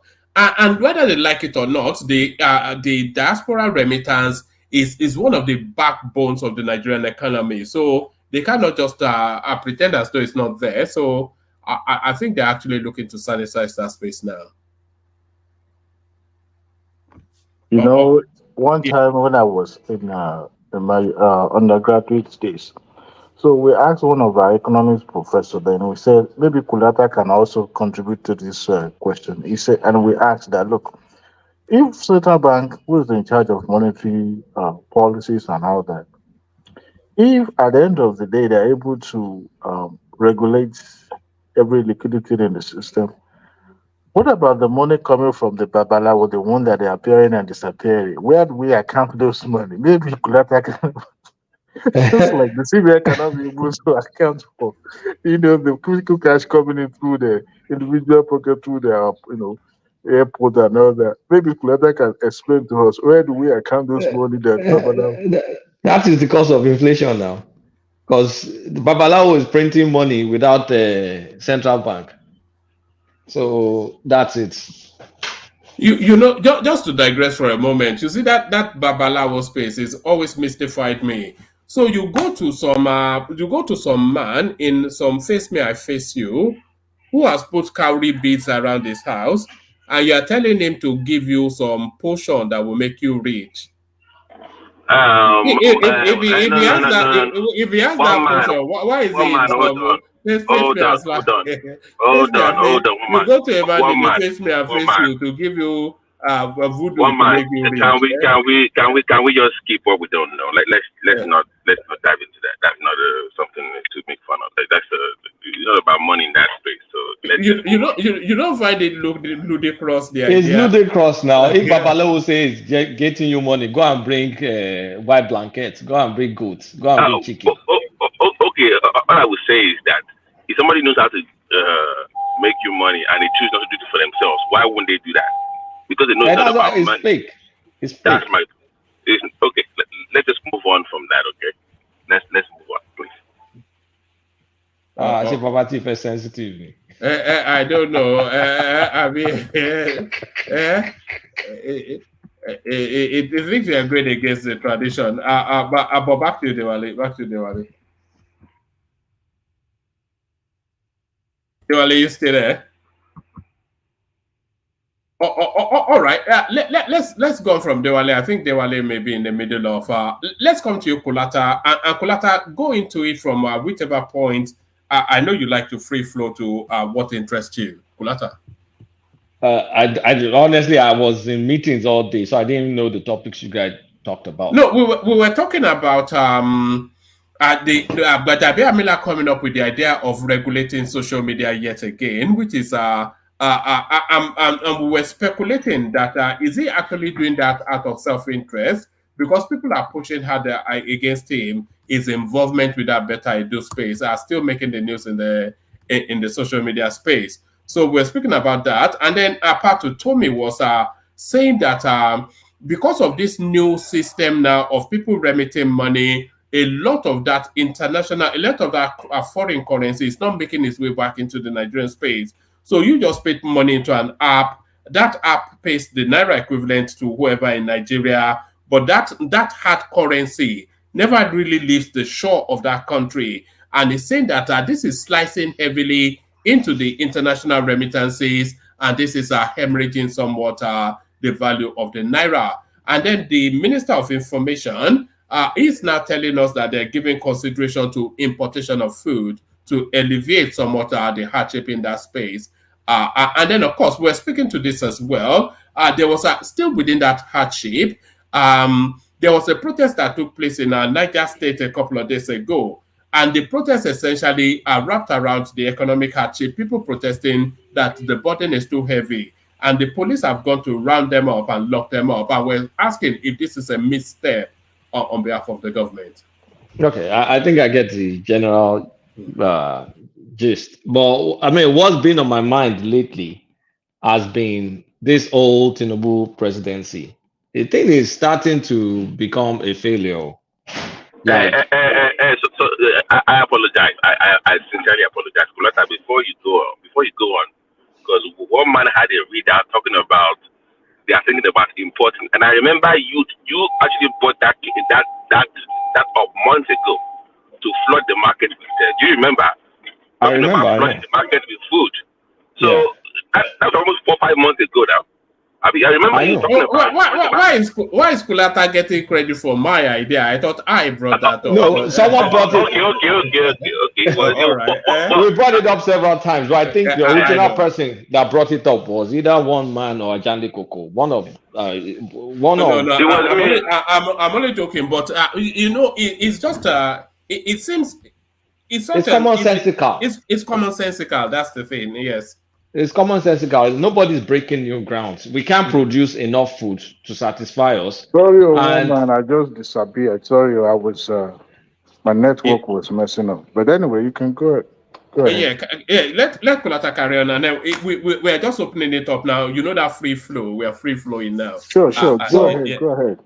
So but they said they are still thinking about it. But at this point, why are you waiting for?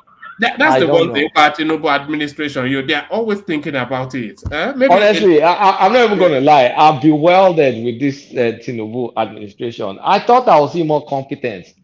The amount of amateurish hour in this administration is mind-boggling, and the amount of people that were appointed that are doing absolutely nothing is mind-boggling. And I mean, Uju Kennedy is doing a lot. She's taking a lot of photos with international from Switzerland to Swaziland. Uju is the minister of women. Uju is using letterhead from ministry to invite people to her husband's birthday, and minister of what's it called, trade. But I don't want it to look like I'm picking on women, but the men. But let's be honest, like if Tinubu doesn't do something about his cabinet picks, this will be a waste of time. Is he trying to tell me that he read all Awolowo's books, he strategized, did this, did that to get to this opportunity, just to now just come and get here and like sit down like a tinfoil, like a god with a tinfoil hat? Like it's nothing in this administration shows brilliance, shows innovative thinking. It's just like Buhari's administration, honestly. From the security, it's just nonsense. No thinking, no. I mean, it's honestly speaking, it's starting to look. I know anything solution, it will take time. I get it. Because we've sat down here, we've talked about short term, long term, we know all that stuff, right? But when you think about the day-to-day, it is starting to irritate me, like the kind of juvenile mistakes. And then you have people just there, just chopping money. No safeguards, no sense of urgency. Any small problem, you'll say, okay, I'm releasing money to the states. Next thing, the states will steal all the money. Or I'm releasing grain. Now they said they want to release grains from strategic reserves. What's the mechanism? What's the mechanism that they're going to use to distribute the grain? Isn't this going to be siloed in government houses? At the end of the day, nothing will happen. And one thing, they released grains before. This is not the first time in Tinubu's government that they released so-called strategic grains. Did it make any difference? Why are we doing some? I mean, you don't expect the caliber of Tinubu to be doing this kind of foolishness. It's not even a matter of releasing strategic grains, because like you rightly said, Kulata, we saw that maybe, was it even about 3 months ago, and then you remember people now bringing out small bags of rice and then releasing clips and abuse. Very stupid stuff. Yes, just They have to import the food. It's just as just import. Get the way import. Let policy as a short-term measure, though. Yeah, as a short-term. Yeah. Look, see, if we're sincere, if we're going to get petrol, if we're going to substitute petrol with our own produced petrol, well, nothing stops us from importing certain foods, and we continue to import it. The cost is not that much because we'll replace that cost, especially if the security is never going to get fixed. Because to be honest, truth, if we can't fix security, someone is coughing. If we can't fix, I think that's I want your attention. Okay, hold on. Let me land my thought. So there are many things I really want to complain about because I've been busy. Sorry, Bishop. I'm going to mute you for a moment because of the background noise. Yeah, carry on. So if we're not going to, there's no sincere approach to fixing security. It's not you put some goons in there as the Minister of State for Defense. Another one, the NSA is like an altar in church. It's just standing. It's just shitty. Now all this stuff when they're going to buy. We're February now. Where's the NNPC refinery? It still is coming, right? By now, that Port Harcourt, a small one, at least we should have gotten an update. Where's the update? Dangote refinery. Yes, they fled the thing to great fanfare. And just boju, just be doing boju for us. Abracadabra. But Dangote own, we know they've imported fuel, they bought fuel, NNP supplied and all that stuff. Now they're telling us they're checking the quality on one thing or the other. Can you just shut up? We don't need to hear that. Just tell us when the thing is going to come out. LNG powered buses, audio. Where's LNG powered buses? School loan, audio. Like, this is an audio government. Now you're saying you're going to release food. Nobody's going to see anything on that food. So can we do market-driven stuff? Can we see more innovation? Where is blue economy? Except that blue economy is running Okpadam. They are saying they are trying to unlock about maybe $5-7 billion in that blue. I think Shetima was actually road mapping it today. There are some things I don't want to hear anymore. I don't want to hear I'm trying to. I don't want to hear certain people in the government are causing this. If you can't give me what you've done, I don't want to hear. I want milestones. I don't want plans. At this point in time, I want to see people hitting milestones. You've planned for freaking 6 months. If you're running the project, you should be delivering, have some sort of small wins that you are tracking now. Where are the small wins? It's just, we are planning to, blue economy has this potential. There are government people behind the security. And stupid talk that you just forget, that you can't make anything out of. Kulata, we are 3 months from a year anniversary of this administration, which tells you that we have 15 months left of any meaningful work because before they start politicking again. Before they start politics. So, we need to start. If he hits 1 year and it's not showing anything, people will they will turn against him heavily. Yeah, because look, we understand the situation of Forex. Okay, it's not like we don't understand. But the level of foolishness, the incompetence in this government is mind-boggling. So out of all these ministers, so we can only point to maybe 3 or 4 that are okay. Maybe 3 or 4 that have, let's just say 4 or 5 that okay, decent, out of 40-something. So why did you balloon the bureaucracy? Why? This is the time that, they're going to raise interest rates. Like I've been warning since that they're going to raise interest rate. You should cut costs too. Right? Where's the cut costing measures? You just blew up the government for nothing. And any small thing, you take money, I'll give it to state. No follow through, no nothing. If you even say, state is corrupt, let me use one of these UNICEF or some NGO or something. At least you know that, those ones will do some work. But then you just give state, everything turns to politics. That one swallows money. I will not be surprised if all those large allocations that they're giving the states, that the state governors are just using it to buy dollar. I will not be surprised. And I will not be surprised if the time dollar goes up. If someone can do me a favor and check anytime the dollar spikes. They've done that, Kolata, and they've identified what you are landing on. that every time there's a allocation, the states have their whatever they get from the allocation by half, and they sent half of it to Aboki. So now they've given them 1.5 trillion now. So I think over the last 24 hours they got the allocation. So now we'll see now that heavy spike, and then it will pull back. Yes. So what are we? I mean, you want to be impactful. Fine. If you want to be impactful, you have to change things. What has it changed significantly from the way things were operating in Buhari? I mean, you're supposed to have the people with the brains, right? You're known for that. When we see Lagos State, we saw what you did in Lagos State, right? We should be at the point where we're tracking against some milestones. And I'll keep repeating, you first plan, you can plan 3 months. 3 months you plan. Okay, 6 months gone, you plan. But now we should be hitting some things. Why do we have that Oyo State man still be Minister of Power?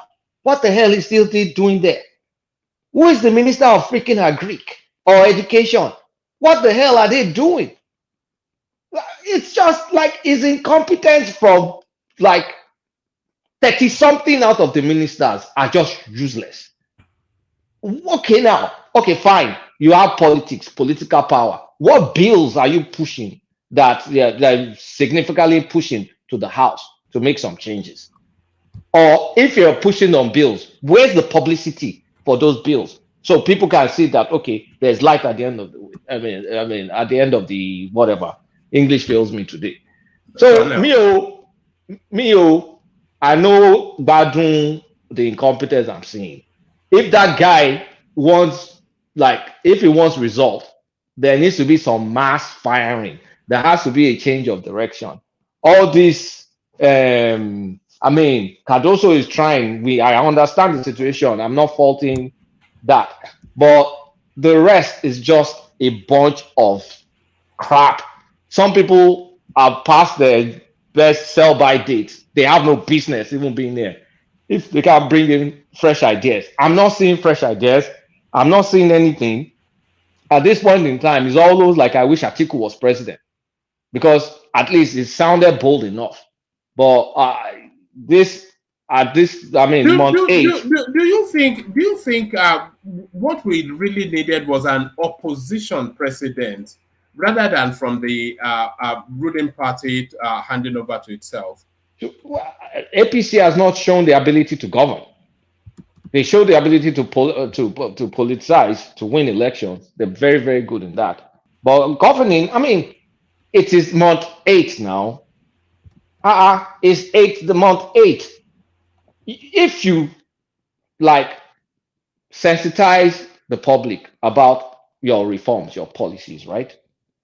Common sense should push you to at least act right. Start curtailing cost. Start showing this. Start looking at performance of people. Start getting rid of the ones that are crap. Just show they're putting your best foot forward.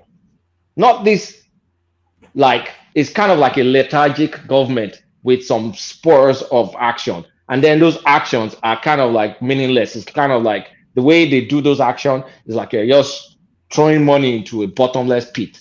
You give states, any small thing, you just give states. Okay, minimum wage, you just promised 25,000 one thing or the other. You've only paid it once. Government salary, you're barely catching up with even government salary. And then you're supposed to articulate that, okay, I've removed subsidy, so that should free up some money. We're not backing up the exchange anymore with dollars we are borrowing that we don't have. That should free up some money. And then you now look, okay, so where's the money? Okay, you gave some states, governors, they're going to chop it. The rest, you didn't follow through. Student loan, where's the student loan? It's just a bunch of incompetence. It's alarming. Kulata, do you think and I think a lot of people may be stand accused of this. Do you think you are being seduced somewhat unwittingly by the heavy criticism that you're hearing from the opposition space? And you're adopting their language a little bit? No, this is not adoption of language. No, I'm a fair. I want to believe I'm a fair person. What No. what the people that trusted him bought is not what they're receiving. Look, we understand the need for tough decisions. I'm not here to talk about tough decisions. I'm here to talk about gross incompetence. Am I saying, oh, dollar has gone up? And because I understand why dollar has to go up.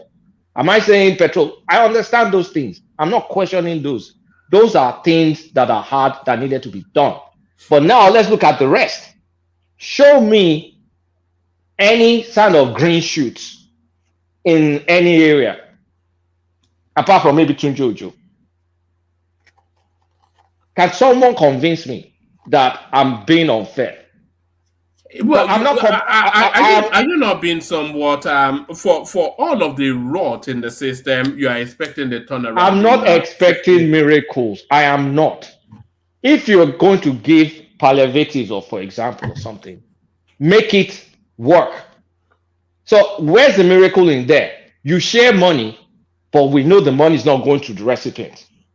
Is that supposed to happen?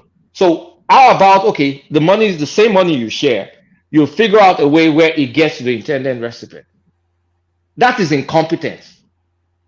Or that is not like innovative thinking. Okay, you're sharing grains now, right? You're sharing grains. You said you're going to share grains. We're going to measure the result. So they're taking actions, but they're incompetent actions. So I'm not judging him expecting a miracle. I'm judging him based on his actions or inactions. Okay. I have a question. Don't you guys think if they subsidize agriculture, that will kind of make? I mean, that will.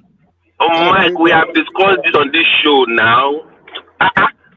So why can't they do that? Also, I mean, to me, if you agriculture, but agriculture is subsidized now. Is it not subsidized? It's subsidized. So they give them free grains. They give them free fertilizers. They even give them not in that sense. Not in that sense. No. See, if you're saying you're giving grains, no. What I'm saying is, when you subsidize agriculture, meaning you buy the produce. Same way you subsidize petroleum, where the government buy whatever they import. You understand? In the sense they put money. So automatically that will drive a lot of people into agriculture, and you create a lot of opportunity for the in the rural areas, because now if you go into farming, government is there to subsidize you. So a lot of people will turn to that, and what you find is the mass production of food, food instead of this, let's go and import food to solve the problem. How about you incentivize people to go and actually grow the food themselves by subsidizing agriculture? Yeah, no, you got to put opportunity in the rural part, because this pumping everything to the city. It doesn't make sense, man. No, that's actually one of the things that Tinubu campaigned on. He said he was going to set up a commodities board that will guarantee the price. Yeah. Where's the board? Where's the board? Yeah, but what he met on the ground has not yet opened the portal. Let's not make it clear. Let's not speak. Where is the board after 6 months? Have you seen anything? 8 months, Babati, not 6, 8. Where is the money to set it up? Okay, so where's this money that is sharing? So the money is shared. That's what I'm saying. There is money is sharing. They ballooned up what they're sharing. Yeah, we know money has lost its value, but they ballooned up what they're sharing. Can't that money be put to different use? Because you give state governors money, they're going to chop it. We know, you and I know, it's not going anywhere. But those state governors are most likely going to use it to buy dollar. So why it's a waste? Why do you just share it so something they will chop? Since you knew you had all these plans to build commodity boards, why don't you use that to build the freaking commodity board? If you have commodity boards now, wouldn't it be easier to distribute those grains? I'm not saying you could have built commodity boards in 8 months, but at least something should be in motion, except someone can correct me and say that, okay, they're already doing something.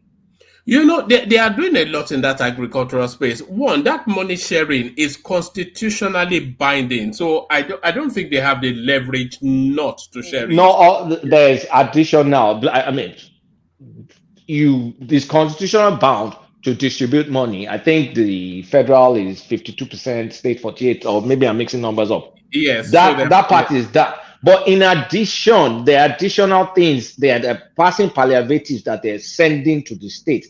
I'm saying those are not supposed to be done that way because it's going to be chopped. That's the only existing structure now. What other structure is there to get? I remember. Have you tried to use Have you tried to use what's it called? You mean churches and mosques and whatnot? Those are pretty much more effective than that, or even UNICEF or What something is the difference? that can provide matching funds. Kulata. No, okay. What about non-profits that can provide matching funds? That poverty alleviation non-profits. But it's Why don't not you work with them? recognized by law, so they. But they don't have the underground structure now. They have underground structure. They do have underground structure. More than state governors. More than the structure state governor has is to go to BDC and buy dollar. Honestly, the state government. Sorry, Dewale. The state, the structure in Nigeria goes from the federal to the state to the local government. So if that's the quickest to reach. We understand that it does not get served. From what's the difference between the COVID palliative shared under Buhari that got nowhere, and what this guy is doing? And is this supposed to not be different from the same Buhari? I mean, what are we talking about? Where's the sense of innovation? Who's showing some brain in this administration? Okay, Kulata, as you are sharing the blame, also make sure that you include the state governors also, because it seems that some are not holding them accountable. Why wouldn't I hold state governors accountable? I just call them criminals right now. I'm saying they're going to take money to BBC. Well, that's one person now. Isn't that an indictment? It's not going to be one person. All of them are going to be doing it. I haven't seen people of Niger protesting against their government. Everything has to be federal government, right? Yeah, but I want to focus my criticism on Tinubu administration, because if much is expected from someone and it looks like he's sleeping on the wheel, I think it's just comfortable playing Godfather. That's my thought process. I don't know if it's true, but that's my own opinion. Kulata, you know what I would say to that angle is that there's this political undertone to everything. You remember I believe it was during Jonathan, that the state government also twisted his hands to. Was it Jonathan? Twisted one of the president's hand to. It's Jonathan. That's how they shared that money, and then the oil. Yeah. So he has no option than to, listen to them, because he knows the political implication of not doing so. It's like more of placating one another. So that they were hold on. Are you seriously comparing good luck to Tinubu right now? Politically? Are you seriously? Do you know the enormous power the state governors hold in Nigeria? Since 2003, the government has been dictating how things goes politically in Nigeria. So he has no choice. I'm just saying, but the political will to turn things around. I don't know if his first time is trying to let me just placate these people. Maybe, I don't know. Because you must have some leverage. If not, you will have no choice than to listen to them. But like Kulata said, there must be some measure put in place to measure, the progress of what is being put on ground. If not, Please, hold on. Tell me what governors are doing to stop him from setting up a board when it comes to agriculture. How are they stopping him from doing that? Well, you can, if you like, you can establish any board, but it's just that the state government will, it's just that no matter what. No. Wait. Let's stay on agri, for example. How are the governors stopping Tinubu from taking actions when it comes to food production in Nigeria or reducing the price? How are they stopping him? How? You tell me. The state government will tell you that the federal doesn't have any jurisdiction how they spend their money in the states. Have you said that on TV? Where's your source? Where? Should give me a source. I will not help the government out to help my people. You give me a source. I'm waiting. Give me a source. That it doesn't say, I will not give you my land because you don't have any powers here. Where? What governor has said that? Give me a source. If there's no source, any country, so you guys remember last year, the Tinubu declared state of emergency in food security. If you guys have forgotten, I remember. What was the result? When you are doing meaningless actions with no result, like what are we expecting? So if he's saying, oh, state of emergency, they released seeds, so farmers can go and plant. Yeah, I know crops don't grow overnight, but at least we should be having, okay, some tracking mechanisms of whatever, one thing or the other.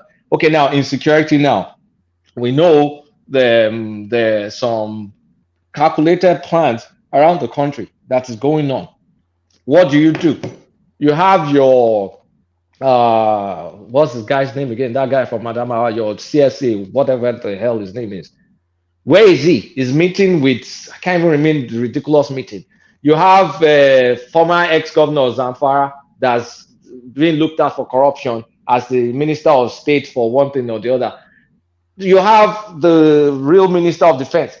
These are critical areas that you don't need to. I mean, this is not something you're even planning and waiting for milestone. You need to execute.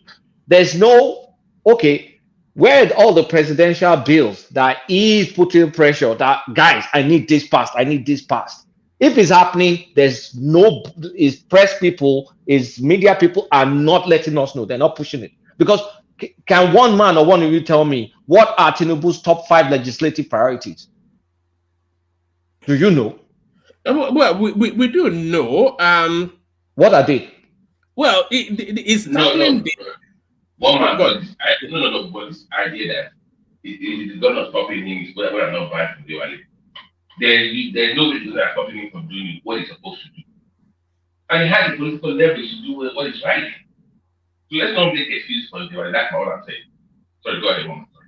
No, I was going to say it's already identified areas of priority, which is to tackle the insecurity, address I said legislative priorities. Legislative. What bills is he pushing for? The presidential bills that is taken to Akpabio and his goons that, guys, you have to pass this for me. I don't know. I don't have that evidence to hand, but I'm sure they are plentiful and all important. Oh yeah, but none of us know about it, and all of us read newspapers every single day. So look, I'm not trying to be an ad ass or anything. Okay. I'm just looking at the actions and the inactions is done, and we have to grade him fairly. He's not doing well. He is not doing well. I just wonder if that's too harsh a statement to make sometimes. I wonder if that sort of statement is almost in sympathy with the never-ending avalanche of criticism. Because you know me, I'm an Egyptian man.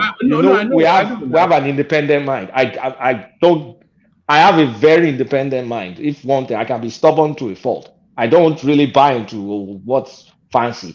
I'm just looking at things for what it's worth. We're looking at, okay, at this point in time, you're still thinking whether you have to import or not. So this strategic grains that is released, let's see what it's going to do. And then it will come back in a few months and say, oh no, this did not work. Do we want to wait for that? Let me play you this clip. This clip speaks to something that Dewale said earlier, and it probably ties into what I'm trying to say now. And it's all around that protest in Niger State. And Dewale was saying that, why do you always go federal? So let's watch this clip and then you see where I'm coming from.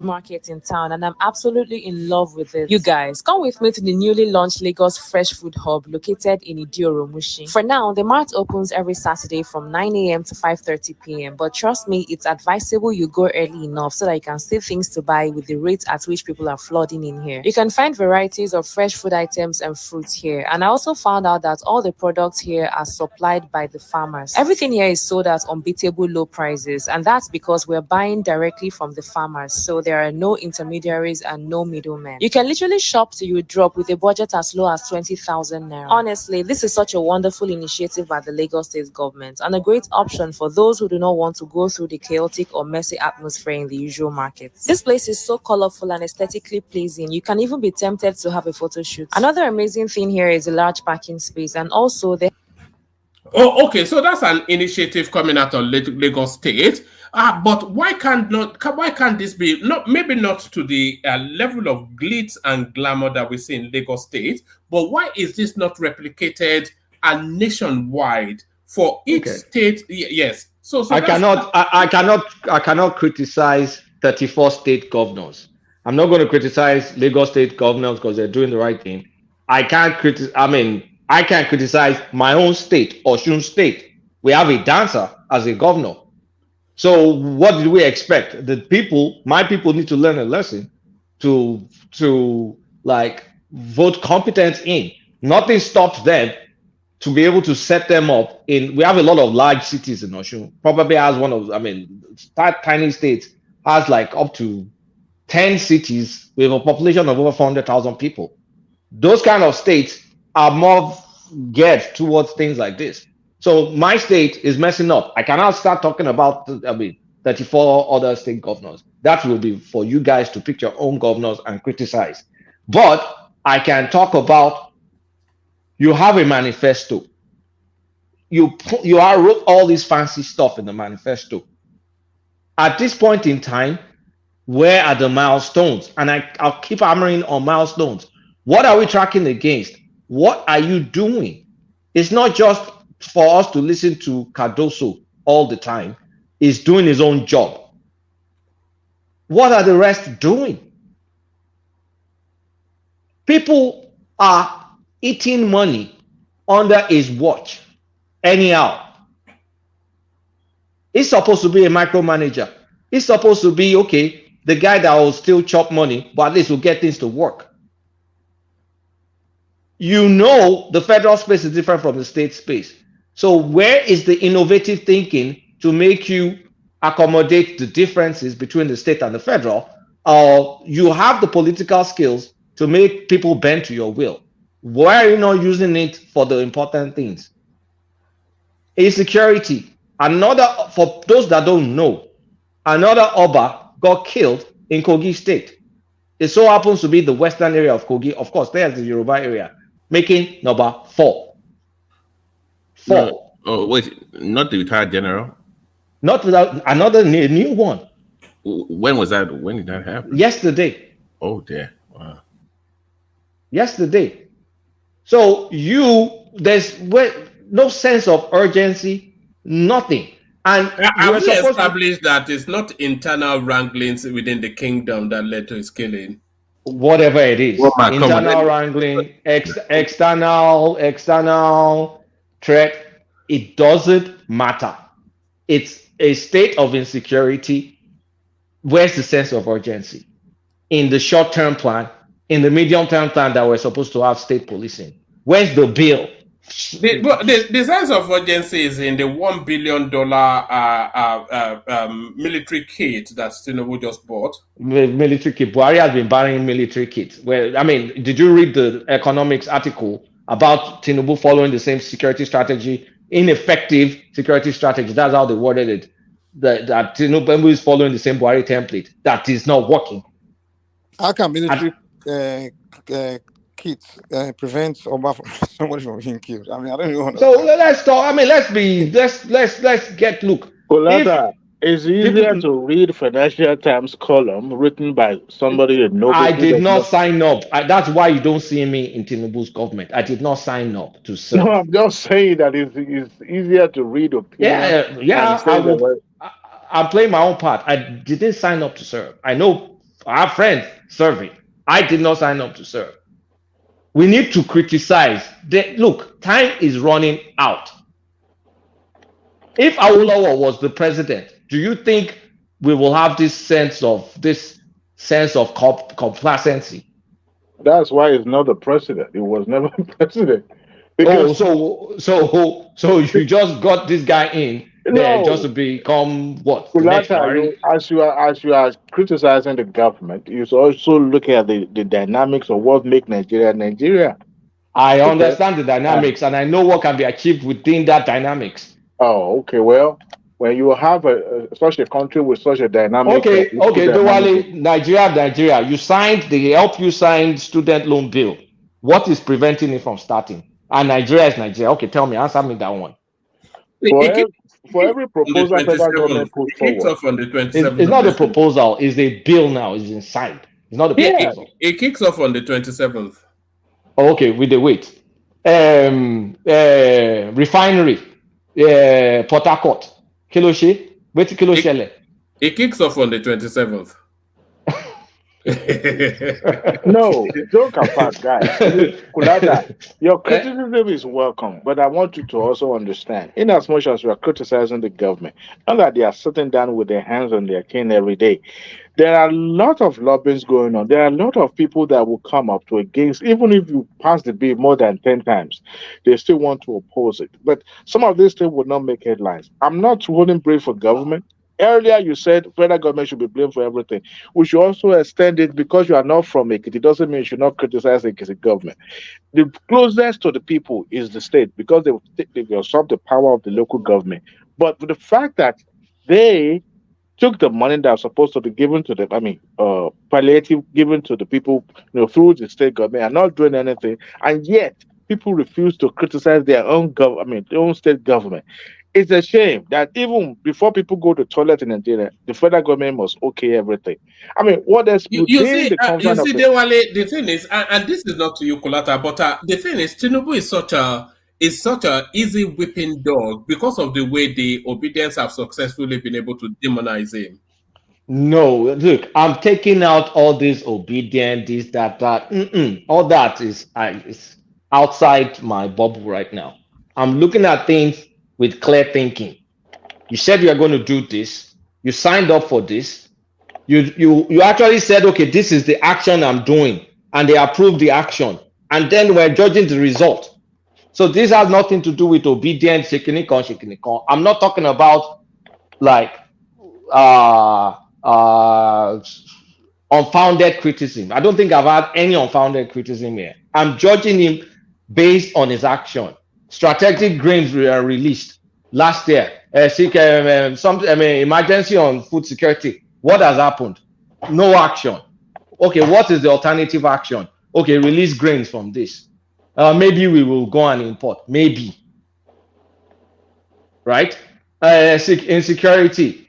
Okay, what are the actions? Okay, they created 2 units. Fantastic. One of them in Plateau State, of course, because of the bad press is getting internationally. Another one in Abuja. The reason why you get that one in Abuja because it's starting to hit them at home. Okay, where's the one in Benue State? Where's the one now in that Ekiti area? Where's the one in Zamfara? I forgot what they call that security unit. Okay, now, if you say, okay, you are doing it gradually, I get it. Now, where is the plan for forest guards? You have a manifesto, right? I don't expect you to have set up the forest guard, but I expect you to have hit a milestone towards setting up the forest guard. That's why I'm hammering on milestones. I'm not expecting, it's like the project plan. The project plan, your go live date may be 2 years' time, but there are certain milestones that you can track to know that, okay, we're headed in the right direction. We've hit this milestone. You've done design. You're now going to start doing build, and then you do testing, and you can say, okay, what passed, what failed. You can do. It's just a structure of doing things.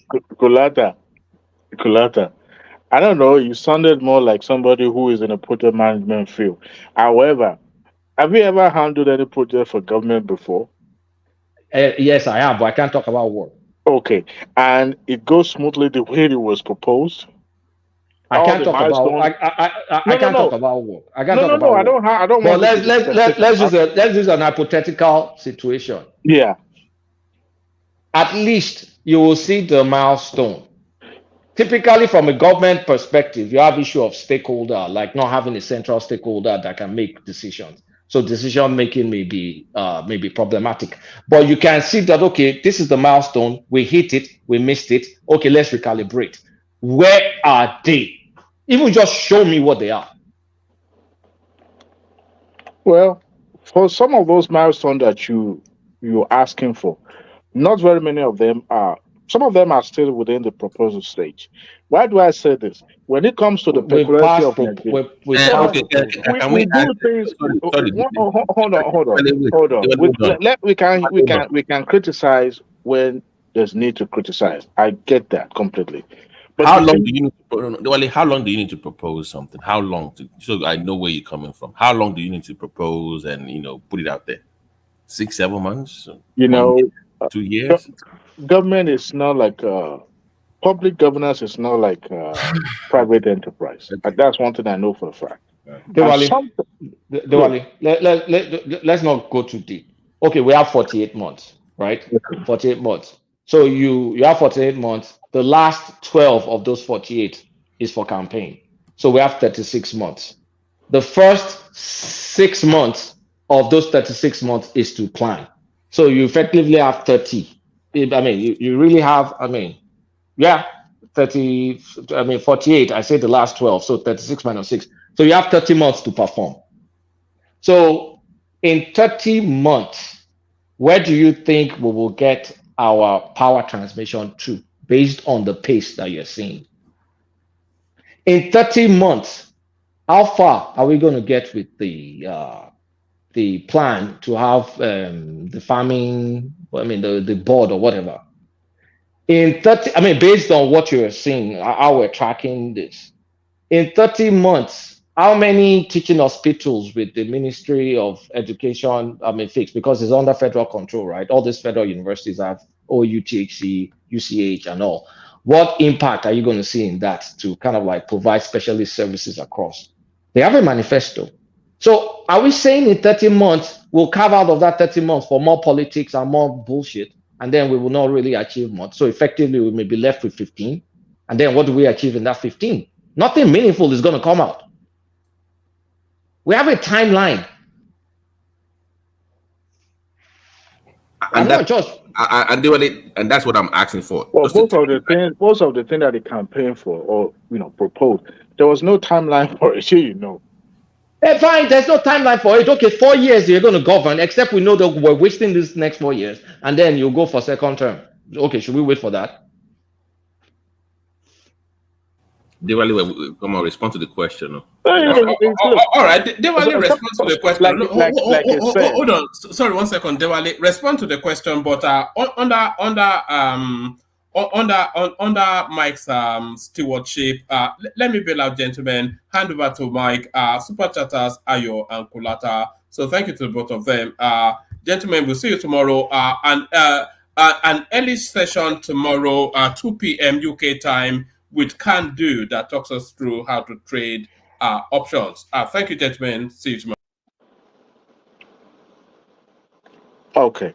Like I was saying earlier, some of those things that he campaigned for were not actually no timeline stamped, on them. I say, well, all this has to be achieved within a certain period of time in his administration. However,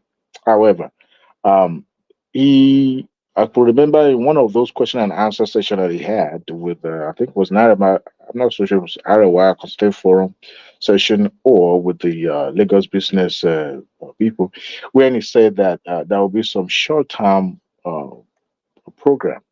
At the same time, there will be some long-term. Those short-term, we can criticize on that because by the evidence of what is happening in Nigeria right now, people are, hungry. I believe that should be short term. But to heavily criticize on, some of the things that we're expecting to have, look, as far as I'm concerned, I give him a timeline too for me to be able to criticize. But I also understand the peculiarity of the kind of country that is governing. It's tough. It's really hard because there are some people that are hell bent. We want to do the right thing, but they want to make sure that you never succeed. So we want him to be in the forefront of fight against the corruption that is going on in the administration. At the same time, we also want to make sure that everyone in his cabinet are being account for everything that they're doing. So to me, he has to choose one. Right now, I believe the food security is one of the number one thing that he has to face. And the other thing can be follow after, because when people are well fed, but he followed the guideline by releasing the fund. I can remember Bishop saying then that, all right, my lane by involving the state government. But What else do you expect him to do? The state government said they should get issue the social register, but release the fund to them so that they will be able to disperse it to the people. And they followed it, but we expect him to set up a board that will be monitoring.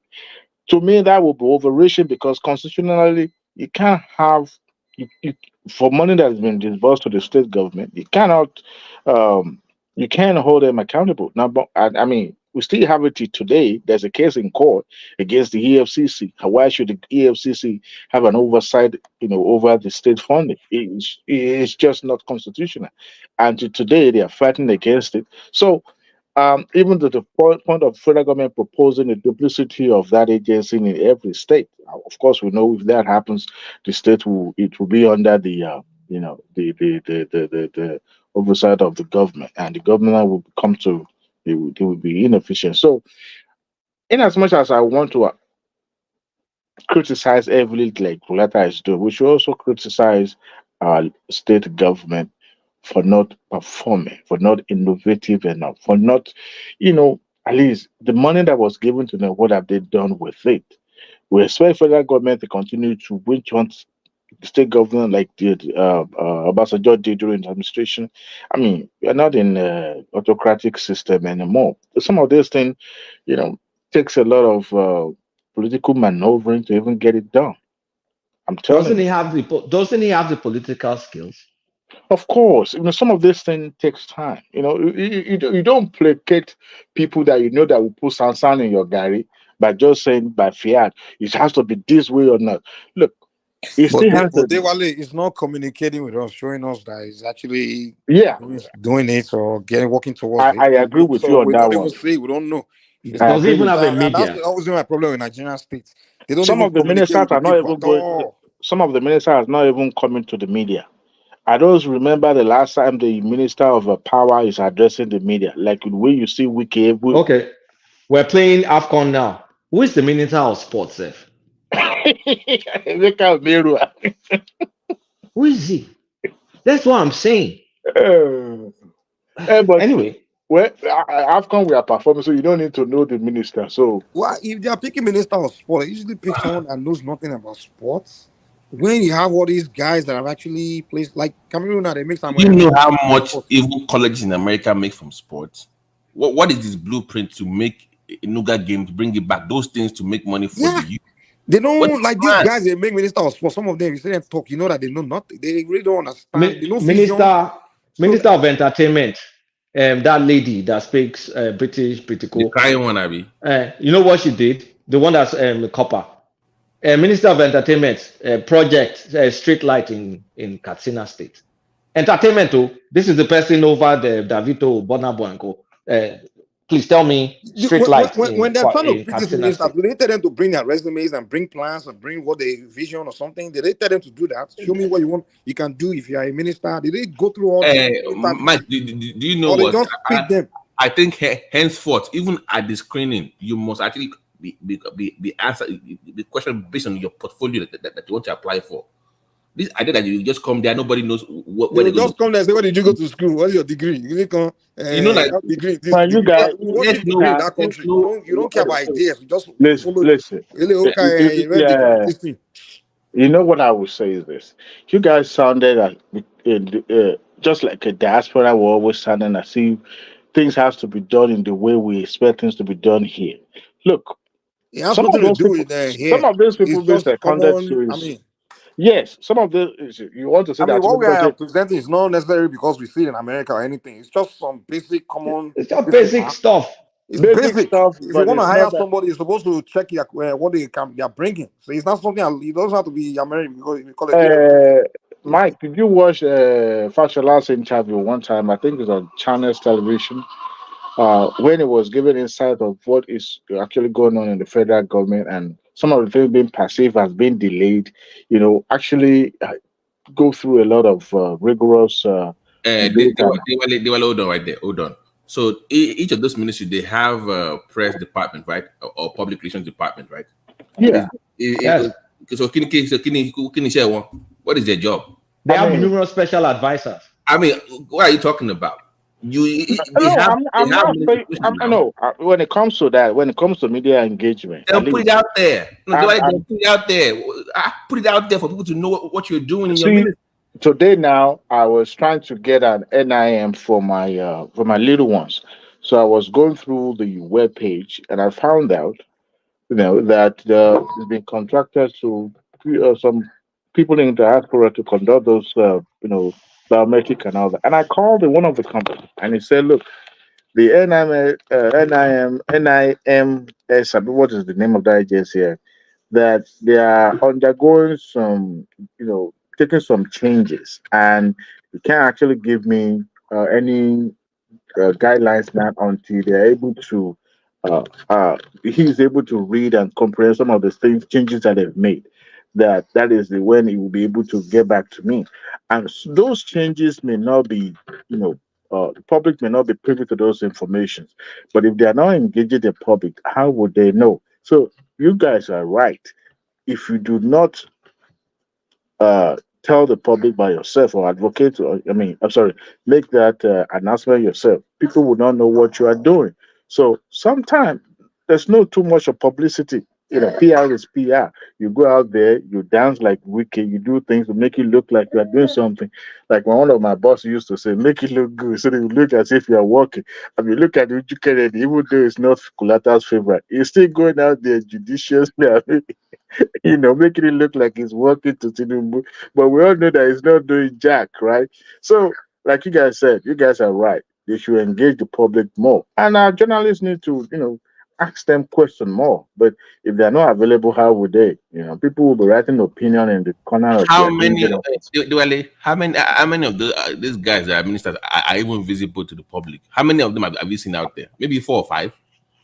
Where are the other 43? Have you seen them on TV? They are scared Where of are they now? scrutiny. Have you They seen are scared. anybody? They are You okay? scared of scrutiny. One of them is Babati, Yeah. if I'm like the president, the first thing I'll do is tell all my ministers to have a social media platform and be giving weekly, or at least if it's that they are so busy, maybe monthly. What's the word? Monthly reports and expressing things they have done and what they are doing so far and what they are, You will see, Mike. you know what I'm saying now? Mike. That's exactly, Mike, what I'm asking for. What are the milestones? At least show Every us. one of them. Where You we can saw all go to that particular set up a social media platform for each minister, and they have to come every morning and communicate with people, tell them what they are doing, what they are planning Mike, to do, what projection, saw what they the have done so far, and also, so it even makes them, because now people can even see, the citizens can see what they are doing and see how they can even contribute, assist, and because governance is all hands on deck now. The citizens can, we too want to be part of governance, like contribute to the country, but if we don't know what the government is doing, what they are heading, what their plans are, how can we contribute? How can we Mike, have our own? you saw the Minister of Interior on Tenor TV demonstrating how to apply for stuff online. He was doing it on TV. It was hands-on. This is where you go. He was showing you what's going on. The update. It comes to TV all the time. You will see Wiki all the time. It's very, very, you will see him everywhere. Where are the other ones? Where are they?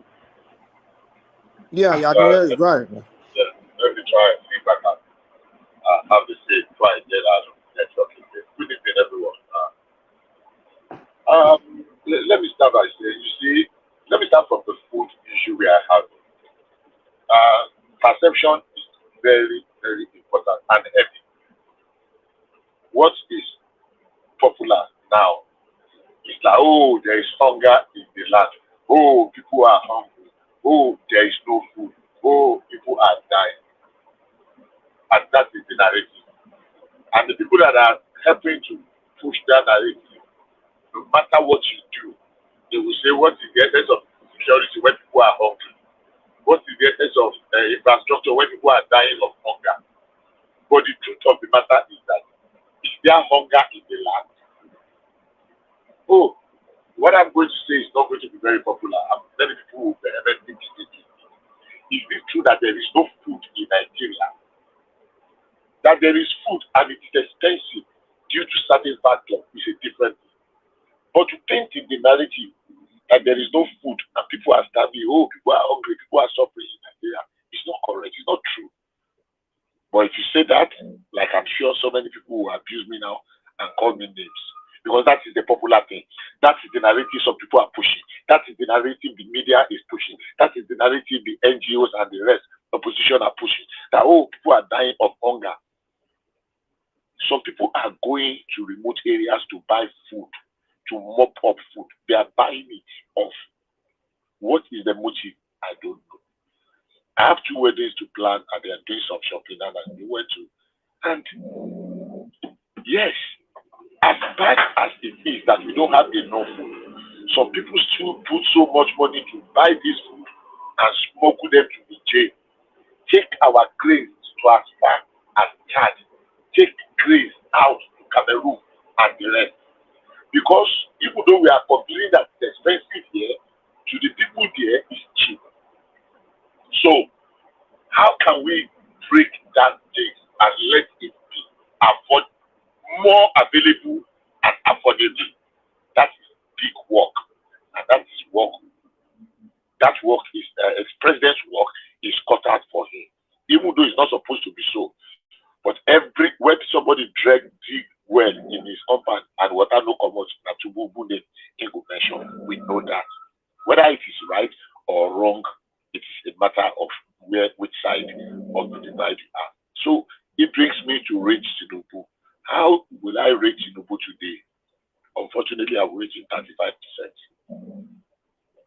And it is not because they are not doing certain things.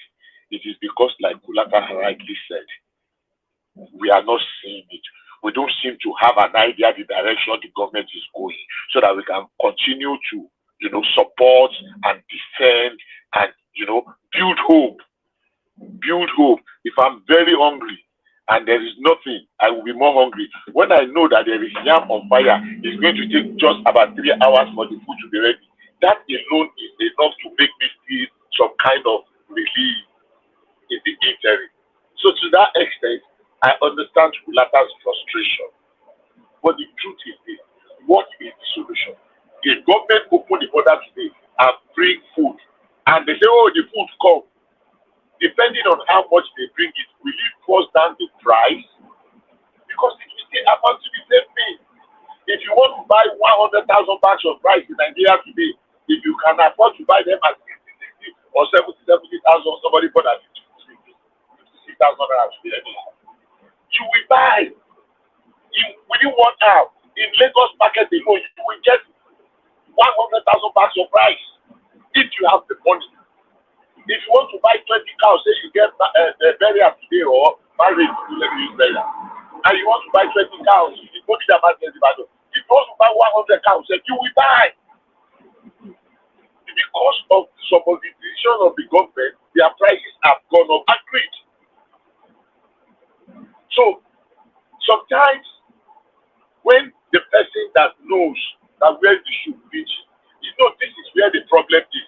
But people are they are diverting attention to some other areas because of the cacophony of voice, because of the, how much people, you will be forced to want to live where that thing is real, to go to where people are directing your attention to, even though you know that that is not where I should be looking. But because of how compelling public opinion is, you are forced. I don't understand, but I know to some extent there are more people trying to draw down, to inflict pain, than there are people trying to repair, build up, and to reduce the pain. To what end? So, issue of food, unfortunately, the president has to do something because the box stops at the death. The issue of salary review, the issue of the wage increase, the issue of the palliative. I hate the idea of palliative. By the way, I hate it because some people are just going to take advantage of it, corner it, and do whatever they want to do with it. But hey, it has come to stay. So how the president is going to address it? He has to speak to it, to give people hope. I don't want the president that will be coming to the press every day and be talking. My problem with the president today starts from what I said many months ago. Gbajabiamila'S and Ribadu were a minus in his administration, and they are holding very key strategic positions NSA and chief of staff, as far as I'm concerned, they are minus. Maybe some people will say, oh, because I have personal, what do you call it, like for Gbajabiamila or whatever. I don't care. I don't need to see his face. I just want the record of what's with us. Gbajabiamila is not there. He's not offering anything to Tinubu. And if there are people that should go, he should be one of them. Now to security. They go hand in hand. We talk of unemployment, we talk of, but there are somebody said something earlier today about how some people, some places that people used to do some little work before, everybody have left. There are places I used to buy palm oil and Abakaliki line in towards Okoja, what's the name of this place? Abapanyi Okubra side in those days. All of those boys, they have left. They are now in Port Harcourt, they are now in Calabar, they are now in Lagos, riding Okada. How can we get our people back to those local areas? Let our localities, our local government area be functional. So that this mass food production we are talking about, we take it from the root. Not that some people will just sit there and see it as an opportunity to amass wealth to themselves. And the people that are buying off food stock in the local areas, in the market, everything, including fruits, pawpaw, pineapple, plantain, grain, garri, they are buying it off cassava. What is their motive? What objective? To what end?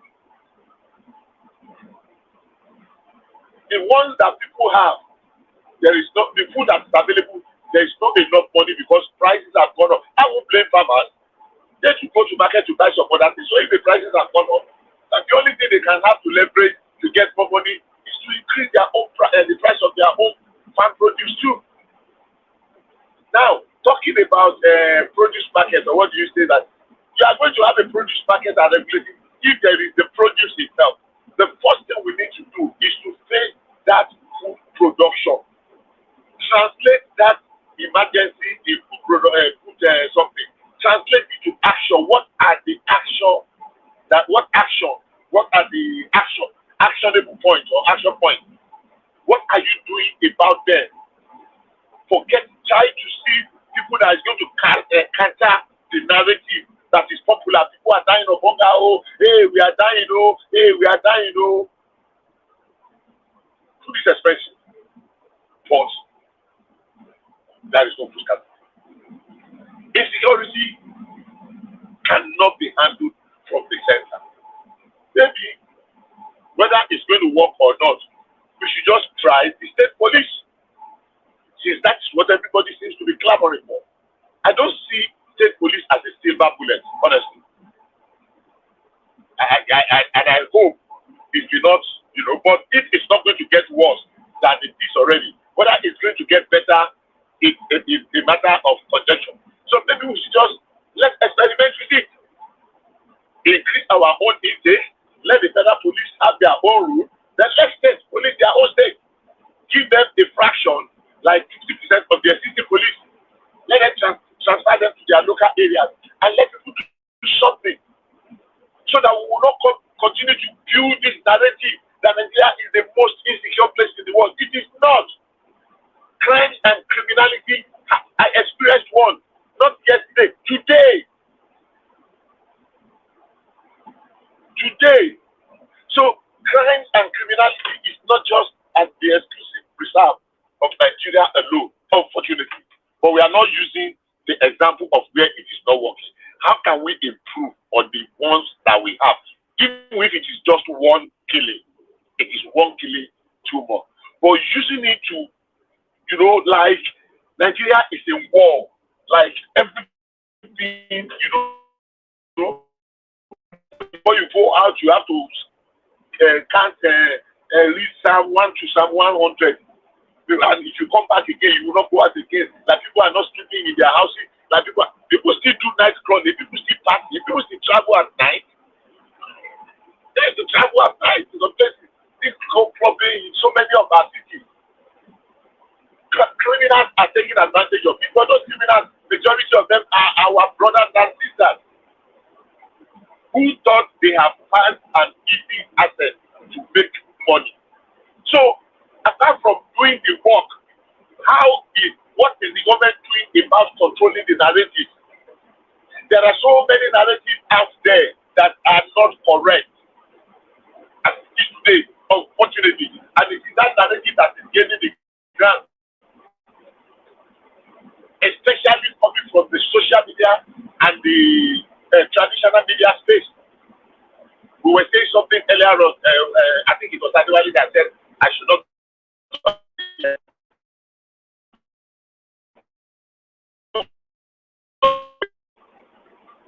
The guest that is coming on Saturday, some years ago, he put out a picture of a young man that they flog, they batter his back. And he said, oh, see what they did to a Christian couple in Zamfara.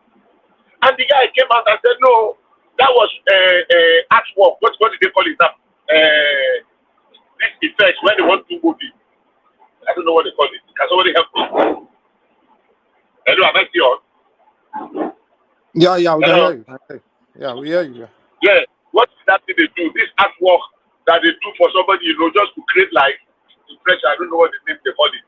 And the guy came out and said, no, that was him. They were just acting a movie. And that was effect.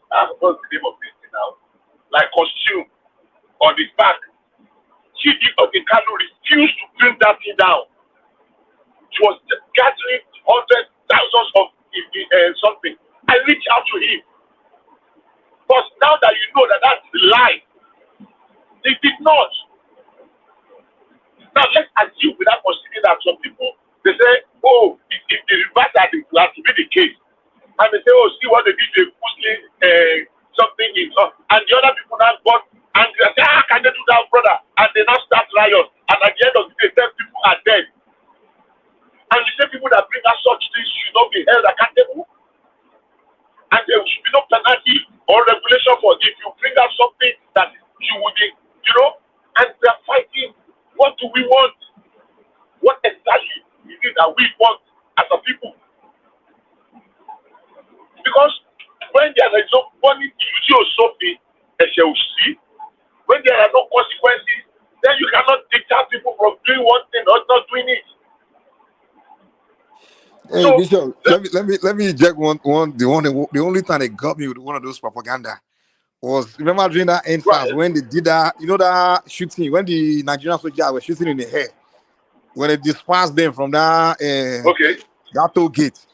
I was a member of this. I was a member of this WhatsApp group where a bunch of Nigerians are. So there's a lot of these kind of obedient kind of people there. So that day when the army came to disperse them, within 3 hours, those guys started posting some pictures of mass dead bodies on the floor. I don't know where they got those. I don't know where they went to dig those things from the internet. Different dead bodies from somewhere else, maybe from another war somewhere. They were posting it. I was like, yo, the Nigerian soldier massacre all these people. I fell for that thing. It was until later then when they say there was no dead body. I was like, wow. I fell for it though. That was after that day. I said, man, hey, people can take propaganda to this level. Those guys were posting like dead bodies lying on top of each other. They said that's Lekki toll gate. I said, the Nigerian army committed kind of massacre. I can go for. I'm telling you, man. That is exactly what we're talking about. Look at the youth couple that did the drama in Calabar. That one carried the other girl and the flag that was stained with blood. They put somebody's face and said it was somebody. The guy came out and said, no, I'm not dead. It was just a drama that NCTF did. They still did not. We still continue spreading it. So at what point are we going to have consequences for such behavior that can set the country ablaze? Why are you, when Fashola introduced the issue of when you drive against traffic in Lagos, that you pay 50,000. I was in Nigeria, and we were having a debate about it with some guys. And I asked the question, are you going to drive again? They were saying it's too much, it's too dictatorial, we are not in the military, whatever. And the simple question I asked one of our friends then, good enough, he eventually fell a victim, he drove, and the eye saw where. So I said, are you going to drive against traffic? Because this one you are fighting, that the penalty is too much. Are you going to try against traffic?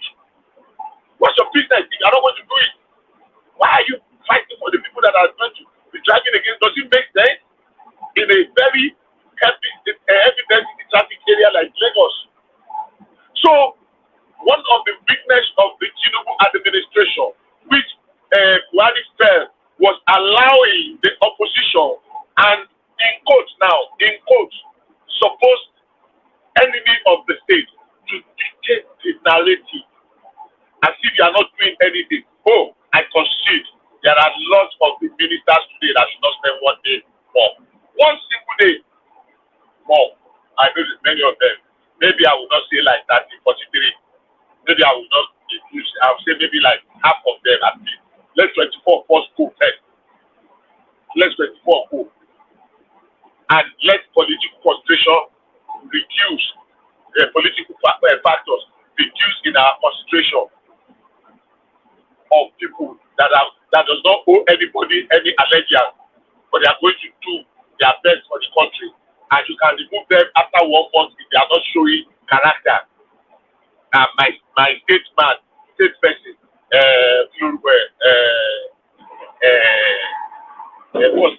Adelabu should have been. I don't know what is he doing there. So I conceive that I agree with Kulata to that effect now. So going forward, where are we? What steps are we taking? I have always asked when we come here, what are the quick fixes that we think can bring immediate succor? Maybe increase people's salary, give them more money, and at least Oyo State is still paying the 25,000 wage award every month. Even though it's not, it's not enough. We all know it's not enough. But at least it's a little bit of respite. So increase the salary, let people have money to buy food, then concentrate on how to increase or increase our food production. Is it by opening up the border? When you open up the border, you will kill local production if you are not careful. Farmers are already groaning. They are already crying. If you open border and everybody is dumping every kind of thing, you are killing those farmers. So if there are other ways of making it work, maybe if you ask other people to go and bring in for no government, but the borders are not closed. So if you are bringing in grain or rice and you can sell it in the market, it's sure to affect local production, and that's right there. That's right there. So there's quite a bit that is confusing when you look at the situation of Nigeria. When you are on the sideline, you are the best coach, you are the best footballer until you get into the heat of the game. So I sympathize with Tinubu, but he said we should not sympathize with him, that he asked for the job. So let him wake up and do the needful.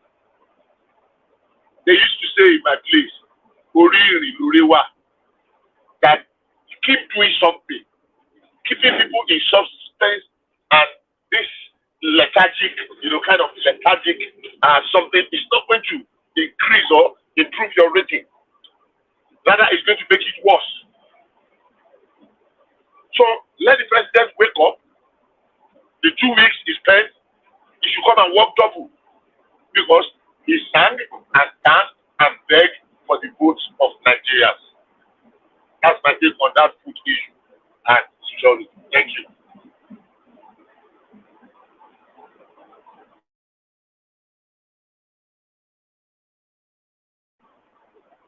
Is Mike still there or I've lost? Yeah, I'm here. I thought, I don't know if these guys are still here.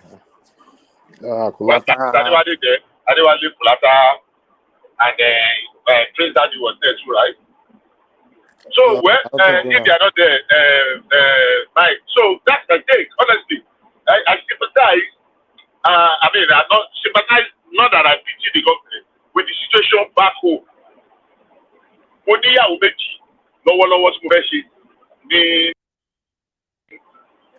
And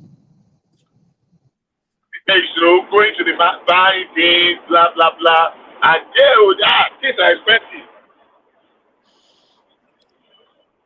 I've always found, right? Oh, your network is bad. Yeah, Bishop, I think people in the comment section might not understand. Well, it's Tinubu is the best choice that we have for now compared to Obi, obviously. We're just saying that we just have to make sure that he's on the right path to what he promised the country. He's always saying. Nobody's saying that you should go find somebody. No, but if you promise something and you're not showing something that you are on the right track to achieving that within the 4-year gap that you have, unless whatever you're planning is for 8 years, but if within the 4 years that you have, show me something within the first year. Hello, can you hear me? Let's kind of go ahead, Bishop. You're kind of dipping a little bit. But... Hello, Mike, are you there? Because I'm here. I think Bishop, your internet is a little bit in and out. But Mike, that's the whole point.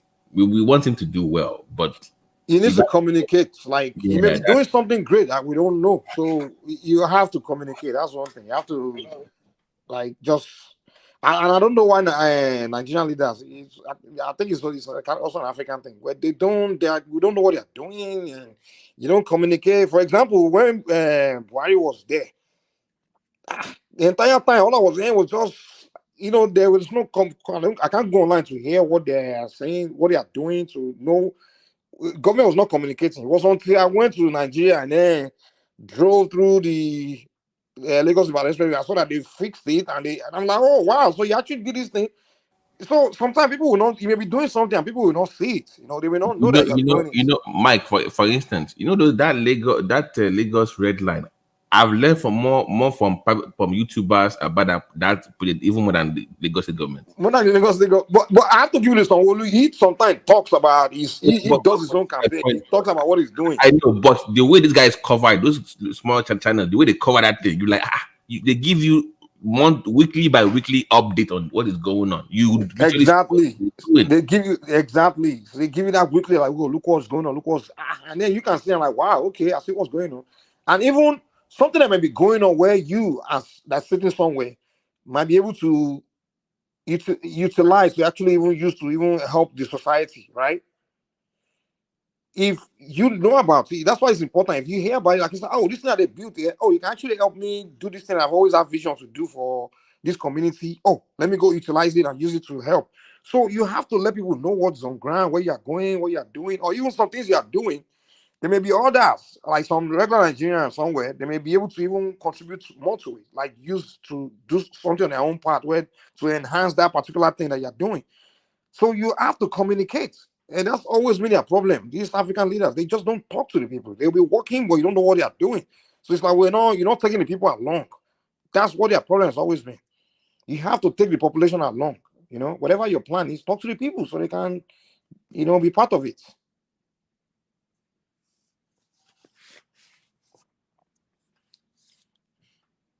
I don't know if I make sense, Robert. No. That's part of the problem is that part communication, and also I think that's the main issue. And also, so I remember once, I think it was during the campaign, or maybe during the start of the administration, and I think he was talking about flooding the market with cheap food products just to alleviate the suffering. And I talked about targeted subsidies, like for public transport workers, where if you are moving goods and services from the what we call Igbericos to the cities, you will subsidize those transportation to make it cheaper for goods. That way, people don't feel the impact on your rice or beans or whatever you want that they consume the most in that area. So it's targeted subsidies for transportation, for food produce. That's what you should do. So the money that you're saving from the removal of oil subsidies, you just target it to agriculture. Exactly. That's what I've always thought. Like, you need to pump money into that rural side, whatever activities that's going on in the rural side, pump money there, put things there. You understand? Subsidize what they are doing there, whatever it is, so people can stay in that rural, because it's more important for Nigerians to stay in the rural area than these cities that they are all flooding to. Because in the rural area, if there's no job, you can live, you can use nature to survive. But I'm saying that you're on point, but people will move to the Gbedeko if there's money to be made. If there's money to be made, exactly. We'll give you money to go and people will move now. If money is village you start planting a farming there, government will subsidize your farming, will buy whatever you grow or something like that. You will go there, you will leave your city now, city where you are just suffering, begging every day. You saw these beggars in the streets of Lagos, Wari, Oshogbo, Ibadan. All those boys that are begging don't have nothing to do. If they find out that once they go to the rural side and they just go and plant something, tomatoes that will grow in less than a few days, and once they grow, you harvest it, and there's a spot right there within that area. The government, this thing, you sell it to the government or something. They will buy it and they will pay you. You know, in some ways, however way they want to put it, shape it. People will rush and go and start planting, and next thing you know, we start producing we start having mass production of food, where to the point where we can even start exporting itself. You know that's where you should be pumping money. All this oil wealth that we have, put it into the area of production, and they want people not to produce this food. The money they say they save from subsidy, where is that money going? I don't know. They will probably put it into some other rubbish where that doesn't even elevate people's life. They will invest into areas that is not relevant, where only people that want to be a billionaire will go. Agriculture is where you have to go now. That's where they should be pumping money. Areas of some local production, which is agriculture, because we are not technological, we don't manufacture advanced, things. So put the money into things that's simple that people can do. Like it doesn't take an intelligent person to learn how to grow something or to know how to start poetry. Do you remember in the 80s, the government, that was military government, they bought like 2 or 3 tractors for each local government that will come and clear your land for you. They will give you cheap seedlings for whatever you want to produce. They will even give you manure. Give you manure from local government. If you have any land that you want to farm with, they will clear the land for you. They will even provide you with. Bring that program back. Bring that program, exactly. Encourage people. Put something where you encourage people to go into agriculture. That's a self-employment thing. You understand? And then you probably find a way where you can even buy whatever they produce, you understand, from them. And then maybe now export it or whatever, or use it to feed the school kids or whatever. Government needs to be involved. Everything, like, put billions into the agriculture sector, in the agriculture, into farming. So everybody can go there. If you are in the city walking around, you say, I don't have, go to the farm. We can encourage them. Go to the farm. If you don't have anything to do in the cities, or you don't have any job, go and create the soil. The African soil is the most fertile soil in the world. We have the best soil. It's just a waste. You go to Nigeria, you see land just laying there, and see a bunch of human beings begging. Let me give an example.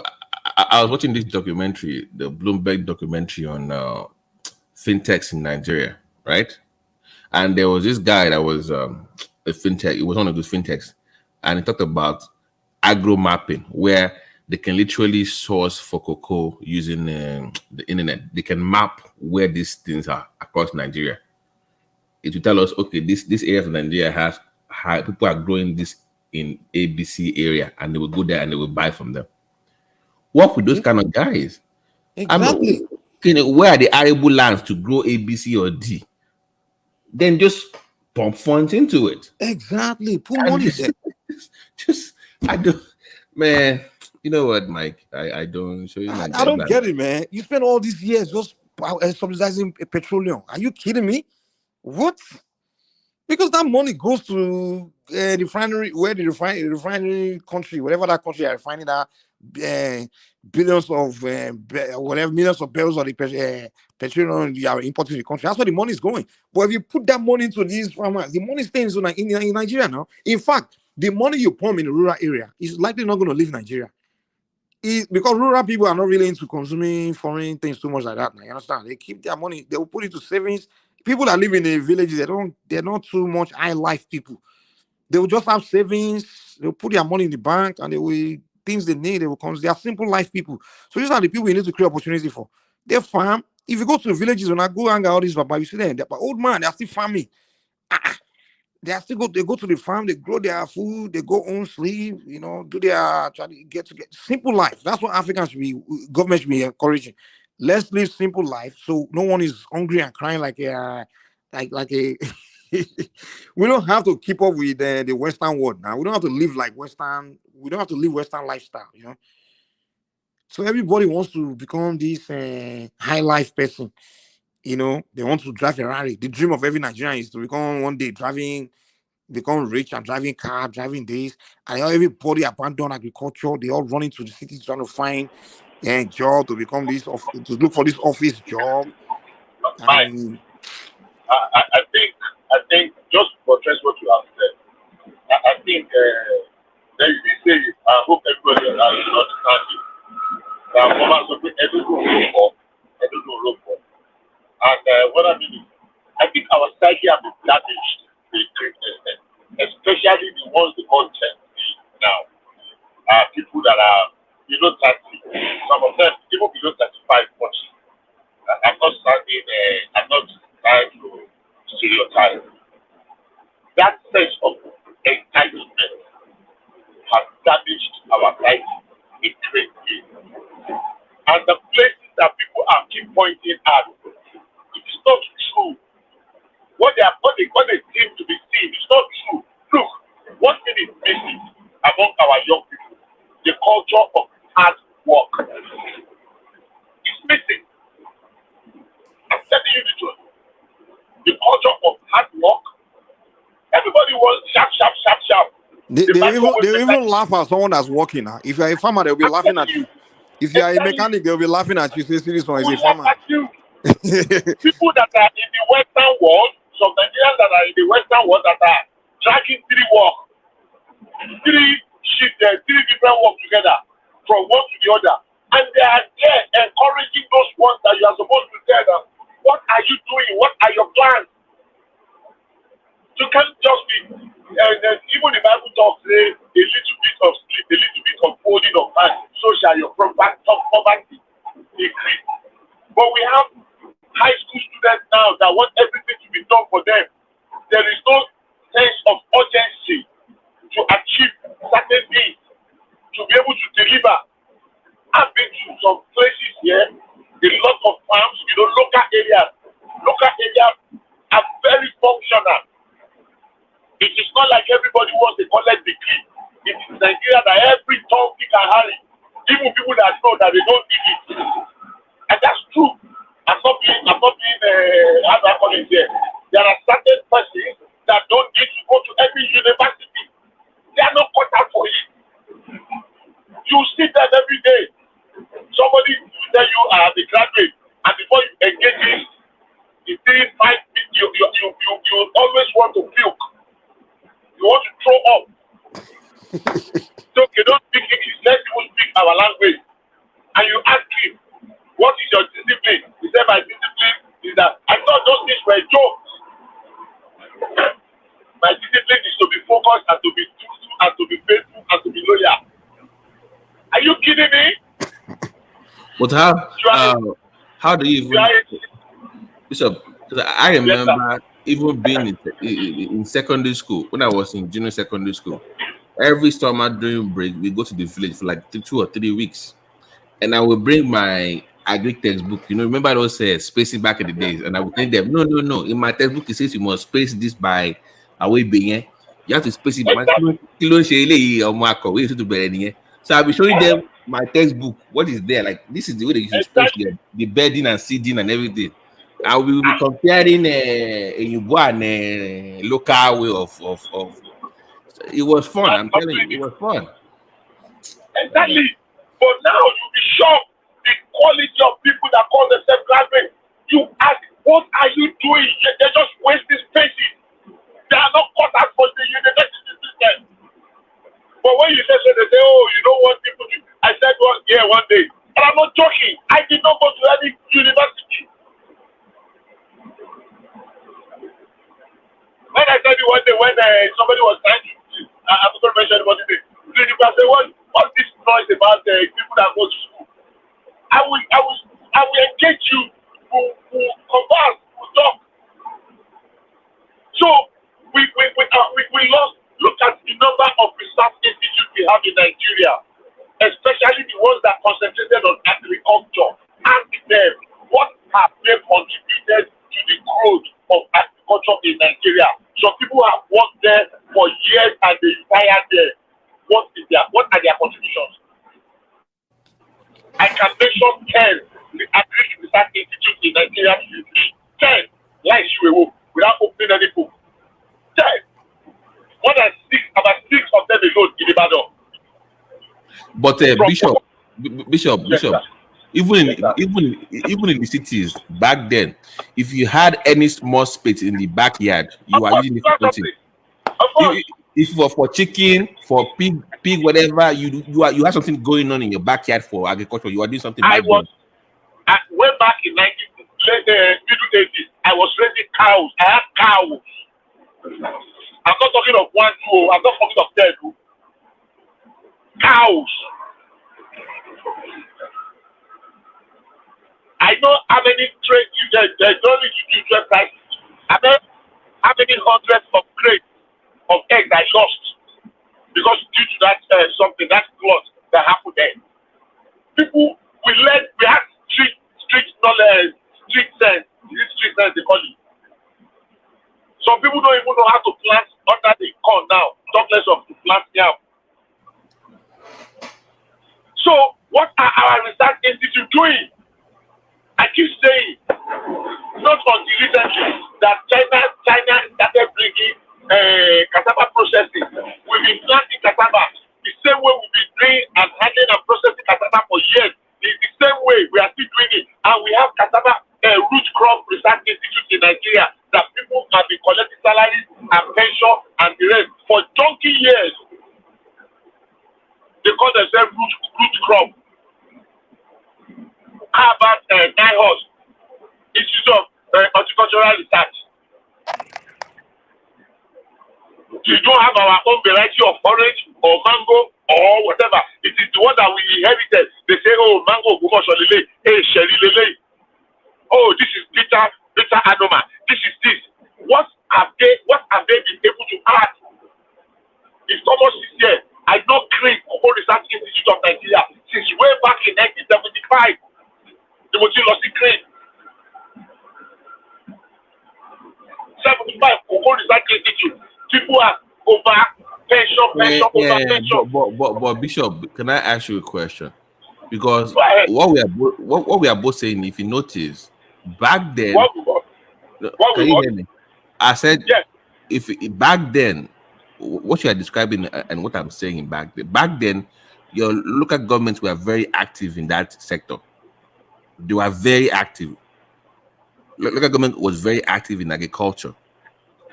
So without them, the government, we need local government councils to make this thing work. If you really want to encourage people to go back to the farms, there are two directions. There are two directions to it. Excuse me. In the first instance, excuse me, please. Local government did not really play a role. You see, then for also it did though. For my own area, they were active. Though. I have to confess, they were very active. Well, maybe the time, maybe the period we are looking at is different. You said those days. Because they will help you with like getting you manure, cheap seedlings, help you clear your farms, even the processing. We used to call this palm. They used to call it. Do you know this thing under? They call it what is it called? Ogadep. Okay, Ogadep. Yes. Ogadep. Agricultural development project. Right. Yeah, they were very active departments now. Back in the days. I know. We have in Oyo State, we have Oyo North Agricultural Development Project. We have D3, Directorate of Food and Rural Infrastructure that Babangida created there. In the day of honor them, the one that you mentioned, I remember that time very well. I know there was a honorable in Oyo State from Okiroku that I was a little bit close to them, and he was made one of the heads of the bill. Yes, there were corruption in it. What I'm saying is that I'm not even looking at those ones. I'm looking at the federal government sponsored or state-sponsored research institute that target specific areas. Like, for example, we have a cocoa research institute in Ibadan that has more than 10 outstations across the country. What are they doing? We have Institute of IAR&T somewhere in Ibadan, Institute of Agricultural Research and Technology, or whatever. What are they doing? We have 9 hunts. We have 9 4. We have the one that is in charge of palm oil, palm tree. What are they doing? And we have professors telling them at one point or the other. The one that we call 9 hunts in Ibadan, Nigerian Institute of Horticultural Research. They are supposed to be in charge of all fruits, whether it is banana, cashew, pineapple, orange, mango, so that we can develop cottage industries to produce the trees and the rest. What are they doing? If you hear of their wage bill and people that have gone there, they have worked and they are collecting pension, go and ask them what they contribute to the economy.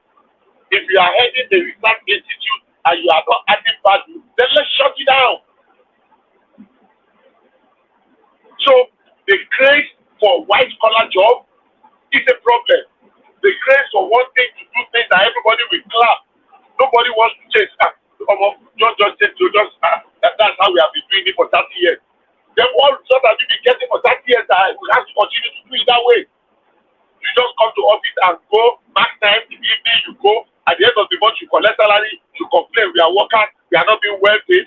What value are you adding? What value? So we need to change our orientation a great deal. If we continue the way we are doing this, if we get 10 of Tinubu, nothing will change. Bishop. Yes, sorry, one second. This Aluta mentality. Sorry, one second. This Aluta mentality that everything must be by Aluta spirit is way past God. If you are not adding value, you don't eat. Let me hear your thoughts. So basically, you're talking about investing in the entire value chain of those. I do agree that the days of just exporting raw materials, we need to stop doing that.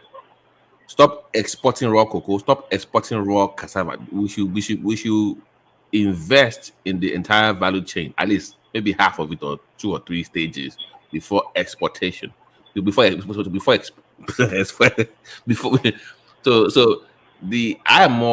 looking more into the agro processing, and having companies that usually we source for these things from the outside, make deals with government so that you can supply big manufacturing companies in the country. So these are things that is more of investment from private. Hey, Babati, give me 1 second. There's someone in the background. I want to see his face before I come on. Hey, Steven, can you show your face? Let me see you, because I don't think you've ever been here before.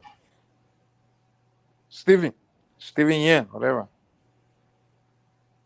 Can you hear me?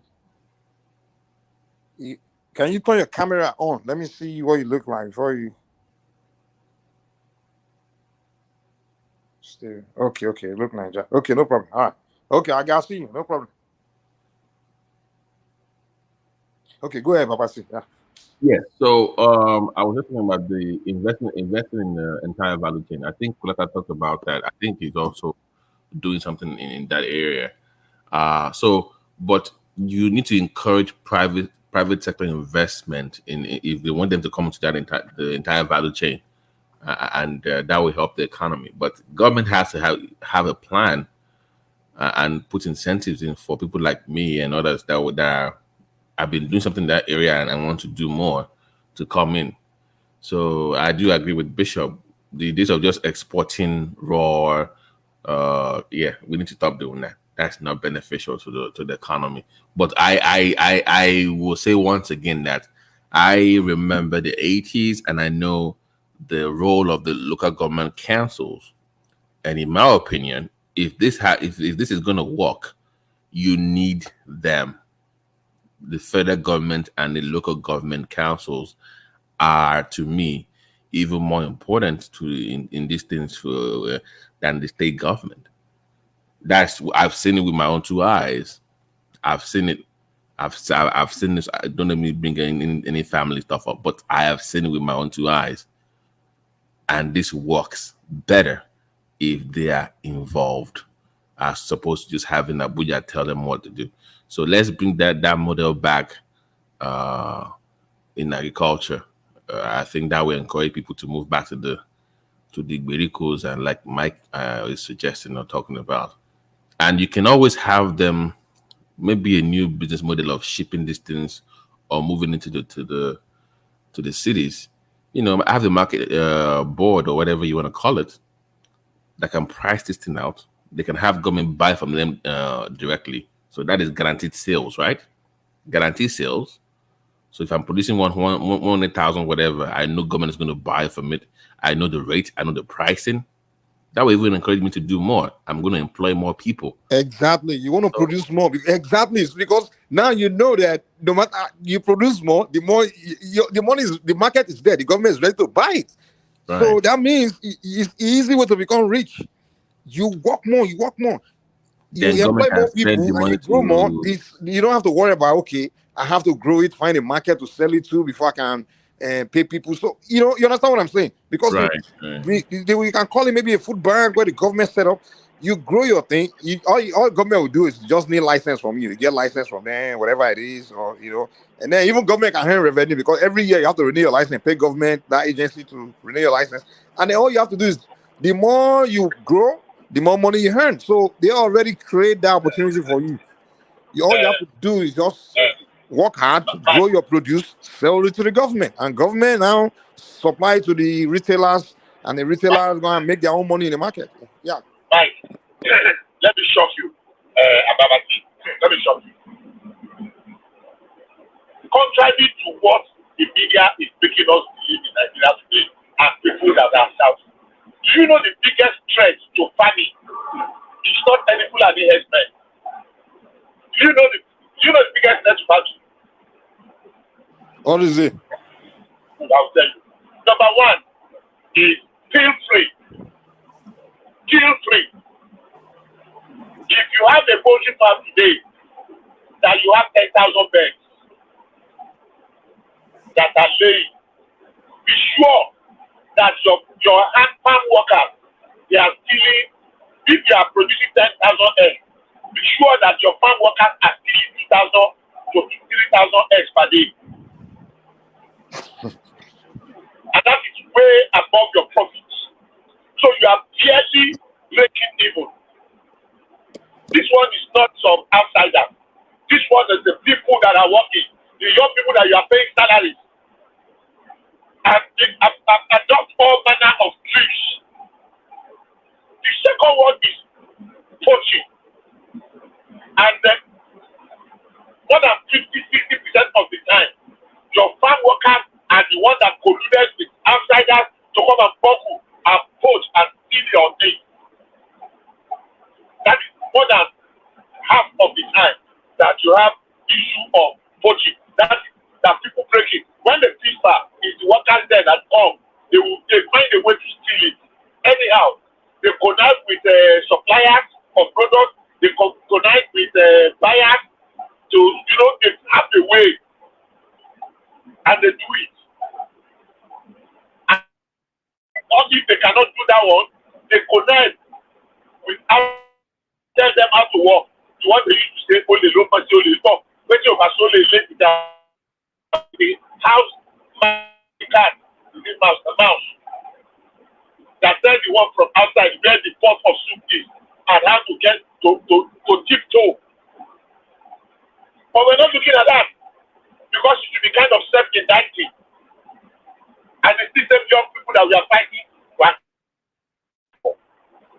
I'm not catching it, but we need to really sit down and face some of these issues that is challenging us. But we set a narrative and it diverts our attention completely away from what the real problems are. And we get carried away by populism.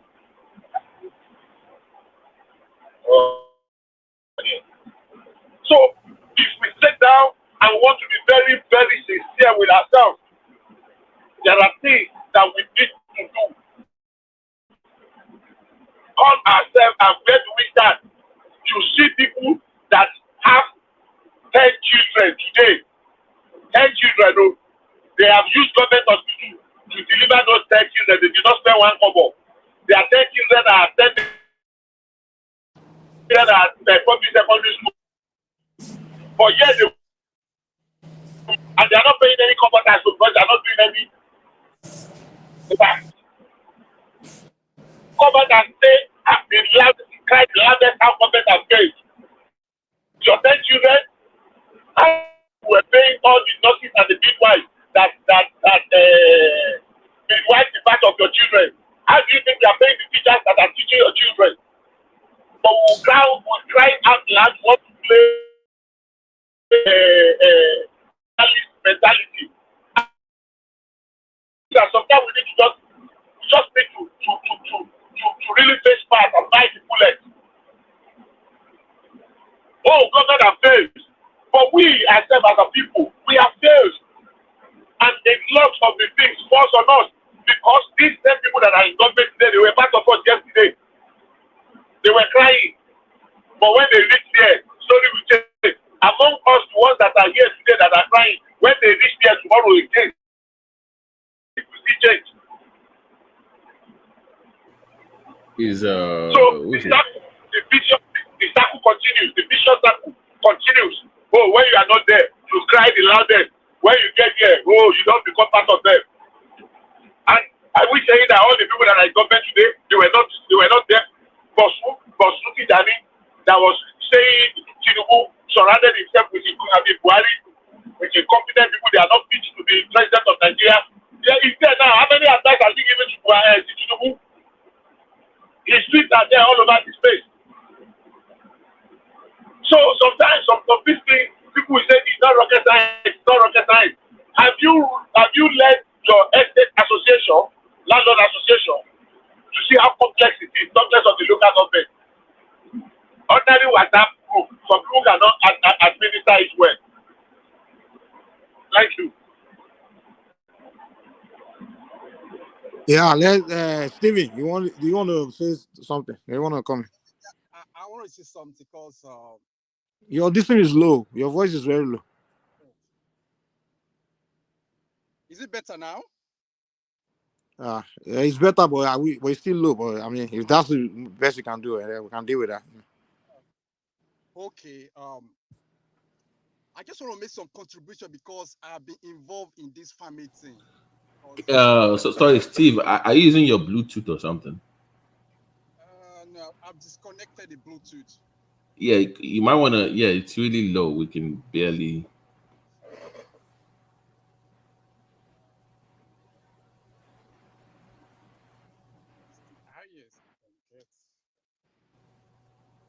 Is he there?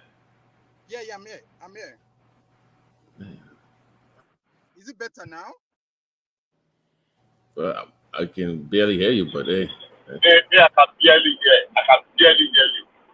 I'm not even hearing you at all.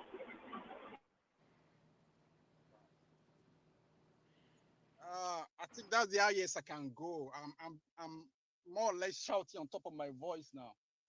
You know what I think? If you look where it says setting on your this thing, right? On the YouTube thing. If you see where it says setting, go to that setting, and then you see where it says volume. It's probably that your volume is there. You just increase it. You see where you can increase that volume. Because some people usually have their volume very low on the YouTube this thing. If you look down, you see where it says setting. Is it better now? Yeah? Is it better now? It's still low, but I mean, if that's the highest you can do, it's fine. I can hear you a little bit, but I don't know if can you guys hear me a little bit at least? Like I'm hearing it. Hello? Well, go ahead. If you can't increase it, you can go ahead and talk. I mean, we'll try to hear what you're saying. Okay, all right. Hello? Yep. Go ahead. All right. I just want to make some contribution because I've been involved in this farm meeting. I did like some fish farming back at home, and I have some oil palm plantations, and I have some acres of land that I was trying to use for farming too. But at the end of the day, I got discouraged. Now, there are a few things that is happening in farming, and people need to take attention to. First, the issue that Bishop mentioned about Fulani stuff is there, though maybe not very much, but it's still there. Because when I was trying to get some farmland, I have to be shopping around. People tell you don't go here because Fulani people used to disturb. So there are some farmlands now that people supposed to be using, and they are now off limits because those areas are, they are very susceptible to attacks. So that's one thing. Another thing is what Bishop mentioned about people stealing your things. Like, I made some investments in catfish farming, and when the thing was about to get to the time of harvest, I just got a report overnight that some people came into the farm and the whole thing was emptied. So those are one of the things that needed to be done. And when you go around try to arrest people, you get like a blind sight from the police. They're just going to tell you, forget about it, don't do anything about it, just forget about it, let it go. So there's no consequences for those people that are doing all those things. Because I'm not at home, I could not do much. And I just keep telling people, please help me look after this, help me what's going on. But all I get is, just forget about it. That one has happened, it has happened, just move on. And I did this thing for like 2 times. When I see that it's the same result I'm getting, I just have to abandon that farm. So I have a farm now with borehole dug there, with all the infrastructure done there, but I just have to abandon it. Because each time I try it, it's always losses and losses and losses. So that's one thing. Another thing too, when it comes to cash production, cash food production, like oil palm, cashew, there's one thing in Nigeria, like there is lack of knowledge. People don't know what is going on. People don't know what to do. Like when I wanted to start, I went about to do profitability analysis and all those stuff. I got some experts to look into all these things. At the end of the day, by the time the production starts, a lot of things were done wrong. Now, that's one of those key things that is happening too. And one of the major things that is happening now in Nigeria for farming too is how do you get your farm management? Now, before now, it used to be all these Cotonou guys that used to come around and do the work, and they do a very nice job of the work. They will come from maybe Benin Republic, they will do the job, you hire them for like 1 year, they go back and stuff like that, you keep rotating. But now, since the Naira has fallen now, and Cotonou money is now even more than Naira, those guys have literally disappeared. So now, you don't get people to even manage your farm.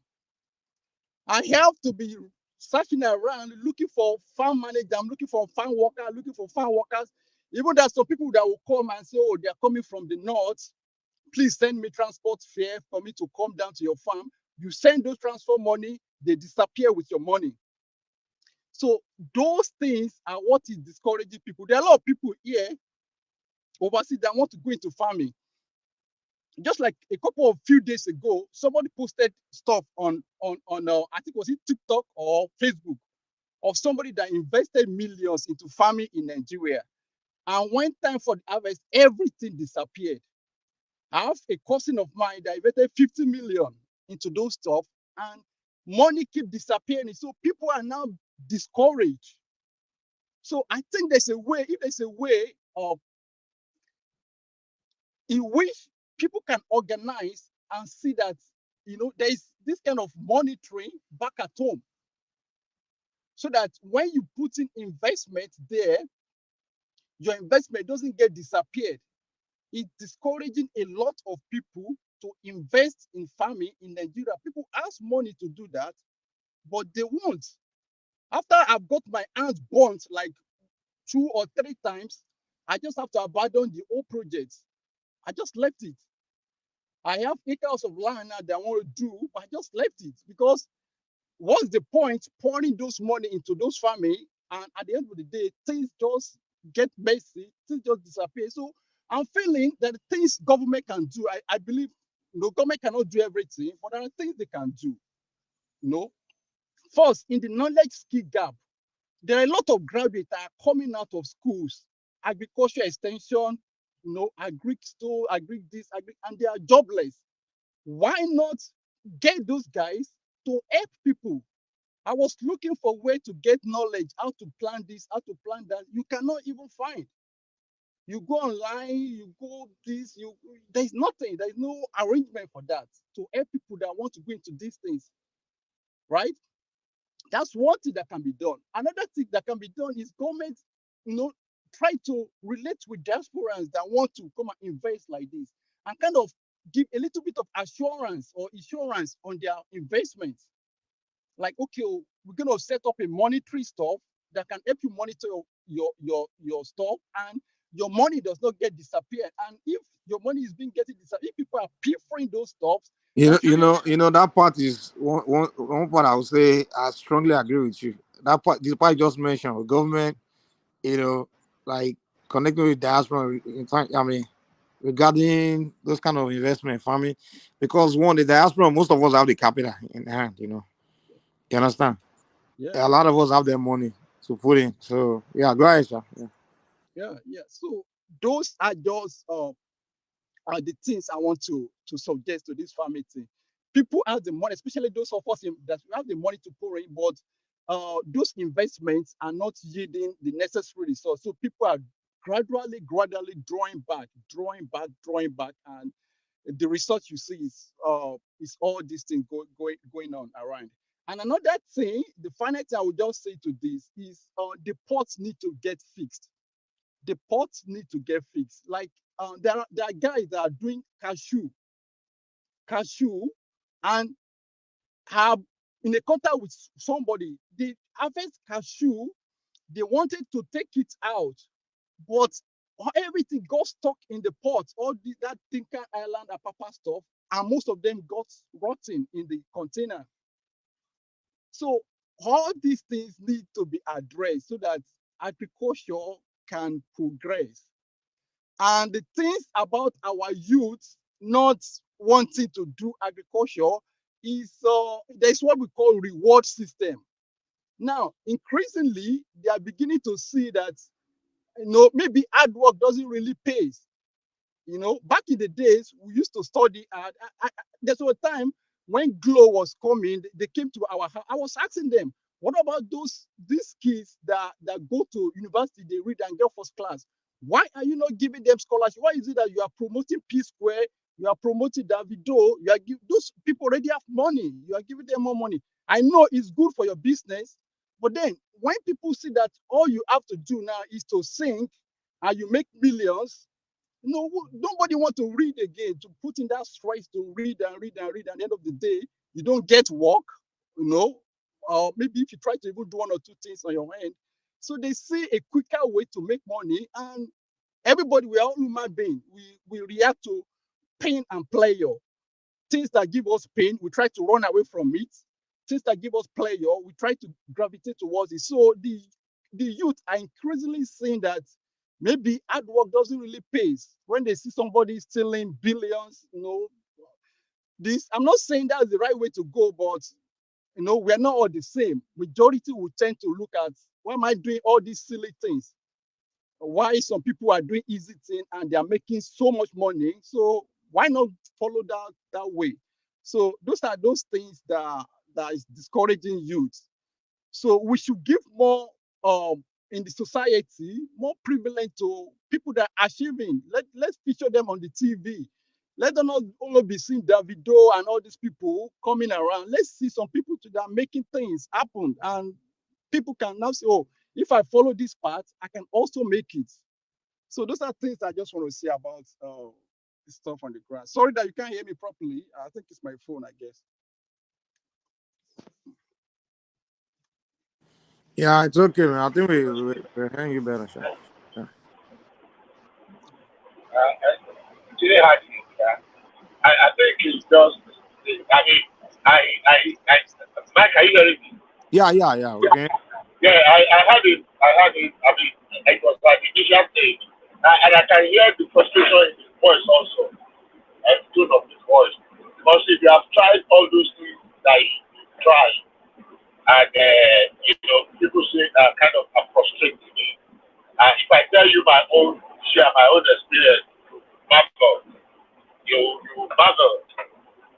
People came, there are 2 phones that holds about 4,000 fingerlings. As majority, people just came in the night, overnight, one night, and tear the pond, this active pond, and harvest the whole thing. Years ago, you can imagine what kind of heartlessness, how heartless people can get. Although, not that they just catch some of the issue, they open the street gate, just tear it open, drain all the pond, and just harvested back practically everything. And the way, all the while you have been laboring, whether you are borrowing money, whether you have sold your property to be able to raise, to put that back together. Some people will just come someday, or you see the ones that are selling eggs, stealing as much as 5 crates of eggs every day. Then we were selling crates of eggs for 105 naira. 105 naira for the crate. We were stealing at least minimum of 10 per day. That's really about 1,000 every day. What is the break even of the point? What of the farm itself? What is the profit? And you see that today the doing it now. Imagine ShopRite employed somebody and she carry her own POS machine. Everything that people buy, it was her own POS machine. She was swiping. Imagine that. How long will it take for that business to run down? That's the kind of thing we have. And some people will be praising her that she's smart. Oh, she was taught. So, generally, the government can do something, but honestly speaking, government cannot do everything. Our orientation must change. The church are failing. The churches are failing. The mosque, the religious centers are failing. Parents are failing. We are not raising children that, virtues, what used to be virtue in those days, truthfulness, hard working, loyalty, respect, obedience. They are no longer virtues now. Somebody came the other time, say with the Malian, we know the respect or something. What's that just slogan? And you hear parents echoing it. But the theory that respect. We are Malians. We know they get shape. We know they respect. And it became a slogan. And everybody, you see, supposed adults re-echoing that kind of nonsense something.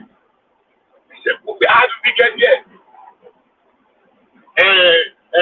Once, Bobrisky, I saw one video that annoyed me like hell. One mother, hey, Bobrisky, my chicken, my son loves you. He wants to be like you. You draw your tattoo for body. Some parents that were supposed to tie Oluwata, if you know what Oluwata means, around their neck and throw in the deepest part of the ocean. Some children that are supposed to still be babied, they are supposed to be, how do you call it now? They themselves are raising children. So a lot has gone wrong. But it's convenient and easy for us now to point at government. As if it is government that is raising your 2-year-old son that has turned to something else in the house, or your 5-year-old son as if it is fault of government that your 5-year-old son is lying like no business or that is stealing. So our problems are multifaceted. How do we begin to navigate our ways out? Introspection. Where do we start from? Let's look at ourselves rather than blaming the outside aspect. It is a common place now to want to blame everybody but ourselves when we know we are super guilty of those things we are accusing others of. We are super guilty. We are the ones, and that's why I used to say of this katam mentality. Everybody sees the other person as thief. What you are doing that you know that you are, but the other people. That's why Fashola will say when you are Yoruba people will say when you point one accusing finger, the remaining 4 are pointing at you. I pray that we'll be able to get out of the quagmire, but we have been here for way too long. God will help Tinubu. Let state governors to wake up to their responsibility. Maybe, just maybe, the tide will begin to change for good, for the future of the country. Otherwise, I hate to say we are doomed. Thank you.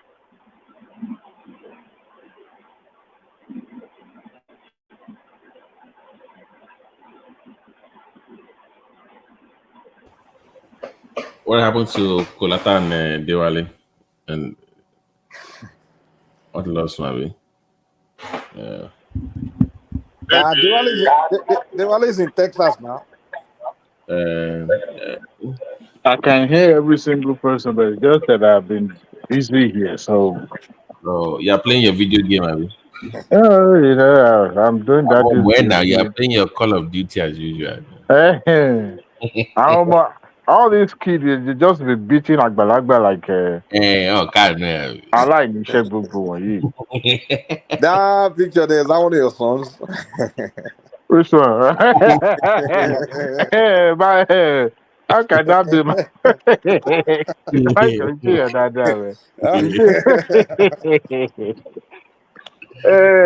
Like the boy they look you after beating you in a video game. I try. You see, I stick to Battlefield, man. I can't do Call of Duty. So Battlefield is more. Yeah. You know, I've been trying to buy FIFA 24, but that thing. Oh shit! Whoa, they didn't license them, but it's still the same content. Let me just stick to my 22 Jerry. 24. Yeah, I've been busy with Daddy duty, but notwithstanding, I listen to everybody's submission and argument. It's just that none of us has ever been in a public space before. Public governance is not that easy. I tell you this. It's easy to say you want to be. Most of the time when we are trying to benchmark, we have a golden standard. We believe what is done in this America is what is should be done in where we come from. It's not like that. You know.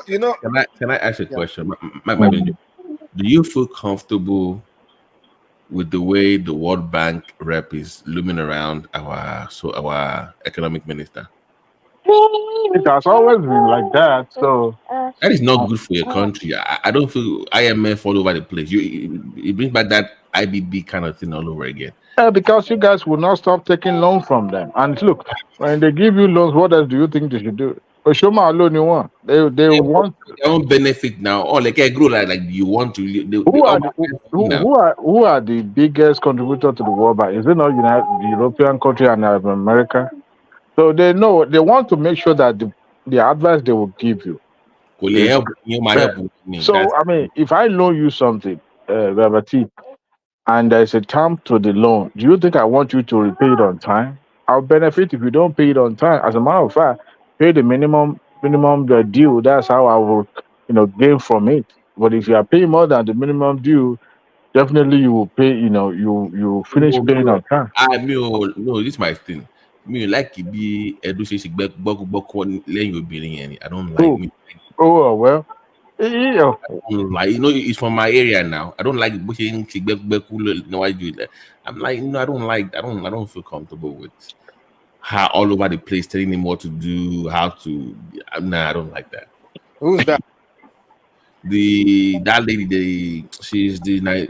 they have a rep for Nigeria from the IMF. She pretty much tells Wale do what to do. Like, is that bad? I mean, we are not there to ascertain that Babati that is telling him what to do. He can only advise, you know. Look, watch them. There's this stuff on Arise TV that they had this. What's his name? This guy that always battles fire. Rutus. Yeah, he was the one hosting the forum, and he had IMF and they had what they do. This guy was any question they asked him, he always look like they have to look out for him to help with the question. I mean, he didn't sound like he was in charge. You don't want to appear look well. The influence the World Bank has on African country is very enormous, and African country tend to be more, you know, to lose a lot if they don't abide with some of the advice, you know, that they give each country. So I think I think the old thing is like they want you to go at the level, but they want to curtail the influence of China. China is whether we like it or not. China will benefit your country more than F them. What I'm saying, you do what is best China, for you. how did you know? It's the long-term plan. I'm not saying that is yes or no. I'm saying if you do your own assessment, because part of your economy you might need China, you might need America. Spread it all out. Don't just focus on Europe or the West only.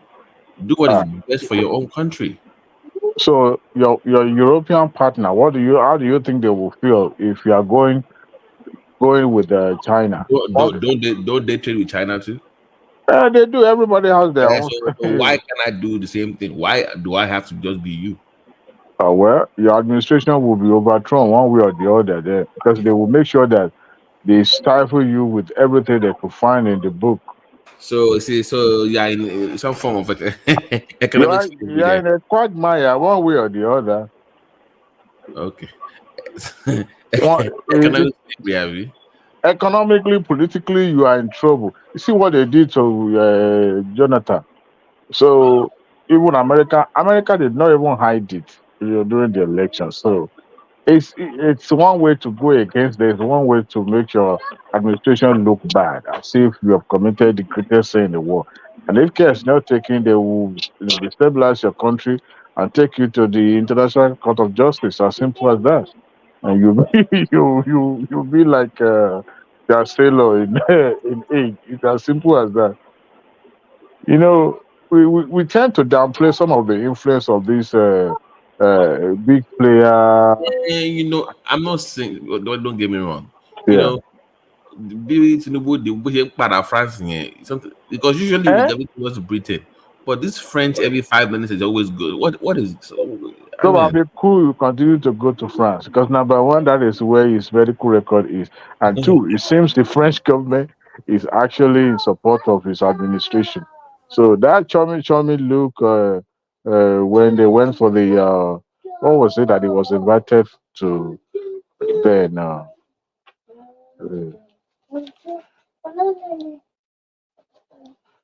can't even remember what he was invited then.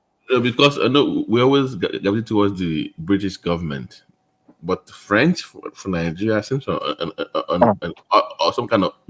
That's one that's one part I don't understand. Like when our French become this. When do you start?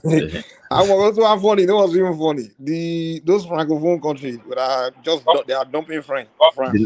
So now they make it like a bad person. Like it depends on your level of negotiation. No. Tinubu is trying to preach moral this thing to them. Like they're like, "Oh, you are always going to France, and you want us to listen to you. And we are listening to you. Then you must be France talking through you." Well, they can read the handwriting on the wall, but it's, at the same time, I mean, why is that Tinubu not going to United States frequently? Or UK is because those people that put them in power are the one that is controlling. Oh my God. No, but just before now, Tinubu has had, I mean, towards French, business-wise, is much worse crap than both UK and America. I mean, for past 20 years. I'm sure he has a home here in France. You know, it's more, it tends towards, so I don't think it's the government now. It is his personal business that he has relationship with. Yeah, he can influence the government at the same time, but I don't think he's going there on behalf of the government.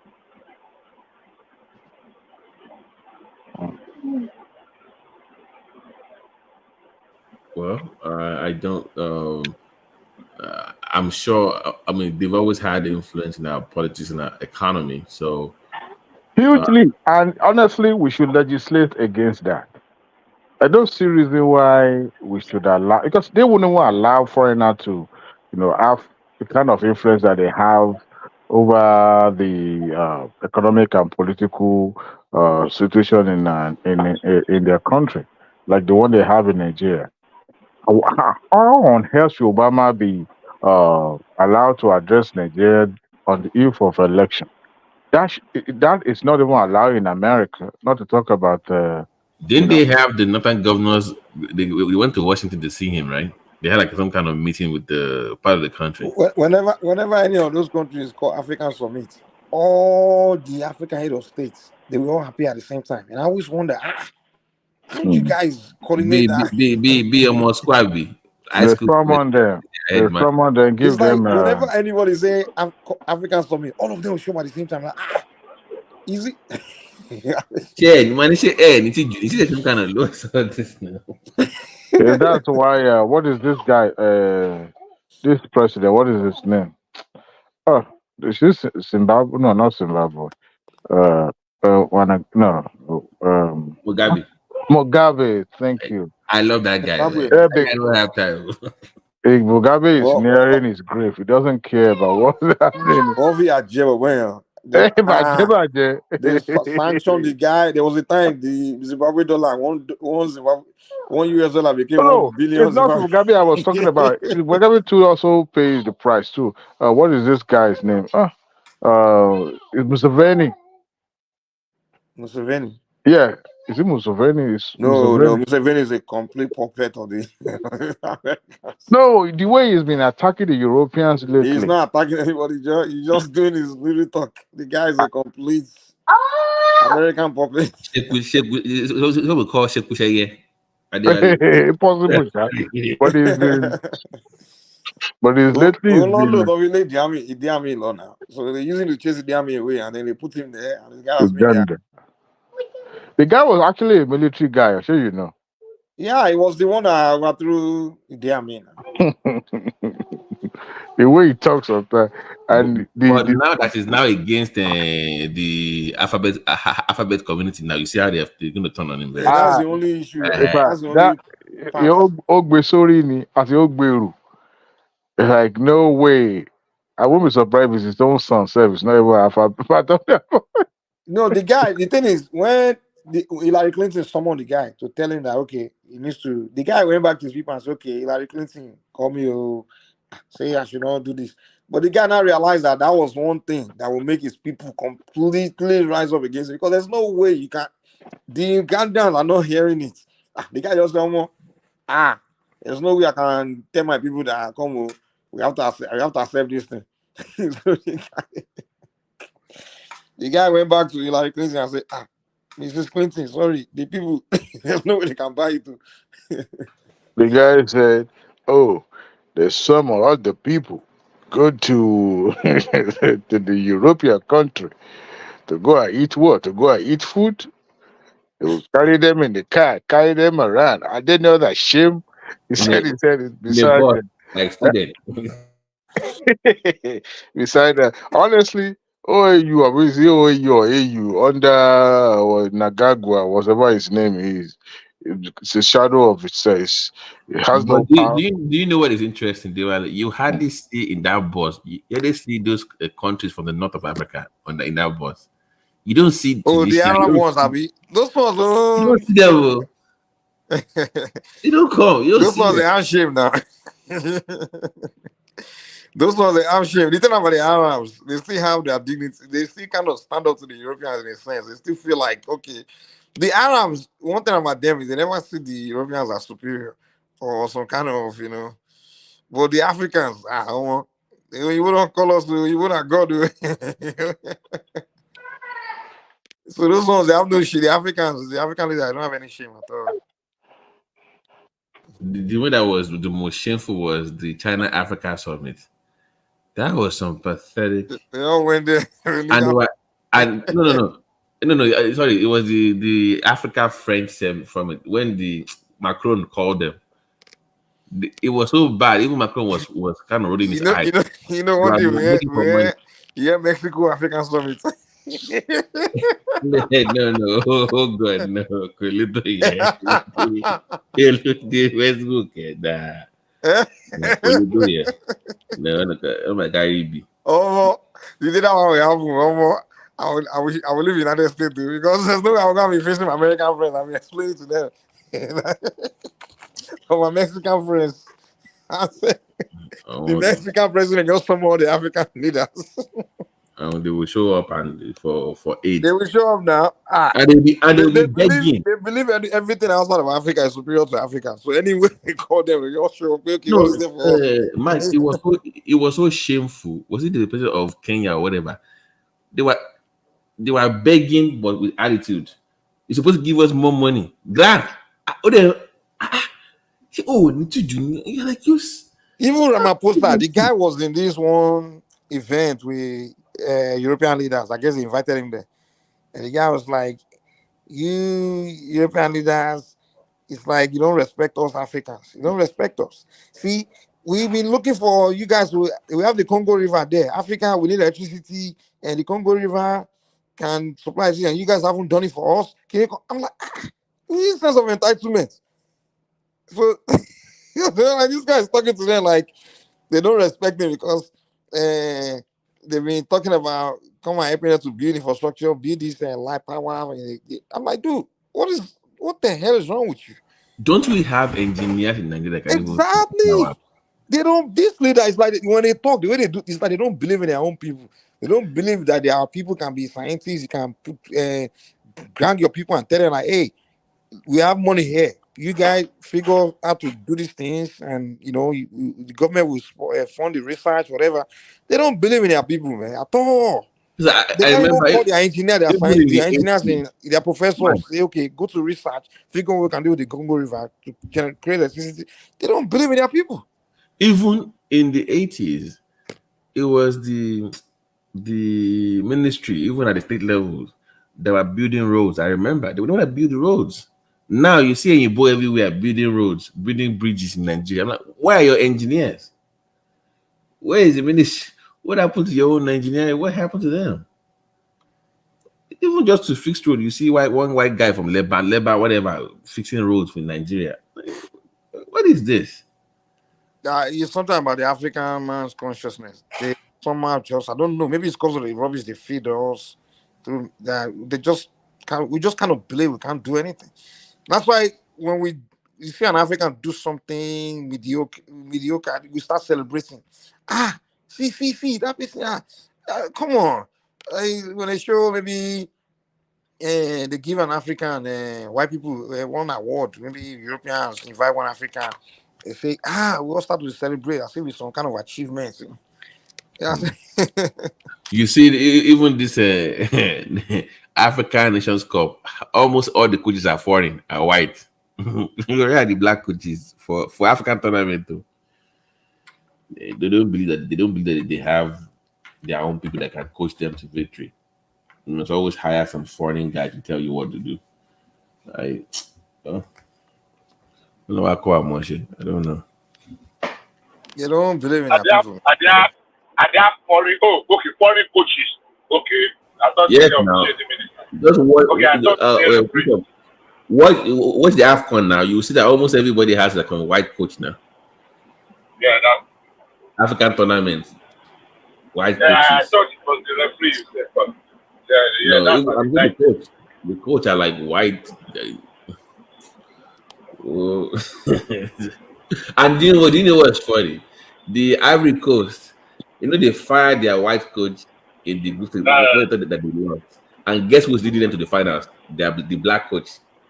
The one you should have had in the first place. No. See, let's be sincere with ourselves. You see what the man taught them during this match? And now, I think they were too hasty. Yeah, they made a mistake, they made blunders. You see now what this man taught them that took them to the final? Of course not. Okay, it is what it is. Yeah. God has sent the local coach to shine now. So if they win, unfortunately they will not win it this time around. At least just against Nigeria. Yeah, I mean, they have a chance. They have a chance. I mean, they are the home. Sorry. I want us to even more. Do you hear the number of people that died yesterday as a result of heart attack during our penalty shootout? Yes, I had the famous one person in the East. I don't know, APC person. More than one person there. I thought it was only the one politician like that. No, Cairo. No, more than 5 or 6 persons now. Cairo Juku, that guy from Delta that was in the House of Rep before, that was in PDP that he got to APC. There's another guy, Okeke, in Cote d'Ivoire. So Bishop, if 5 died during the semi-finals, finals will go against the host. Nothing will happen in the final. I think the tension of South Africa, South Africa that's South Africa. We don't see. I would rather prefer we lose in that final than in semis. I'll be honest with you. Penalty kick,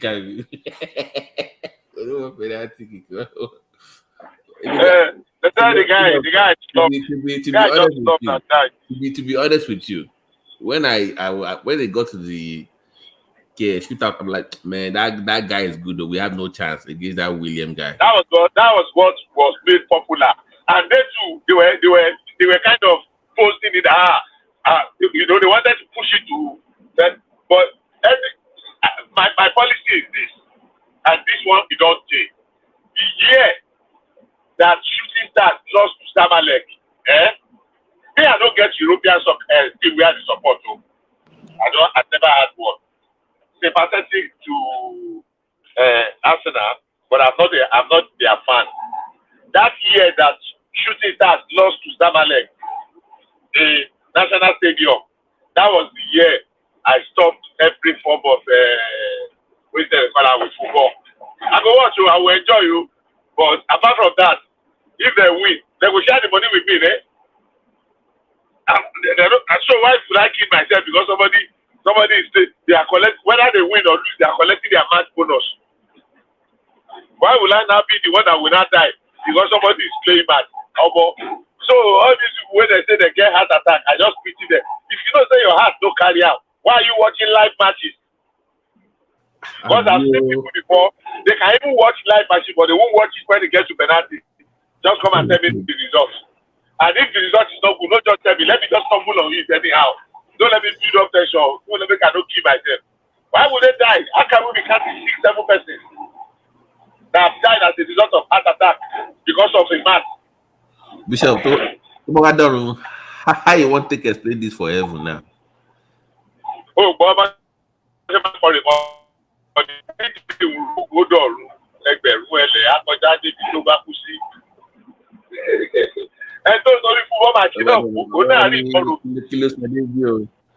know. You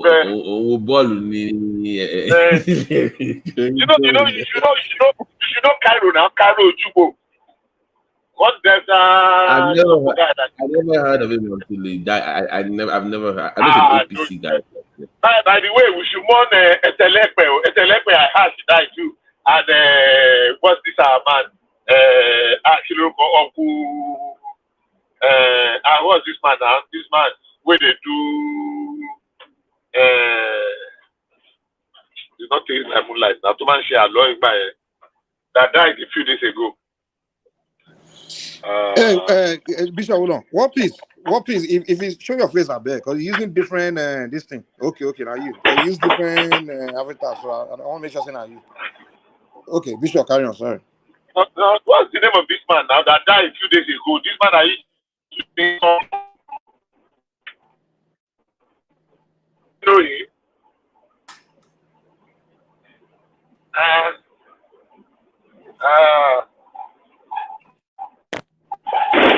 somebody help me now. He was very old. He died like he used to act in some movies. Is it that former governor, former Anambra State governor? No, not governor. Oh.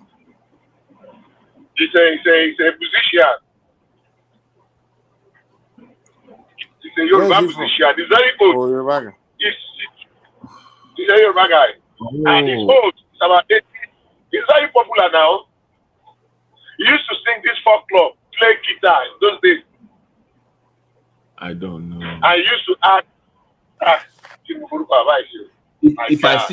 If I see his picture, maybe I'll know. You know, I might not He's know. old. He acted in some Yoruba movies. He's look at his name, and I'm looking at his face like this. But you know SL Ekpe? No. You don't know SL Ekpe too? Mr. Ekpe? Oh, do you mean Olafanabi? Eh? No, not Olafano. No, not Olafano. Is he Olani? No, not Olani.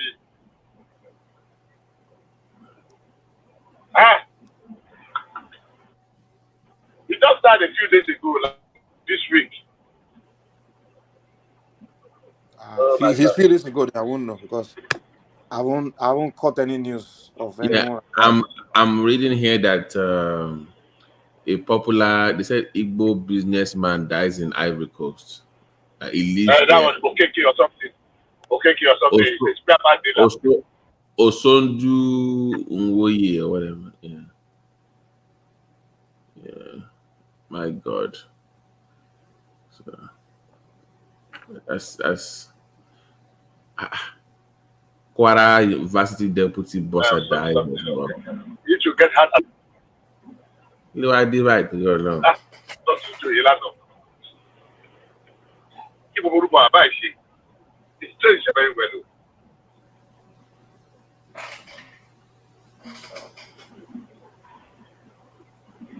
And I'm shocked because she is not very old now. Etelekwe should be in late.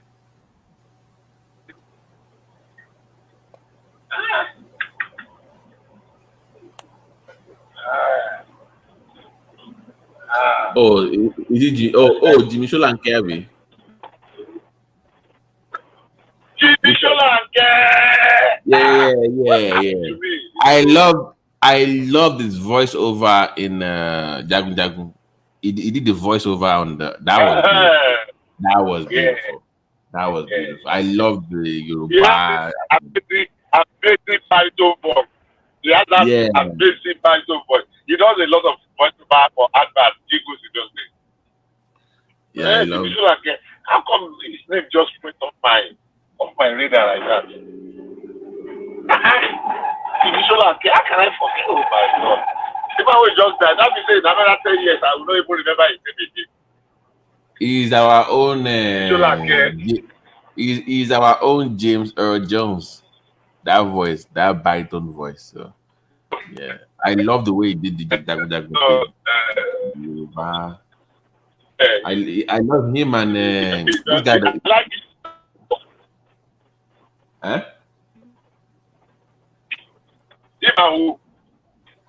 This guy that did the Koshegbe, what's his name? Koshegbe, that became a king now. Koma act him or the base by Kola Oyewo. Did you know who that is? Do you know who that is? You don't know who Kola Oyewo is. Kola Oyewo is a king now, so he doesn't act anymore. But he used to act back in the day. So he was the main actor. No, he was the main. What was the his father, name? the custom man. No, he was the custom man. Yeah, he was the custom man. Okay, that's what I want to remember. He lived in Osun, somewhere in Osun. Yeah, he's a king now. Yeah. Yeah, but big boys like this, they have a lot of them that Those are classics, old Yoruba classics. Should be, what's the name again? I mean, it just, well, they got rest their souls. All the ones that died because of football. It's just amazing that number of persons with that.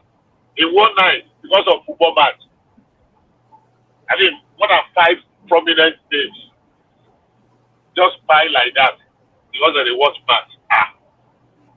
Now that Cairo Ojoko, I ain't shop papers. Oh, it's relatively young. Cairo is not. How old is he now? How old?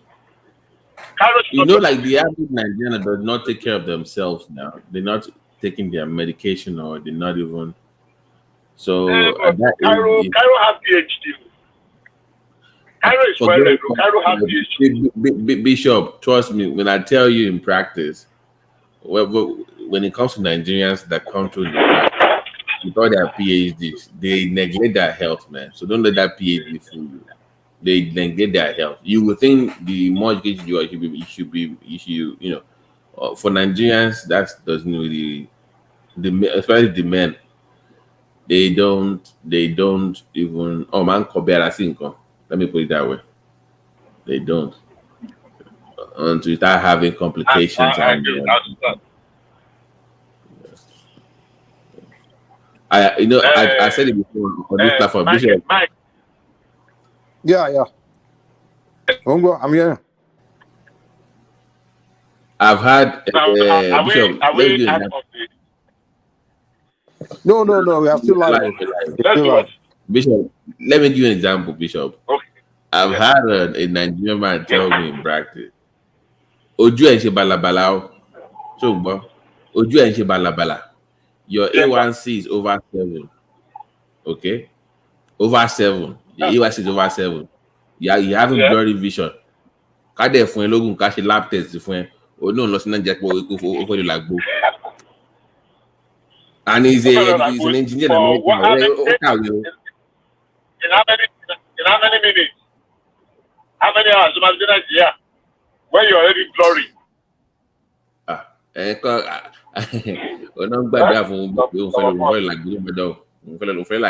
Okay. So they can win now. And he's educated. So can you will Nigerian guys, man. I agree with you. I agree with you. What's up, man?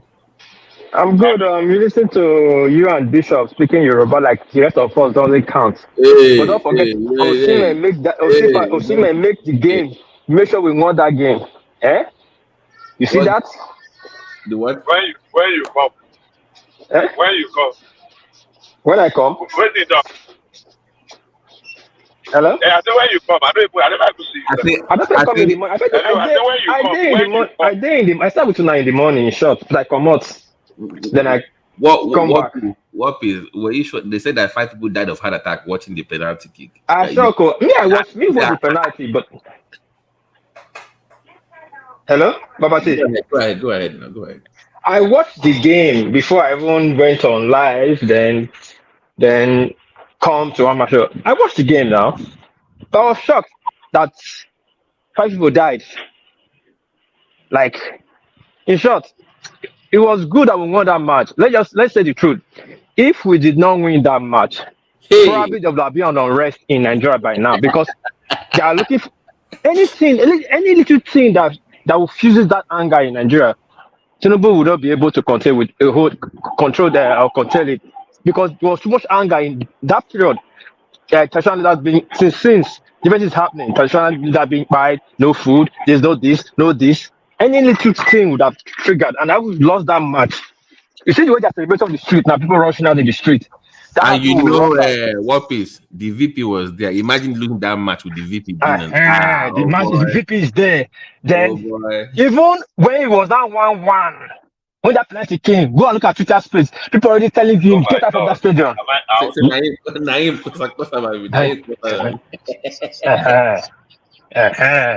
You're only telling him leave the pitch. You know.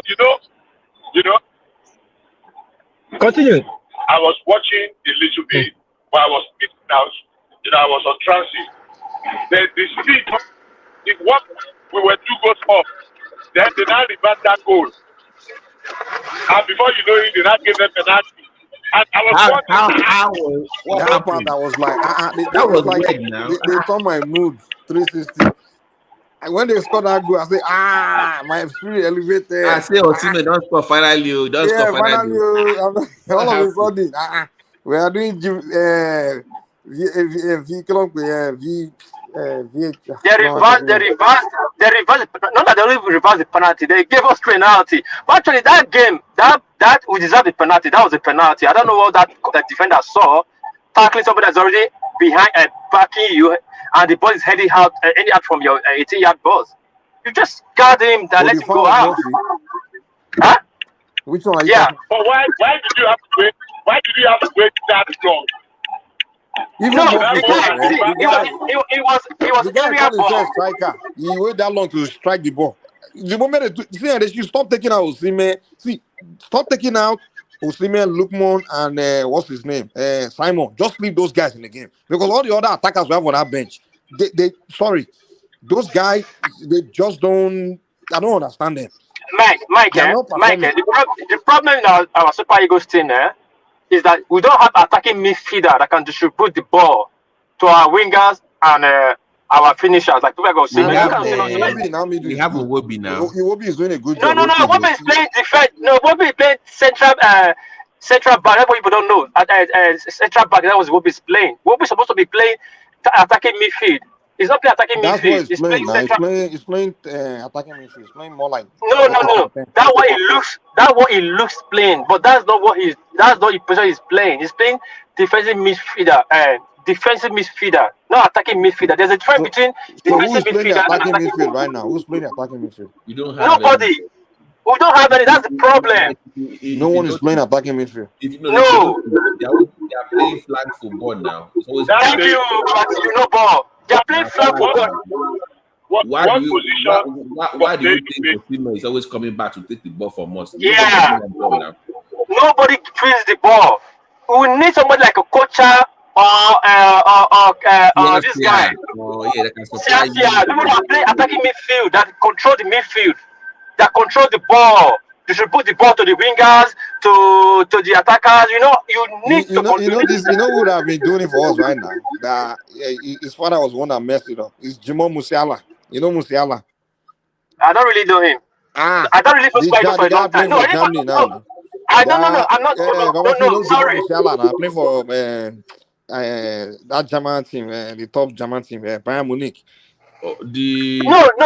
Let me tell you what happened now. You know the guy, his mother is German, his dad is Nigerian. He was born in England, and when the guy wanted to pick a country, he had the option to pick either Nigeria. Who's that? What's that son? He had the option to pick. What please mute yourself? Some sounds coming from here. Sorry, I'm. Yeah, so I can talk. Okay, thanks. So Jimo Musiala has the option to pick either Nigeria, England, or Germany. He didn't grow up in Germany. His mother is just German. Well, he was born in England, raised in England. The boy said he wanted Nigeria.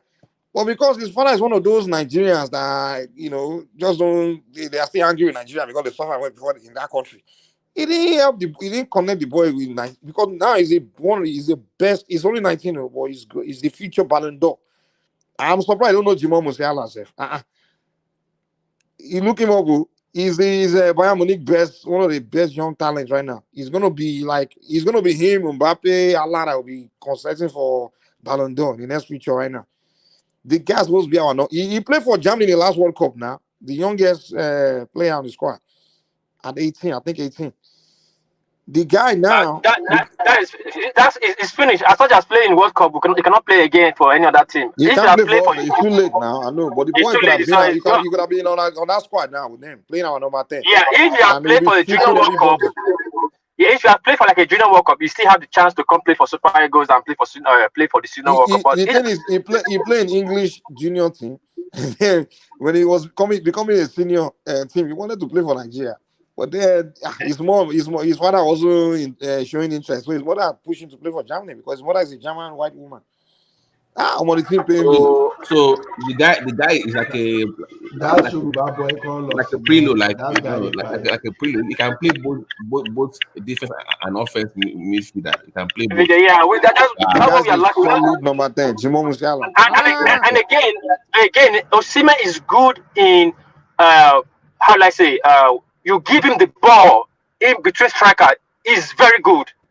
He's an aggressive striker finisher. So when you give him ball between defender, he will cause problem or damage. He has a pace and stamina to muscle Yes, them up. thank you. That's what I'm looking for. He's a paced attacker. He's not a fixed. He likes to be on the run to give him the ball. Give him the ball in the danger area, he will do wonders. You see the 2 balls or 3 balls he used to try that keeper. He took it from the defender and took a shot once. I think what they need to do is play 2 strikers, so that way Osimhen will not have, But no, Mike. What happened is Boniface got injured. If you had Boniface there, it would be easier for Osimhen.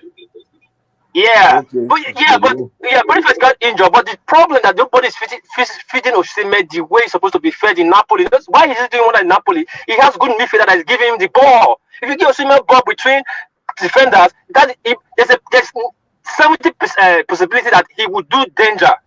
That ball will go through, and that thing has been consistent. We don't get like a Cavaskelia for our team. That guy is a club. That's the problem. Don't you see Osimhen fall back to come take ball, and the guy is good. His long legs, like Usain Bolt, is giving me advantage when he's in the area, the opponent 18-yard box. But it's okay. Let's see what happened in the finals. But we thank God they won that match. If they didn't win that match, probably there will be a lot of problem. Nobody expected Nigeria to go this far because before the tournament, they are getting better. Even if the game they played before the tournament against Guinea, they lost 2-0. They are getting better and better every day. And we lost 21 players to our young players to international side, including this guy you're talking about, Saka and others. We have 21 players that is playing for European club. Let me tell Mike something. Nigeria is the only highly rated club remaining AFCON. Nigeria was rated by whosoever, but maybe not Nigerians. So they are the only highly rated team left. That's not true. That's not true, man. Nigeria is ranked number 7 in Africa. You're saying we are the only highly Morocco is number 1. I say one of the more highly rated. 7 out of 1. We are the only highly rated team. If you look at the early polls for the top 11 for the competition, we had no player in the top 11 in AFCON. Let me tell you the person that talk that thing. Don't even be me na Sunday Olise talk am. So we I talk am that make you. So now them say go give us. You don't He's a former player now. Ola is a former player. Of course, he wants to. Of course, we ginger now. He's not. We don't rank anything. No. We're not rank anything. But when it comes to the marketing now, it's good for the AFCON. But Nigeria is. Do you know that Osimhen and Yoruba boy say no be Edo boy. I know. I Lagos were grown now. That Yoruba boy. What is before you claim Abo? Na Lagos boy. Don't be Edo boy. I know. Na Lagos boy. I take my parable. What place where you get now? Which one be all this fine? I go Costco. Sorry. I met my parable. I go Costco. Go buy water. Benin say where warrior forget peace. Now be family home. So where the boy forget making name. So now he be home. Now Lagos are home. It's okay, no problem. But the good thing is that he's delivering. Then that Osimhen, not Ifatunji. So I'm happy about that.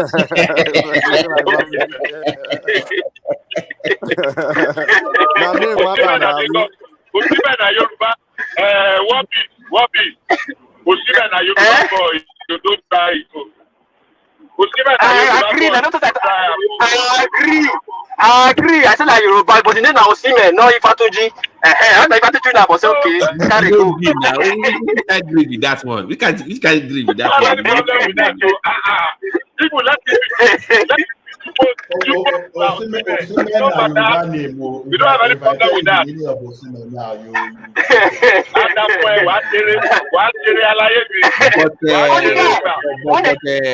What piece? You see that I think we are fun our goalkeeper for the next 10 years. That goalkeeper is solid, my guy. He's tried to. Guy is come on. That is the guy. He tried. You see, the South African goalkeeper, they were so praising so high, like he's Mr. Invisible, because he played with Cape Verde, what they call them. That's why he was diving ball. I talked him before, I said that 3 years, I mean, Mokiti dive. When he came to Nigeria players, but now the guy was jumping up and down. He didn't even see the ball. I don't know the guy will lose because my internet skipped. But thank God, I didn't see it. But the rest of them plays their angle very well. Why you guys not dive catch for? Why didn't you catch for? That's African goalkeeper. And South Africa was just one Bali, the way he has played. I heard that even in SC they say that he should not come back. The lock. The way he has played so far, I think they will move into a club in Europe. We pick him up very soon. No, the guy is good. See the guy. There's one game. The one boy saved when that bad striker, the South African striker, was disturbing us. The shot the guy took inside the TR box. He rebounded that ball, and when the guy hit the ball again, the thing went through over the bar. I almost fainted. The guy tried. One ball he tried for us. He tried. South Africa was just oppressed. The South Africa dominated that game. If it was that tall for nothing guy. So, oh boy. Every time they play shot, the zone they can't. Do you know Nigeria have very? Do you know Nigeria have a very? Yeah. Do you know Nigeria have a very young, promising goalkeeper? He's under 20. They wanted to sign him in Europe. I think in. Is it Manchester United to sign $5 million? But I said no. The passport problem. He was supposed to be the main, but they couldn't get his papers. Which one is that? There was one. I think it's German, something like that. That was. Never that one. The best Nigerian goalkeeper is in Japan. His last name is Obi. He's 19 years old boy. Bad. He's keeping for Japanese national team. Even Manchester came for him recently. He refused. That he's not signing. That he's still building. Japanese national team. We don't even use that now. Japanese. No. They don't use that now. Not saying that politics now, but the guy is good. 19 years old. The guy refused Manchester United signature because if they sign him now, they will kill his career. Why he go play for Japan? Why is he playing for Japan? He's a citizen. He's half Japanese. He's more Japanese. He's born here. Yeah, now no, he's irrelevant. If he's not playing for Nigeria, then what's the No. It's not. I said you look my language. I said you know Nigeria best keeper yet to be used. And problem Nigeria get politics. No, but we can't use him now. He says he's already playing for Japan. We don't get keeper now. We know No, he has not keep for national. He's playing for national team, but he has not played for. He has not played yet. No. But he's the best. He's the best. Good guy. The guy always talk about Nigeria. Has he played for the Japan national team yet? No, he has not played for the World Cup. You can play for the national team, but if you not play for World Cup, once you play World Cup, that is finished. I didn't ask when I play World Cup. This guy, has he played for their national team yet? That's what I'm asking. No, but he played in the club here. But we can still use him. But the reason why I'm saying is because the rule is say if you don't play for any other national team once, you can't go back to any. Yeah. He won't go back to Nigeria. He's playing for this thing here, one of the best here. And anytime they have Nigerian matches, one of the guests, every big TV here, bring him up. The guy is good. The guy is good. If that age he play for, he can still play for his country. Yeah, he play for the junior team. Yeah, junior team. Yeah, the guy is good. Tall. Look at that game, man.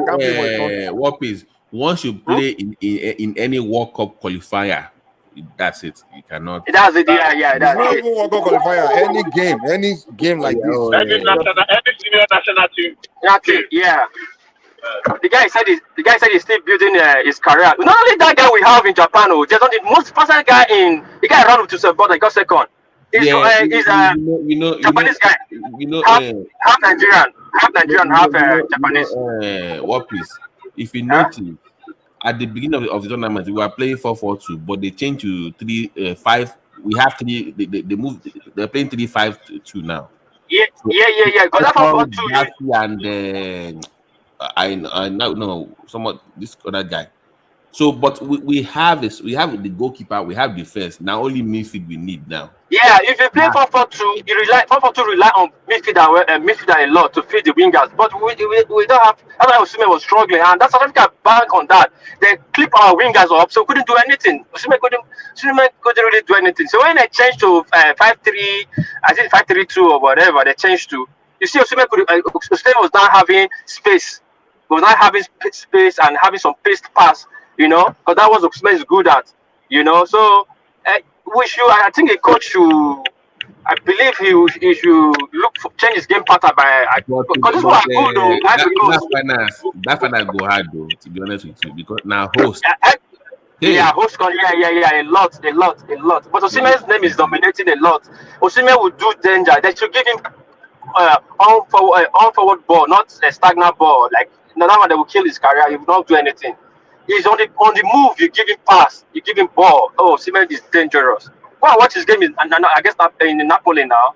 What he did, what he's always doing. I have season pass to the league now. Last year, I did follow it every time. I did follow, so I know what you're talking about. Most goal is Loboska, Cavaskhelia. I watched almost all of these matches. In fact, they should have won Champions League. You know, he got injured. He got injured. The guy was good before he went back to play for them, and he still scored though. He scored, but it was it's good. Anyway, let me speak about that generator thing of South Africa. You know, it's becoming ridiculous. Nigeria, up to the extent they're now mocking in our face, and the Minister of Power is sitting there speaking smiling. It's in 21st century. Is it like we will still be fighting our way to figure it out? Why can't we just close our eyes? We have so many resources. Call and even though it's Chinese company, come take these resources, build light for us. What piece? Remember, OBJ signed a deal with Siemens for that gas plant. Who came and cancelled it? You remember? No, we have a problem that we don't have a continuous policy. The thing must first put that in. I understand corruption. We tie this with corruption. You don't just cancel a deal like that. You revisit the deal and renegotiate. Remove some things that you feel that is not right. You know, you have that clause. But we just set ourselves back again 20 years back. We're still fighting for light. At least, if we don't have anything, let's just have that light. Give the money they have stolen for the past, let's say 10 years now. Would it be enough for us to build a light this thing for ourselves? And you know what's crazy is if you get light and you get security, people will come back home now. Yes, now. But again, we understand. We understand there's foreign element in it. Warpeace and Babati, I keep saying this thing. If we get light 247 today, it does not guarantee industrialization. Trust me. It's all about. No, we don't say. We're not saying. No, we say that. We're not saying you have something to work with. Okay, light. Yes. Security deal. Then security deal. You cannot come home start thinking. You know, Ola, if you go to Nigeria now, your brain will reset. You see opportunity. People in Nigeria don't see the opportunity. Just go home. You see a lot of opportunity. So, what piece? You want us to go higher and you both to do it for us? You don't want us to do it? No, we cannot. I don't know, my brother. Let's call it a spade a spade. We cannot do it. I don't agree with you. No. We cannot do it. This is the reason why. No, that's not true. Okay, now let me tell you something. Do you know? You at Japan, as best they are in technology, there are some certain things they do here. They're contrary to people. We know. Huh? We know. Where? We know you can't do it. So why we cannot build light? We don't have engineers that can build lights. We can't. Come on, man. That's disrespectful. Okay, now let me ask you. I heard Bishop was talking. Bishop was calling out Nifo and some. Bishop, are you there? You said it many times before, and I agree with you. You have called us so many institutions, research institutions in Nigeria. But please, Bishop, in your own words and in your own voice, can you tell me any of these institutions that invent, not build now, come out with a blueprint that we sell out, a blueprint that we sell out for invention? Please, can you tell me one? Let me comment. I align with you greatly. Let me put it this way. Honestly speaking, we don't need to reinvent the wheel. The technology for power is already there. It is just visionaries, people that have vision and that can run with it that we need. What are we doing with all of our professors in our institutions and our research institutions if they are not adding any value? So what are we beating ourselves about them for? We have a lot of institutes or institutions that are supposed to be go to other even smaller European countries. Bishop, not theory now. So theory, no I I went somewhere. Babati and Well, Bishop. I'd like to say Let me tell you something. something. See, Wait. that thing is exaggerated that people are not doing anything. See, it is policy. Now, look at it this way. That's what we're in the era of second globalization now. Do you know what killed the first globalization? Politics. Now, the type of what Trump wanted to do the other time to block China or use tariff to limit importation into this country. Now, if Trump is there today, probably many American companies will have decided to be producing locally. They will have moved their production back to United States. They may be Wait, using we already robotics or have whatever. that. We already have that Wait, going on. We don't need Oriola, let me Trump do to do that. that now. Wait now. We Wait. don't need Trump to do that. Now, what we are talking here now is this: you may have the entire electricity, but if your policy still allow imported goods to have advantage over the locally produced one, you are wasting your time. I don't know how long I will emphasize on all those people that are producing locally, Bua, Dangote, and even the locally manufactured cars today. Even the guy that is manufacturing the armor personnel carrier in the Ijebu there, is it the Ijebu somewhere in Ogun State? See, look, if you support the local production with your policies, policy is the only reason Dangote move up, because you block all those importation of cement for Dangote to step up. So, as long as you see allow toothpick to come to that country and you are not promoting someone to produce toothpick in that country, we keep complaining that, oh, it is electricity. This thing is not electricity as long as we still have other services in Nigeria operating. So to me, it's not electricity can make your production cheaper or maybe your environment cleaner where you have a pool of electricity, but it's not the main reason you will be industrialized. And I don't think it's the policy too. But before I go on, I want to say this. I only came in because you guys were discussing about the fact that ministers, they're not doing anything or they don't have agenda. They have agenda. And I have them. If you go onto their Twitter space, or some of the website is not updated, but I think one or two have updated, but they already have the agendas. So if you guys want to discuss the agenda, I can actually paste it. I can send it to the chat and you put it up and we can discuss all the agenda to see what they're currently doing right now. So that's the only reason why I came in, because they do have agenda. But any day that you want to discuss it, yeah. Listen, you came here. You said we can build what's it called, a power dam to give us Before we go to that, I just want you guys to know I know. Can also get it as well. Yeah. So now I know. Right, I know.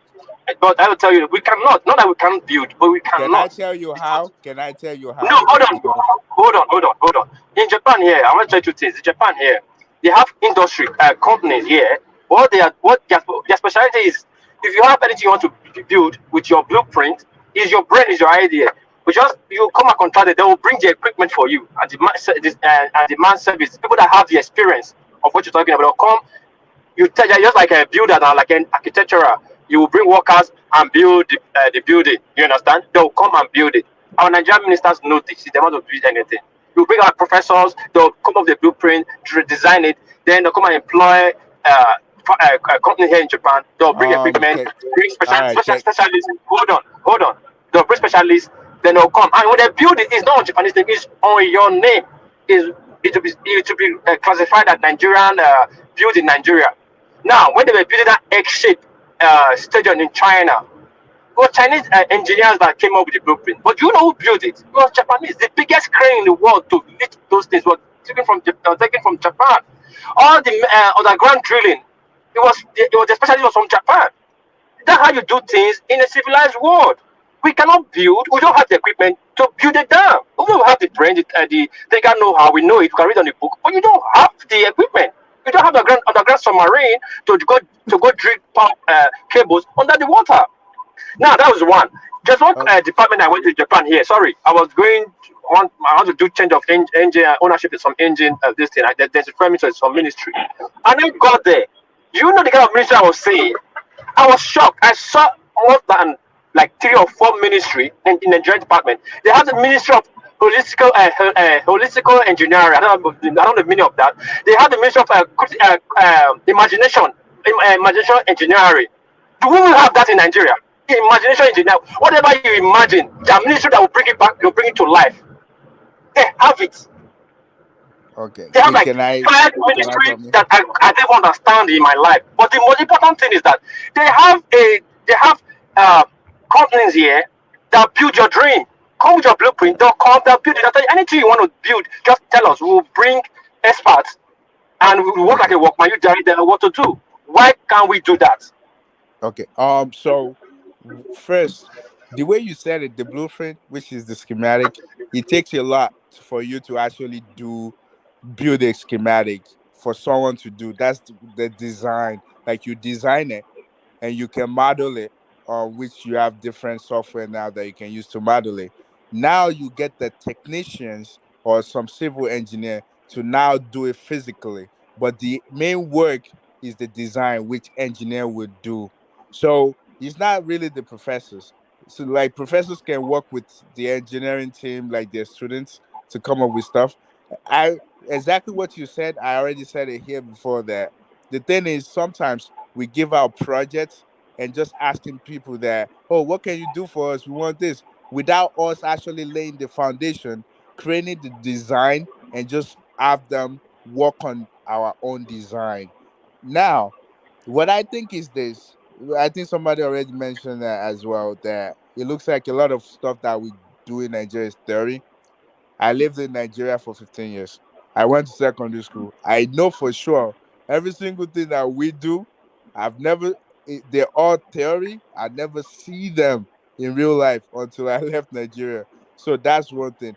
But now when I say electricity, come on, now we have solar. All we have to, and we have on northern part of Nigeria. There's so many sunlight. We can do that. A lot of country now they're using alternative energy. Like look, Houston. I think we have some people that live in Texas here. They have the largest when it comes to turbine, the wind turbine and the solar.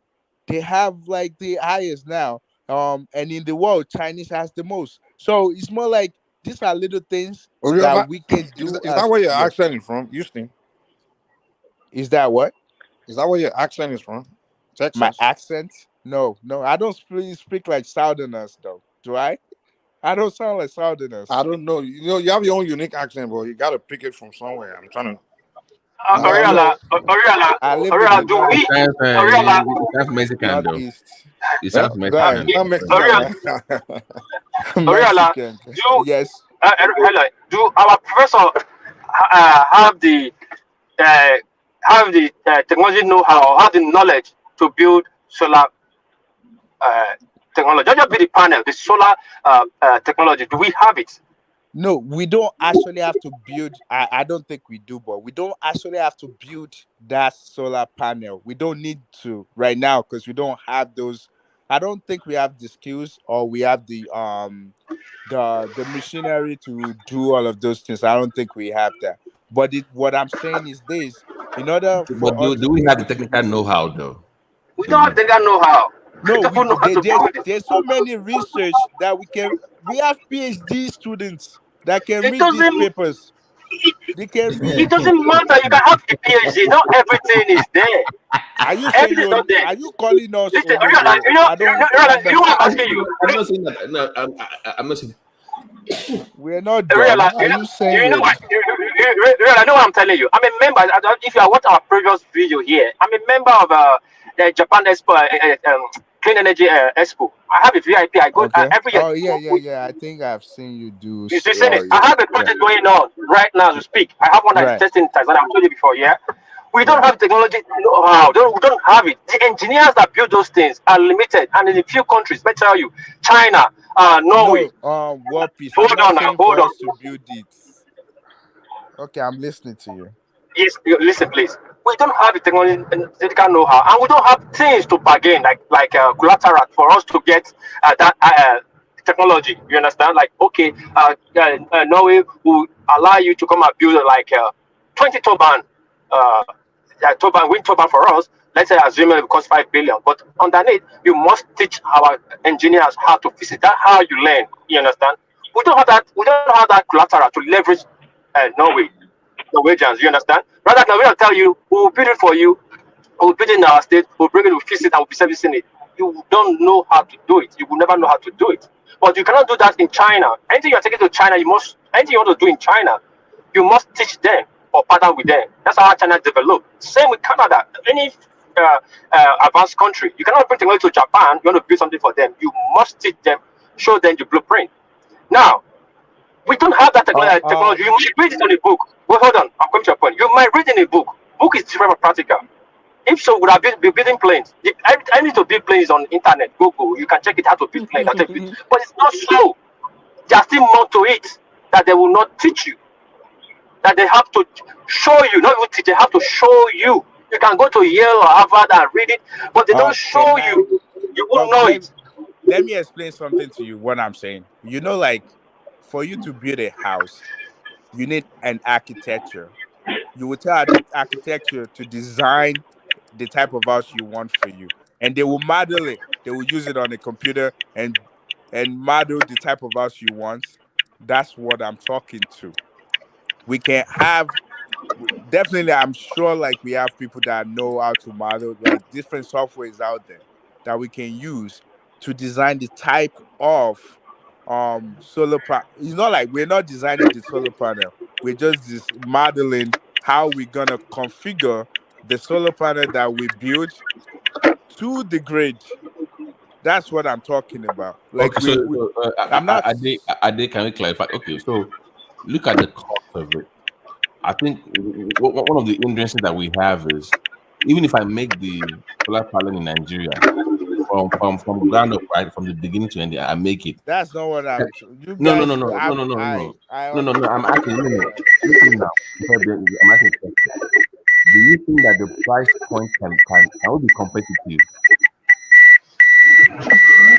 compared to what people What's can that import? noise? Where is the background noise coming from? Yeah, I don't know. What's it mean? But That's Warp is walking away. It's me. Sorry, I was parking. Sorry. But I'm saying, like, because I saw there's a company that wants to launch. They are building. I think it's the north. I think it's maybe Niger State. They want to build like a solar panel company where they will make the whole thing from the scratch and everything like that. They will produce them. But I think one of the issues that they're having is like the pricing of it might be able to be more expensive compared to what people can import. Right. It doesn't make sense, and I will tell you why it doesn't make sense. Like, what they're probably trying to do is the processing, meaning they have to, like, those glasses that they use and Yeah, all they are the raw making that. materials. They are making that actually. They are making those panels. They want to make those panels.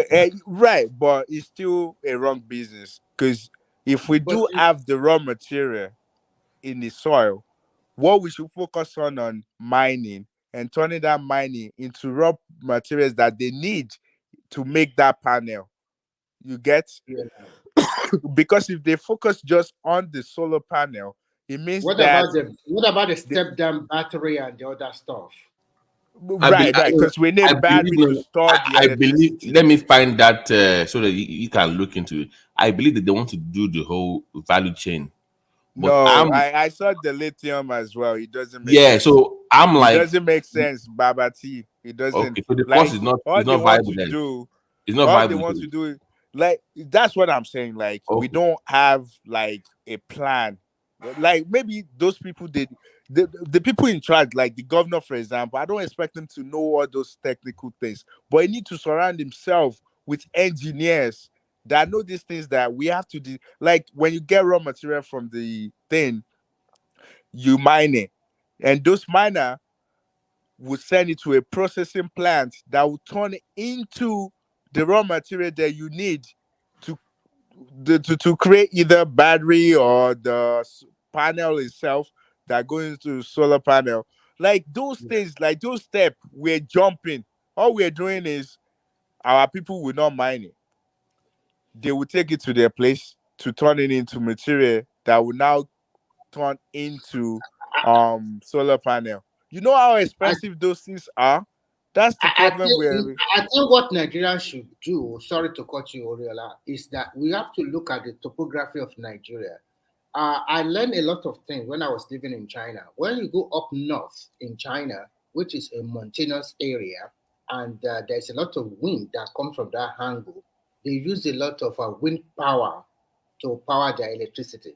You see this kind of big, tall, look like solar a fan. wind turbine. Oh, Yeah. let me correct So, something real so, quick. so when you go to like their Before inner you go ahead, Mongolia, sorry, they are actually focusing on the batteries as well, that's what it's about. Yes, that's correct. Yeah, because you need something to store the Yeah. electricity So that they're let me generating, which is the so battery. So, they are, and apart from that, you know what they teach that Marvel mill? There is a bridge in central China. The bridge spans about that's about 20 to 25 Yeah, the kilometers. longest bridge. I know Not, about not, not, not. That is not the longest bridge. One of their bridge.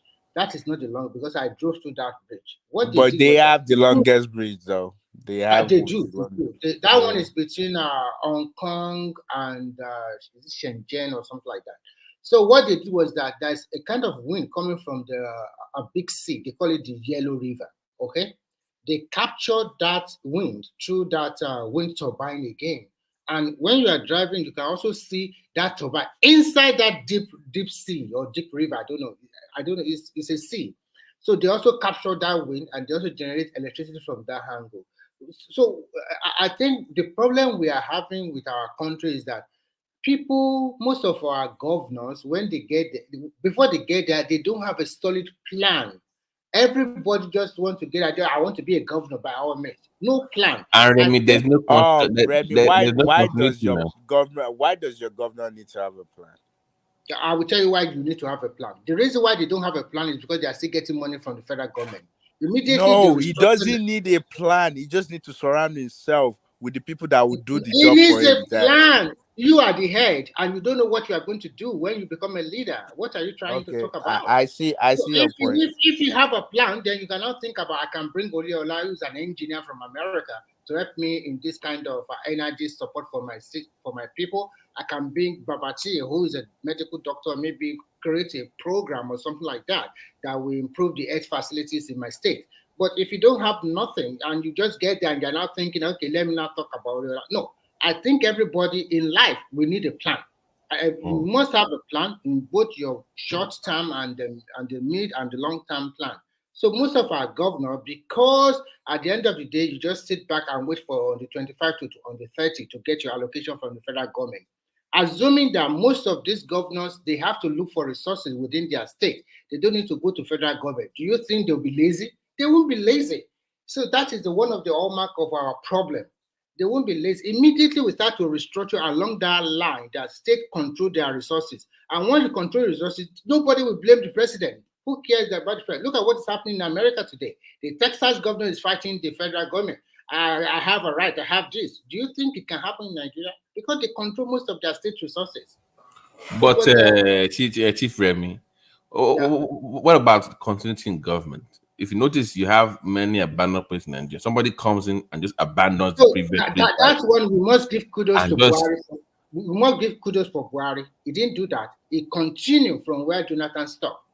And he makes sure that he finished most of the project. Look at the case of Ambode. Ambode ignored that train for 4 years. Like, so if Ambode continued the process but that's why they kicked him out. That's why they kicked him out. Rail. Maybe today that is my point.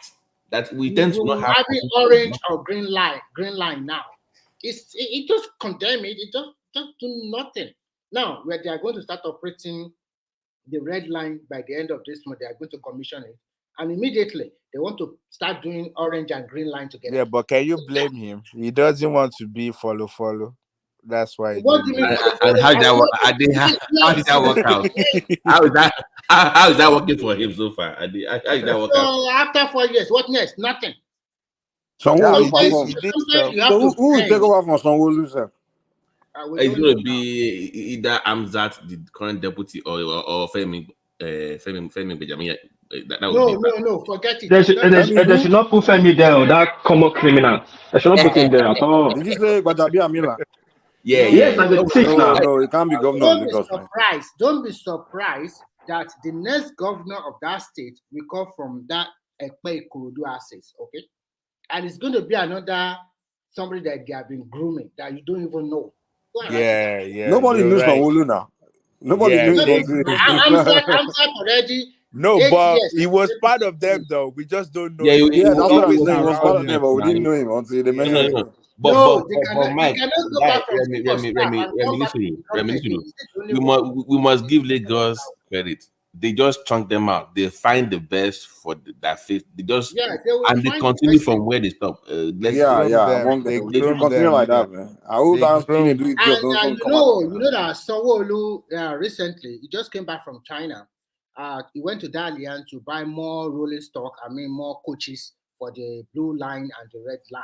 That red line is a game. That red line is a game. But It's Remy, a you know game that. changer. That's It's for a the game Man. common changer. people. If That's for the that red common line people. operates maximally, now Lagos people will really enjoy. And you especially know, Remy, I have to say it, of course. I have to say it. Our government in Ogun State, the remaining, the last remaining train stop for this you are just trying to is give in people Ogun headache State. already. If your Ogun State I don't governor, is it understand not what is APC? The wrong pool with is you. not built. It's still trying to build at this point. I don't understand. Yeah, the black bus stop. Ogun State I supposed to think be happy if I were him, I will start immediately where the Agbado or what you call it stop. Build another red line from that place that will enter industrial city nearby to. Yeah, that's the plan though. That's the plan. He had the plan. That's the You plan be doing it now already. Now with the from this plan. man. Like Gomelo.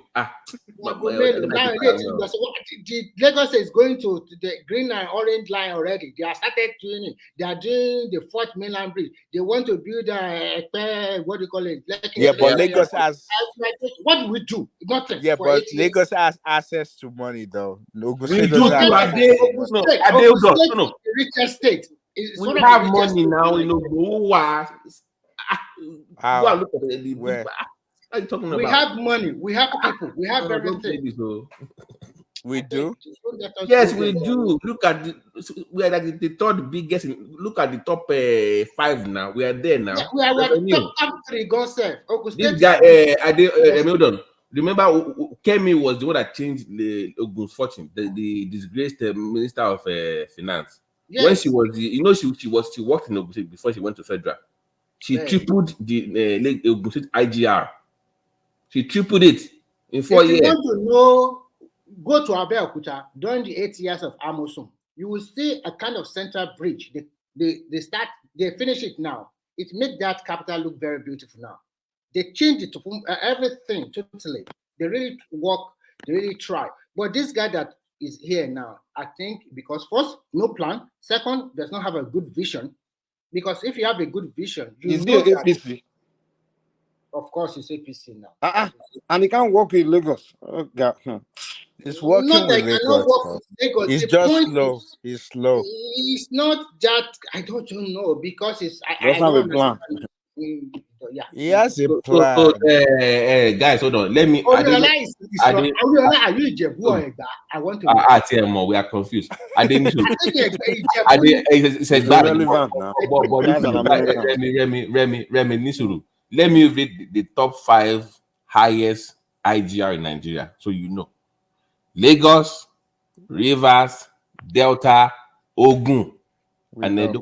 Ogun top 5 now. They have money. So Kanu is not there. telling us is I thought Kanu was number 3 now. No, it's Edo, Enugu, or Oyo. No, Kanu. No, okay. Let me see. Okay, this year. You are looking the wrong one. You are looking for propaganda one. Let me read this year. It's Lagos, Rivers, Delta, Ogun. Let me see IGR. Yeah, top 4. Ogun is top 5. Yeah, but that's the revenue they're generating. If you look IGR. Yes. Yeah, but if you look the money that's going back after they share it, we're like third to the last. No. IGR is your internet generated. It's for you. Internet generated. You don't share that one, no? Are they? Even the don't money share we're that getting from one. Wait. Why is Mike mentioning Kano? You don't know say Kano are fraud for revenue generating. It's not even right. It's not even ranked top. Let me see top 10. I would say Number 9. Now number 9. They rely on federal location. Yeah, number 10 on the But they list. also try. Kano Metropolis have changed a lot. But let's stay on topic. The point is this: Ogun should be, like I said before, we're supposed to be the New Jersey of Lagos, New York. That's what we're supposed to be. That's the whole thing. Anytime I go to Nigeria, I always very mad with Ogun and your state. Very, very mad. How can you be so close to Lagos and you see all those development and then, oh God, you can just... By the way, Oyo is number 7 on the list, so IGRO, just saying. Yes, so when you leave... You know, Babati, if there's one state that you focus everything on agriculture, it's supposed to be Ogun State because you can just feed Lagos. You understand? No, we don't need. We have a lot of industrial Hold on. Babati, the IGR, I think those should be number 10 or 11 or 12, right? Number 3, no, number 4. Number 4. Okay. Do you know? Yes, now. Yeah. Do you know? Do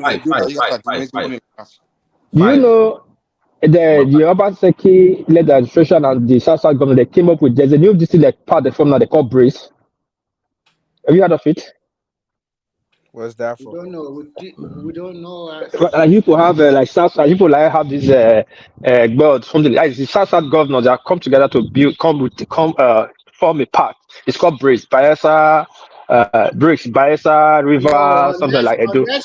Unless that Obaseki is no more there. Let it go out. No, it's not about Obaseki. It's not about Obaseki. I am trying to tell you that. That Obaseki is like a chameleon, okay?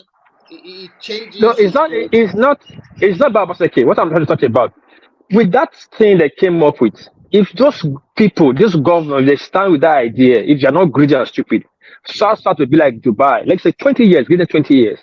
Because they have the money, they have everything to build it. They haven't done anything. By the way, what the hell is wrong with Bayelsa? They only have 12 local government and they have the most money. Where's the money going? That's what I'm saying. That's why they just formed Brace now. Their first goal or objective is to build train in South. Now these people can fund it. They have the resources to fund it. But would they do it? They just formed Brace like last month here. The first meeting we had in Benin, from Barak came and all of them came, the South governors, so that they can put project on ground, develop South Brace. And South have it. But what will pay me the most, that will just end up not achieving anything. They'll just share money among themselves. Because South can build themselves. The problem about that South is that they have too many big men. And those big men, they want to be in control. Every time, they don't want to let it go.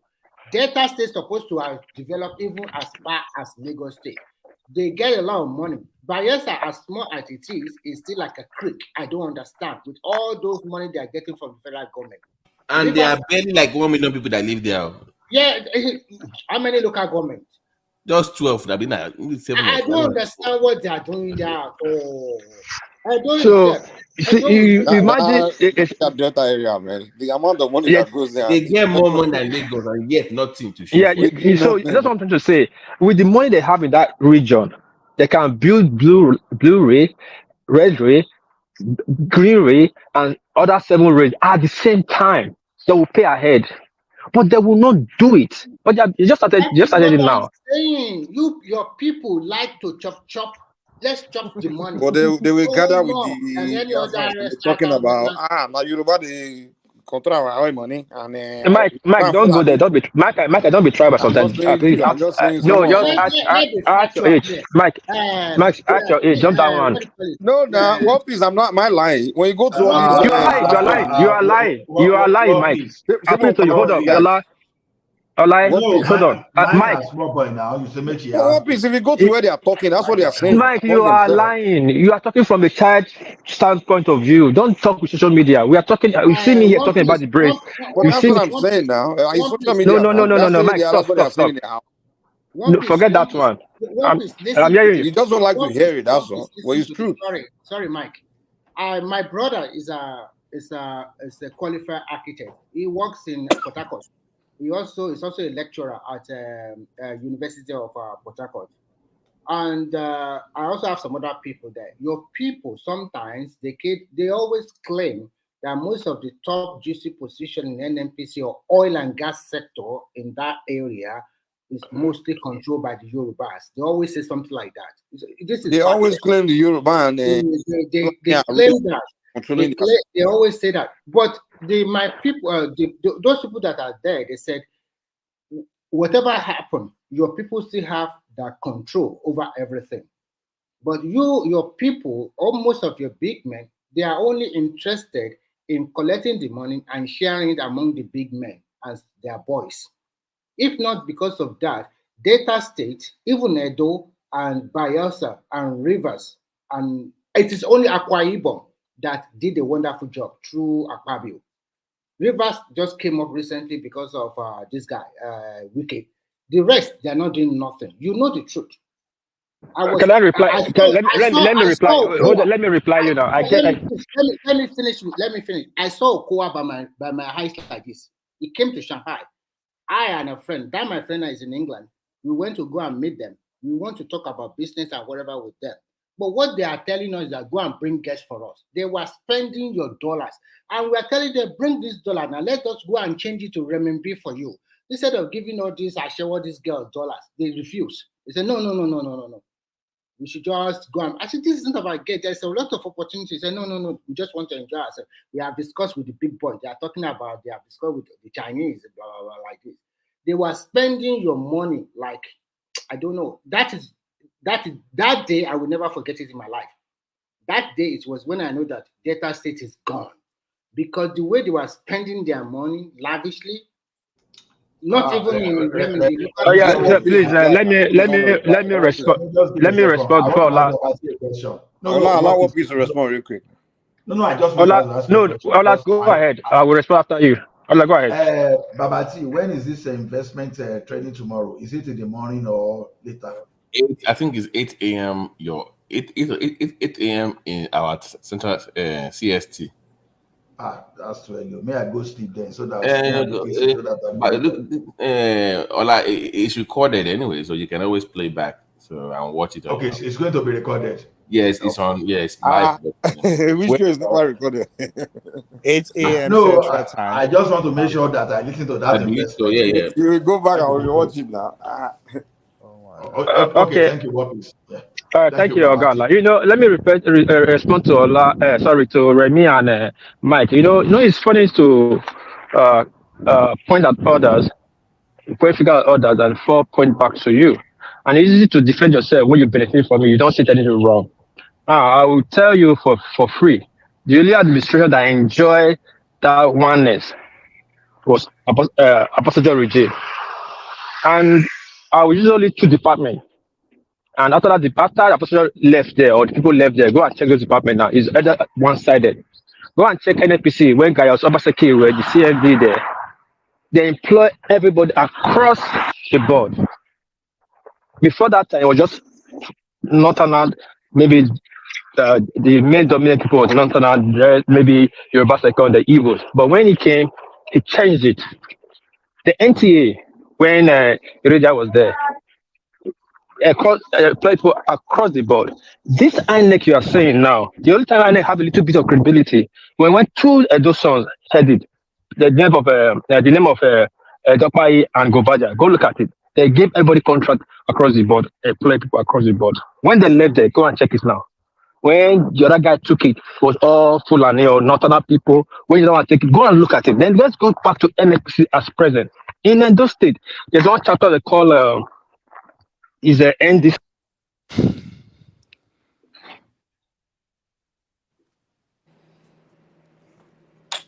Yeah, network is bad.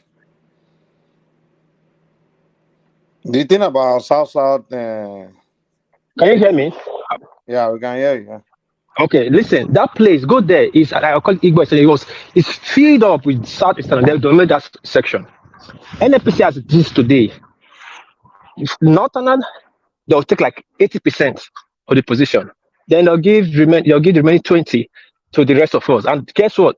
Let's say 15%, How do you 12% know goes to this? the southwest. Hold on, I have to work in there. Don't ask me that. Don't ask me stupid question, Mike, please. When you talk, I It's didn't not argue with stupid you. question now. No, Mike. If You you are don't want me giving to us talk, information. We want if to go and you look it up. don't, That's why we're no, you asking gave you. information. You gave information. I didn't argue with you now. You said Why it. are you arguing? It's I, not no, argument. no, Is, Mike. you need to learn to listen to people before you start talking. I'm not arguing with you. I want to go and look up what you are telling me. That's why I ask you, where can I get Mike, it? when you were talking to me, did I go and look it up? When you said we accuse You people asked that me now. Then you want to go and no, look it Mike, now. don't shift goalposts. When you came out and said we You accuse get people, and then, it's no, now let me irrelevant. laugh now. No, please. That is the things you do No, something I you don't gave like. us a figure now. You say 80%. No, I didn't give you a figure. I'm saying things Did you say that Northerners are everybody know. 80% and the rest of us are like Gentlemen, please, come on. I'm enjoying you both now. Let's not do this. Mike, you always do this now. You say no something, then one you is want doing somebody on to push anything. back. You What is start, you you are the one start that jumping it. assuming No, someone is doing something. don't drop my tongue. Now, when you said it, I said to stop you. You said no. I gave you time. You talk. Let me back you up too. Now I'm telling you now. Go to NFPC today. Walk in there. The majority of people that is there that dominate that place. You see Aboki. The next thing you see how do you say Ekaro. Then the next you see this thing. We have people now walking everywhere now. The way you only place you will see fair. Even at one time in Shell, it was a problem that there was a protest. That how come it's Southwest that dominate this place? My uncle used to be the head of Slumberger. Go and look at General too. And when he was there in 90s to 2000 when he retired, it was a fair ball game. But bring on that person, in one other person calling, he just did once. Why is it only like this? Is it that it's only one side that have the brain? Nobody have monopoly over knowledge. It's a visible thing now. I have cousins that work in NECO. I have cousins that is almost a judge that are in the ministry. I have a friend that left that is in London, almost a judge. She left. They are So promoting who's deliberately doing it? Hold on. Not who. Let me tell you why you go. I said people are reacting. It's visible people are saying. You go to NFPC or Central Bank. It's not Central Bank that they are threatening to nobody not to take it away. Because the majority of the employing people are from the north. So who's No, hold on now. Hold on, not who. we have to Hold sometimes on, let get me land. okay, land. Every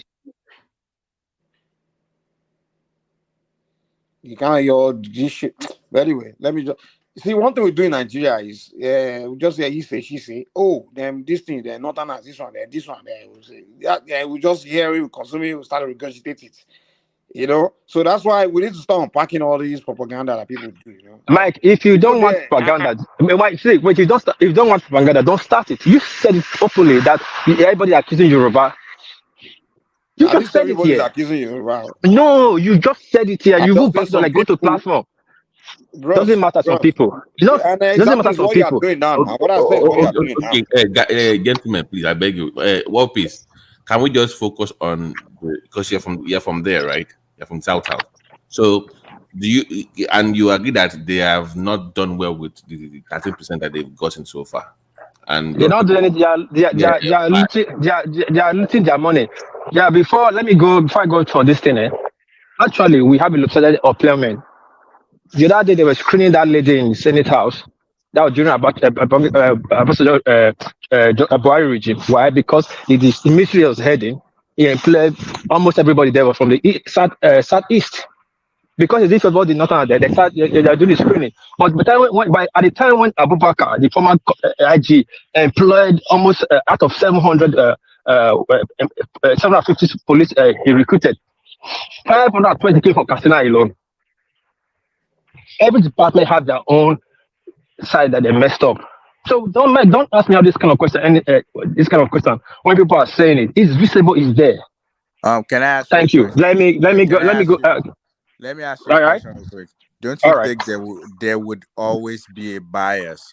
Like even if you go to foreign, like you live in foreign country, for example, there's always going to be a bias. If I see someone that looks like me, I'll probably hire them before I hire someone that doesn't look like me. And in the workplace as well, they actually enable that.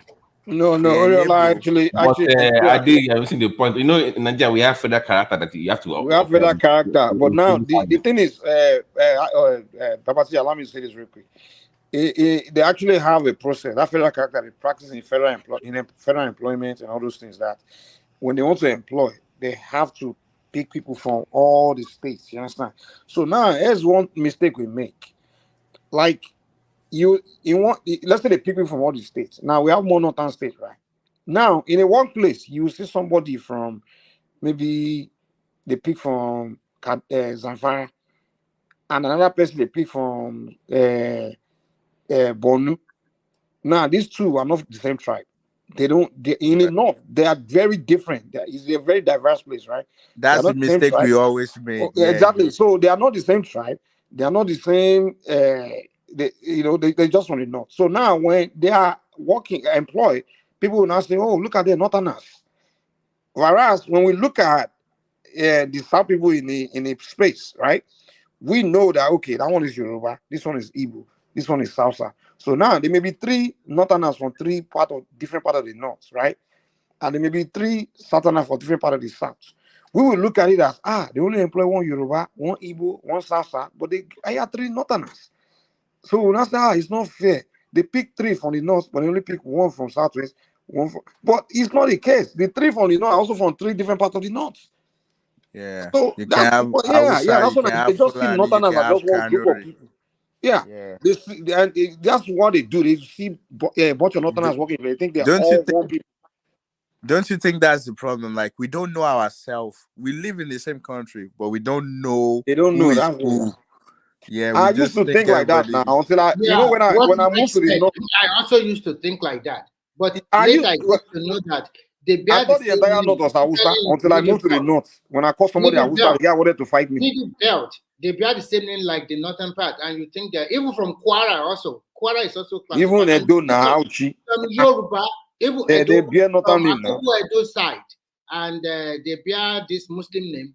If you hear their No, name, it's Auchi now, Auchi in Edo State. Auchi. If you hear their name, you would think they are from the north. This lady now, what's her name? Yeah, Aisha Yusuf.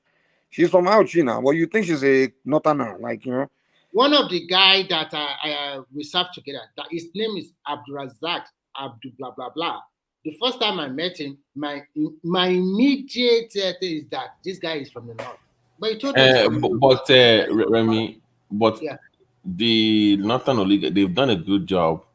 They did. Increasing this northern myth of one north that we they are different too. Some of them don't even understand. They don't even know each other's culture. So. I know, but Mike, I'm saying that to the average Nigerian from the south, there's this illusion that they've created that they are all one in the north. So we don't even bother to check. Yeah, no. I used to think like that too now. Just say I was you figure out my guy once you start Babati, sorry, let me comment. Let me clarify something there. What Mark just said. Everybody have that illusion, and when you get close, you understand. People know all Northern are not same, and not a lot of comes under the name North. North is not answer word. It's just an English word to describe a region. This North. There are different people there. Actually, Arewa means north in answer language, But the good thing they use that for, they use as a pressure point to get anything they want to themselves. Then the question is, when you get to themselves, is it shared equally or fairly? Yes, we can say to a by extension. Hold on. To a large extent, maybe 70% is shared fairly. But the problem in South is this, and again, that not. Now, when they want to use that not to pressure, for example, just make police. They will bring out 750 slots. If you want to do things fairly, you make it 350 each or 370 each. You share your 370 with your people, how you didn't fit. Then the South, you share their 370 with these people, how they didn't fit. Hold on, let me land. Hold on, let me land. But no. You have 19 to 17, so they have more. That's what I'm saying. That's the point I'm trying to come to. Don't when you tell me, you take that from my mouth. But the problem when people complain of biasness or lopsidedness is when you bring out 750 slot out, they not to take 600 or 650, and you say people should not complain that because they are not one in the north. 650 out of what? They'll take 600 slots out of 750. Well, there's no proof that's true now. No, it's you that don't know the truth. Don't say that. Where can I go and check it? No. Don't ask if you cannot just do your simple study. No, don't ask because you don't want to learn. You just You want think I'm to. one of these obedient? I don't ask questions. I just No, listen. no, no, no. You, because you, no, no. Mike. You can't give me Huh? information and tell me to just believe you I'm now. not giving you information. I'm talking. Can we clarify? No, no. But you're telling me not to ask, just take your No, no, information no. and run with it. I'm not illiterate now. Gentlemen, can we clarify something? I'm not IBOB now. Like just No, wait, Mike. What is? Let me clarify something with you. What you say right now? So, if you remember, recently we found out that some people were using fake birth certificates from Lagos. They are from the north, but they said, Yeah. Is it that officially it's supposed to be even, but they are manipulating those numbers. So on paper, it will say they're from Lagos, but they're actually not at all. Like your own logic, they literally just take it. Okay. What I can try to understand where you're coming from for that. Yeah. See, I cannot really say 100% is officially is unofficially, but we see the number. The number does not lie. Now, before now, they are not recruited now. The last recruitment they did for police was about 700 and something. And I want Mike to go to George Buhari regime. He should go and they go and watch the screening when they ask for this Abubakar that just left to come and defend himself. When they submitted the list, 570, about 570 of the 700 or 750 came from the north. They just said no, he should go back and fix it. He went back. 2 weeks time he came back to the Senate. It changed it.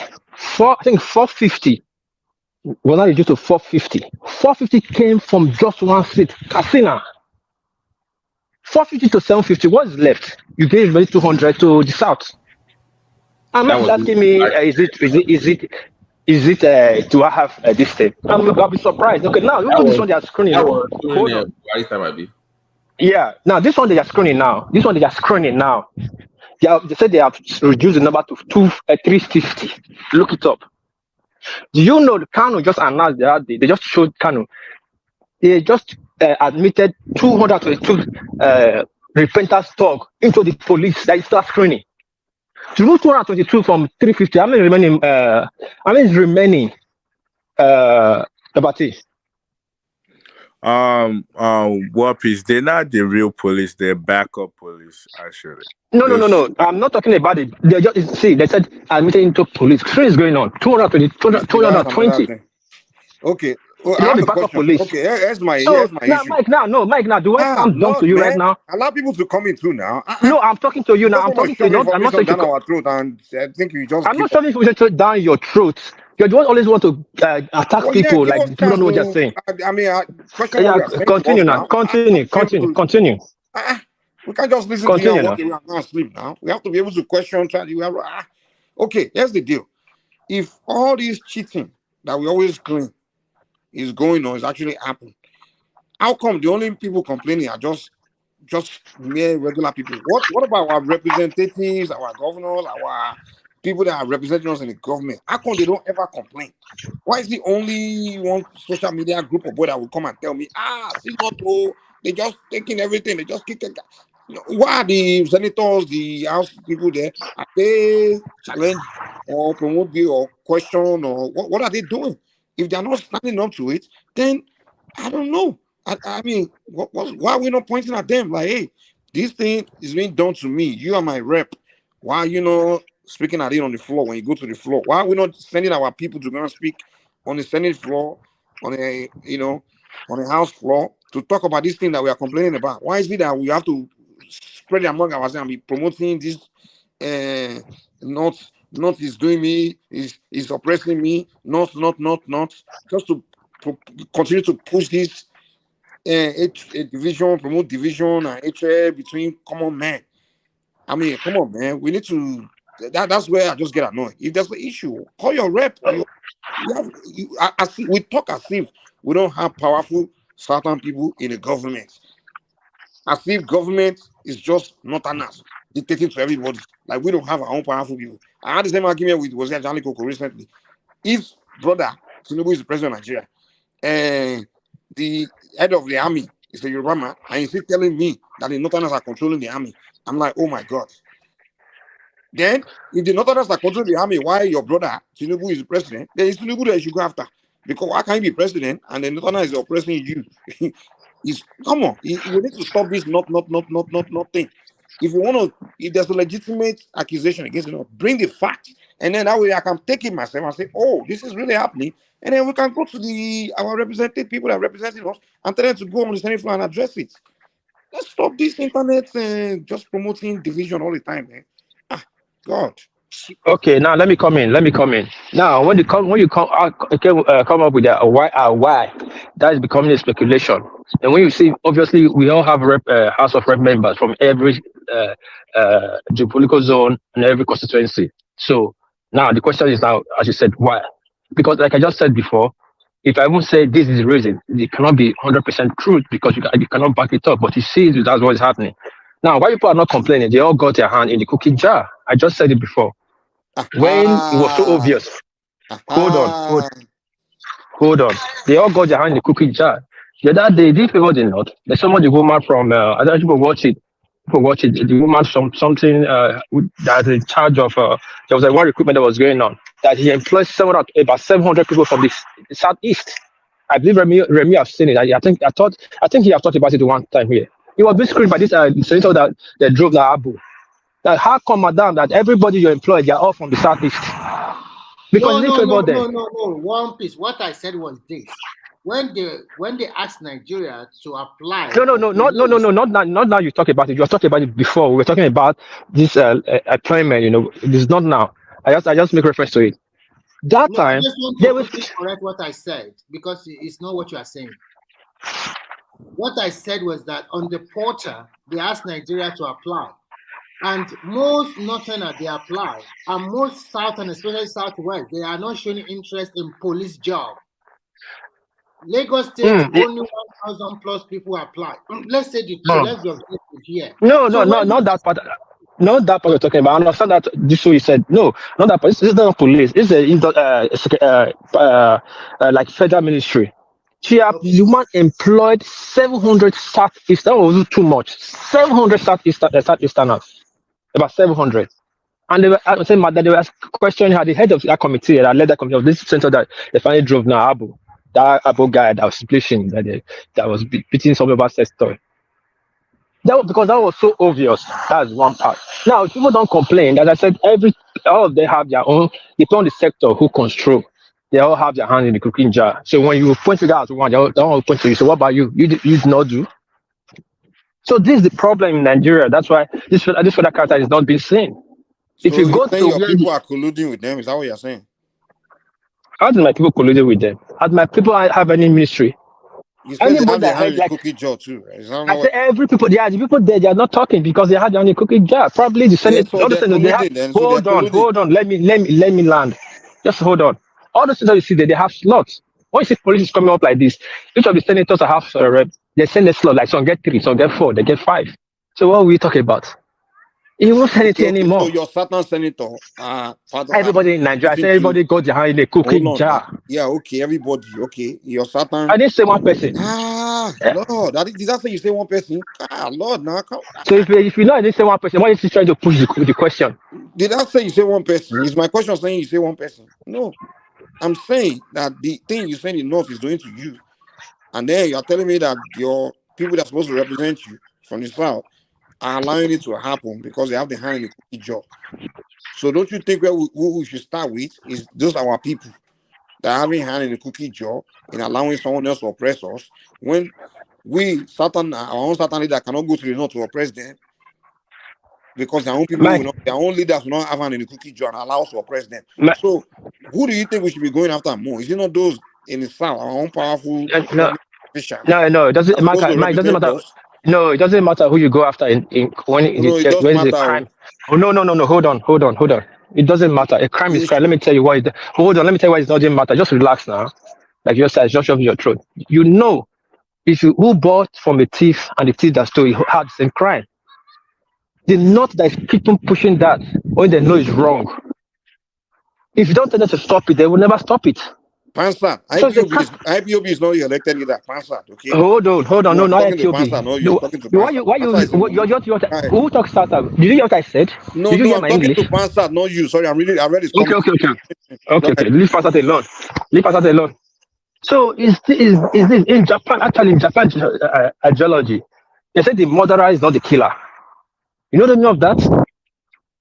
So the killer, they must have a murder case. The killer might work free, but the person that is the get that came up with that idea, go pay the killer to go kill person, is actually the killer or the murderer. It's all this one you're talking is just No, not all this. No. Not America why there. don't you guys talk more about your leaders? Hold on now. I'm talking about the leader. Listen. You just listen now, please now. I said if you don't tell the person that's always doing it that is wrong, how will you know what is doing is wrong? So your leader that's always doing it. Hold on now. Hold on. Why are you not telling them that they are wrong? Hold on.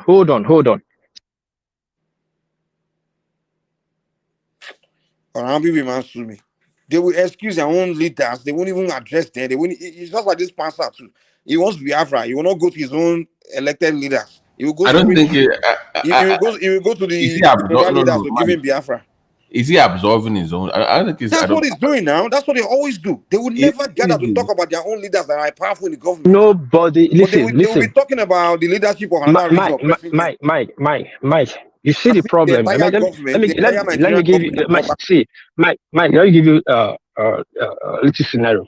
For example, now let me use Port Harcourt and the North. Let's say NDDC. But you don't even know inside NDDC there are more national employed NDDC than the certain people. You don't even know that until you get close. You start seeing it. You start. Hold on. Now, you see, like for example, now, and let me use NDDC, and there's supposed to be like 10, let's say 20 employment scheme to come out, and the North will take 12. And they'll give. Hold on. Who did they hire as the minister of NDDC? It's not the minister. Oh, you have to understand. The minister don't employ people. Was it not? No. So who's doing the employment there? No. The minister don't. He's the one employing all the Northerners there. So why you? See, listen. No. What? No. Mike, you are signing some like you are different from Nigerian. You're different Nigerian than the other Nigerians. No. We see this thing goes on. We see it happening. We see it every day. Okay, you listen. Who is the head of police commission, the PPR right now? Who is the head? Who is the head? The Inspector General of Police. No, Inspector General of Police. Inspector General not the head of police commission service. Police commission service. Who is the head? Police commission service is their duty to employ police, promote police. Do you know who is this? Who? Tell me. A Benin man, Arase. Why is the Benin people not full there? But you see, one of them being employed. One person cannot change the organization. The structure. Hold on.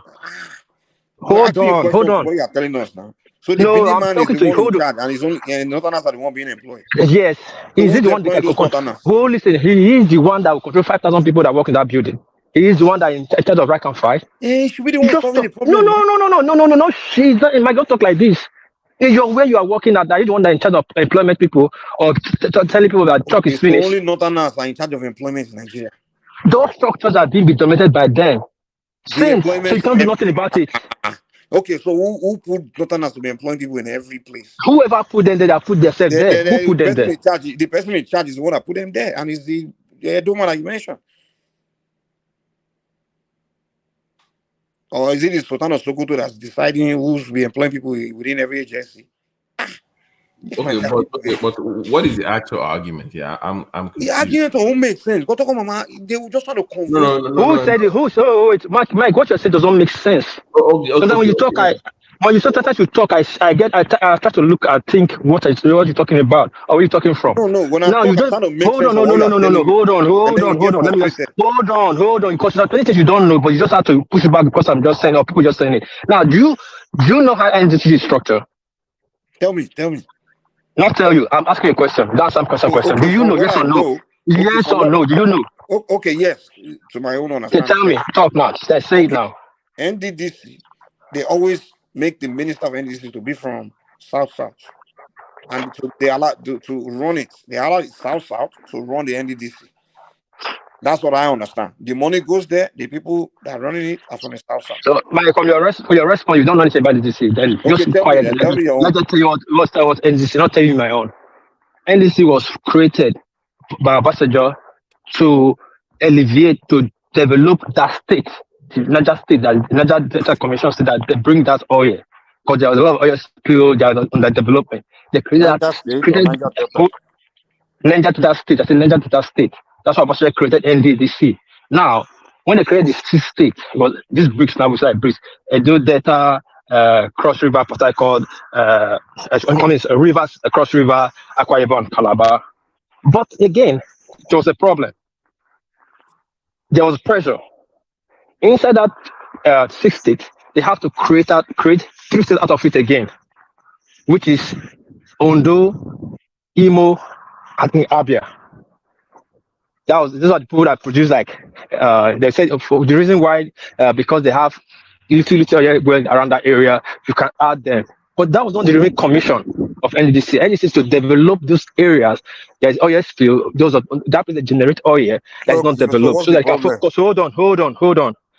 Then came politics. The Northerners came politics pushing back because you have to take a vote to get a vote from the House. They said no, they cannot participate. They're all Nigerians. There must be a way. Then we fit in. They now come out with a commission again. Who fits in? Hold on. You don't know. So I'm telling you. Don't ask me who. Just listen. I'm telling you. I tell you. They go and find who is missing. Hold on. Let me finish what I'm saying. Let me finish what I'm saying. You can go to the Senate. You see it there. Then they came up. We fit in. I'm asking who fits in. Who's difficult about answering that now? Let me finish what I'm saying. You can't be cutting my train of thought. Then they came to the Senate. They push it very hard. They have to come up with NDC have to cut out for 3 not oil producing states. 3, I think Kano, and 2 other states. Do you know that those 3 not NDC? Oh yes, yeah. You don't know the. I said the states 3 not producing states. I think Kano. Go check the state, but from the north. Not president oil state. Part of Nigeria, NDC. So because you don't know. You don't know. Now. That's what I don't know. That's what I just told you now. Why you asking me? I just told you. I told you why you get their part. You said I don't know. And I agree. I don't know. And I'm asking just told you now. Hey, why you asking me again? Their part. I just told you 3 not president state is among NDC state. That make it 3 12. northern state are part of NDC. Yes. You don't know. Yes. I just told you now. Delta development. Yes. The structure. You don't know the structure. You don't know. Sorry. Can we clarify War Piece? When you say, because I look, they have 9 states: Abia, Akwa Ibom, Bayelsa, Cross River, Delta, Edo, Imo, Ondo, and Rivers. So yeah. So when did those states from the north, were they part of it before? Were they removed from it? No. Okay. See, when they created this, NDC was 6 states. When they created NDC, it was 6 states. After a while, to get the vote going, after a while, the commission already started, but they're not fully, not voting into law. They now added 3 states, that's Ondo, Imo, Imo, that's 3. They call them 5% generator. That's the lowest generated oil in state. Now, before they got that deep pass, the NDC have to cater for 3 not producing states. If you add that to it, you become 12. But those three is not a more producing oil state because they don't have oil. It's under 3 not producing states. And they have their rep and everything, as we have chairman and this state. Now, when they started, we have people through the south that was there. Now, go and check it now. You know most of your NDC justice position is owned by the northerners. What? You don't know this. I don't see I'm trying to look it up. I can't find any link. I don't even see nothing. Hold on. The only thing I see is there was a court case. Hold on. There was a court case where Kogi wanted to join. And I don't see any time that listen what I'm telling you. Okay. NDC structure. Listen clearly again. NDC structure. The structure that there's NDC is right now. I don't know how to say the word. I'm not use the right word. Probably I use the right word. You can go set it up and you see it will be there. Like you say, yeah. You mean the exploit? No, because they have one for the north that is about exploring oil in the north. There's a part of NDC to this function NDC existing on, right? That one was more for exploring oil. Hold on. NDC is not for exploring. NDC is for development. But now, it's not part of the northern one. Listen now, yes, hold on. Okay. No northern state can be a member because they are not oil producing state. Right. NDC regulatory body how is the way it is that to bring three states is to cater for three not oil producing states. Those three, I just said it, those three can never be on the table or be on the they cannot be on the membership. I But know, but can you tell us this? No, please. I want to know. But can you tell us those three states? Because I've never heard of this northern. yeah, I think I'll check. I have the I archives think here. I'll check. I think Gombe, Bauchi, I'll Bauchi, check. And it was pure for the first of Pastor hand. It was pure politics. I'm not saying this because I want to say propaganda. My uncle was just then Schlumberger then the CMD. We knew what this was going on. And they say cater for three states, but you don't see it on their this thing on your president state, but on the administration state this thing is there. Those three, go and check. They have the biggest reps in NDDC, but you don't all you see. Hold on, I'm looking. I'm looking at. Yes, I think you are talking about Kano, Kaduna, and Katsina. I'm looking at NDDC, the chairman, NDDC chair, Do Ebie, the managing director, Chief Dr. Samuel Ubuku. So they have they have discovered oil in Bauchi, Gombe, Nasarawa, and Kogi. Kogi is when I went to court. That was 2 years ago. So list of oil producing state not as NDDC discovered they oil. can never be No, member of NDDC. they can never be member. NDDC is different from. It's not necessarily oil. It doesn't mean oil producing state alone. Hold on. The NDDC is Niger Delta. You know Lagos is the oil producing state too, but Lagos is not in the Niger Delta area. Mike, I'm trying to because the one I see for the north, like they discovered oil there to see that okay, now let's find if it's in commercial quantity. That's what they're exploring right now. Yeah, but they are not. They haven't been a member of oil producing states or even NDDC. I know, but he's in. What is trying to tell us that? So see, Mike, I'm not trying to tell you. I'm telling you NDDC structure. I'm telling you what is NDDC, the development, what it stands for, and what it's doing, and the state is catering for. You only think it's catering for. Listen now. Just to now, and even they are calling the state for you.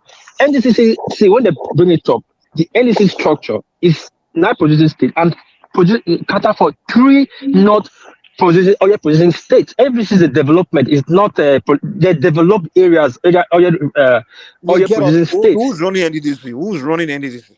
Nobody's running NDDC. It's government are running NDDC. Who are the people? It's Nigerians. It's Nigerians. Nigerians. Which part of the country are they from? North, south, east, and all. No. Which one is no? When I look at the hierarchy there, the names of people, chairman, directors, all that, they are south people. That's the. They are fake. That's the problem. That's the problem in Nigeria. If you are saying the executive, the South is the NDDC, then we are joking ourselves. They go and look at the contract, what I use at the agent, like a senior rep, like a parastatal. Now you have like government, you have head of parastatal, head of agency inside government. You go there. One piece, I'm confused here. So, are those numbers? Are they still part of this? And they were removed at some. They are still part. They are part. Why you not see they them? were never part of anything. Listen, Mike. You argue too much. Let's talk the facts now. But why when somebody tell you what's going on, you start shouting and shouting. We are telling you what we know, what we see, what we are looking You don't know. That's why you say keep talking. Because if when you tell listen, you're telling somebody that is spoiling a state that is spoiling a state. You said no, you think it's beautifying the state. Yeah? You will never know. I just told you. You don't know. Because if you know, you won't be arguing with me. And you say Remy telling you about the state that is involved. You don't know the language I'm saying. You can't tell me that the president of the United States I just told you that. There's no way you will listen. You will. There's no way you will see. Listen now. You listen. You don't listen. You are looking from the wrong angle. If you look at oil, you are looking for. If you look at it from the oil position state, you will never see that. Listen, when you are looking from looking at it from the oil position state, you will never see not there. Go and read NDDC this thing, how they call it, their build up, what build them up. You see all the name of the states there. Okay. What is I think I figured out what's going on here. Let me just put it. So oil producing states, you have 3 states from the north, Lagos is even there. But NDDC is separate from oil. You can be oil producing state and not be part of NDDC. It's not the same. Yes, Okay, that's the same thing. it's And this not. is development for Yeah, but that it can be that data. oil producing state, but it's not part of NDDC. You are not. You are not. Yeah, you are. You are. Is the NDC commission is for data. That data area that is underdeveloped. Yeah, not the north, Not, just for the delta. not the north. So there was no reason. There was no reason. Even Ondo and others supposed to be there, but they put them there. When they put them there, they not now had point. Like, no, you cannot put this for without finding a place for us. That's why the place they designed So for have they them found is. space for them? Yes, they are under not NDC is required to cater for 3 non-developing states, area producing Okay, states. so we get your point now. So you're saying the Oh, so NDDC why you is keep also arguing? I keep telling you, Lord. you keep Calm down arguing. Wait, you're saying the NDDC is catering for some northern states. 3, not some, 3. Three northern states. Make it 9 states, So 12 states. where can I find this information? No, they are not. No. Guys, let's calm down. There's Kogi, Bauchi, and Gombe as oil producing states. What they are getting is money to explore the quantity of oil they have, but in terms of for them to develop the environment, that is just the state down south, not in the north. The money is just for exploration, not to develop their area. It's not for like the same thing you have down south, please.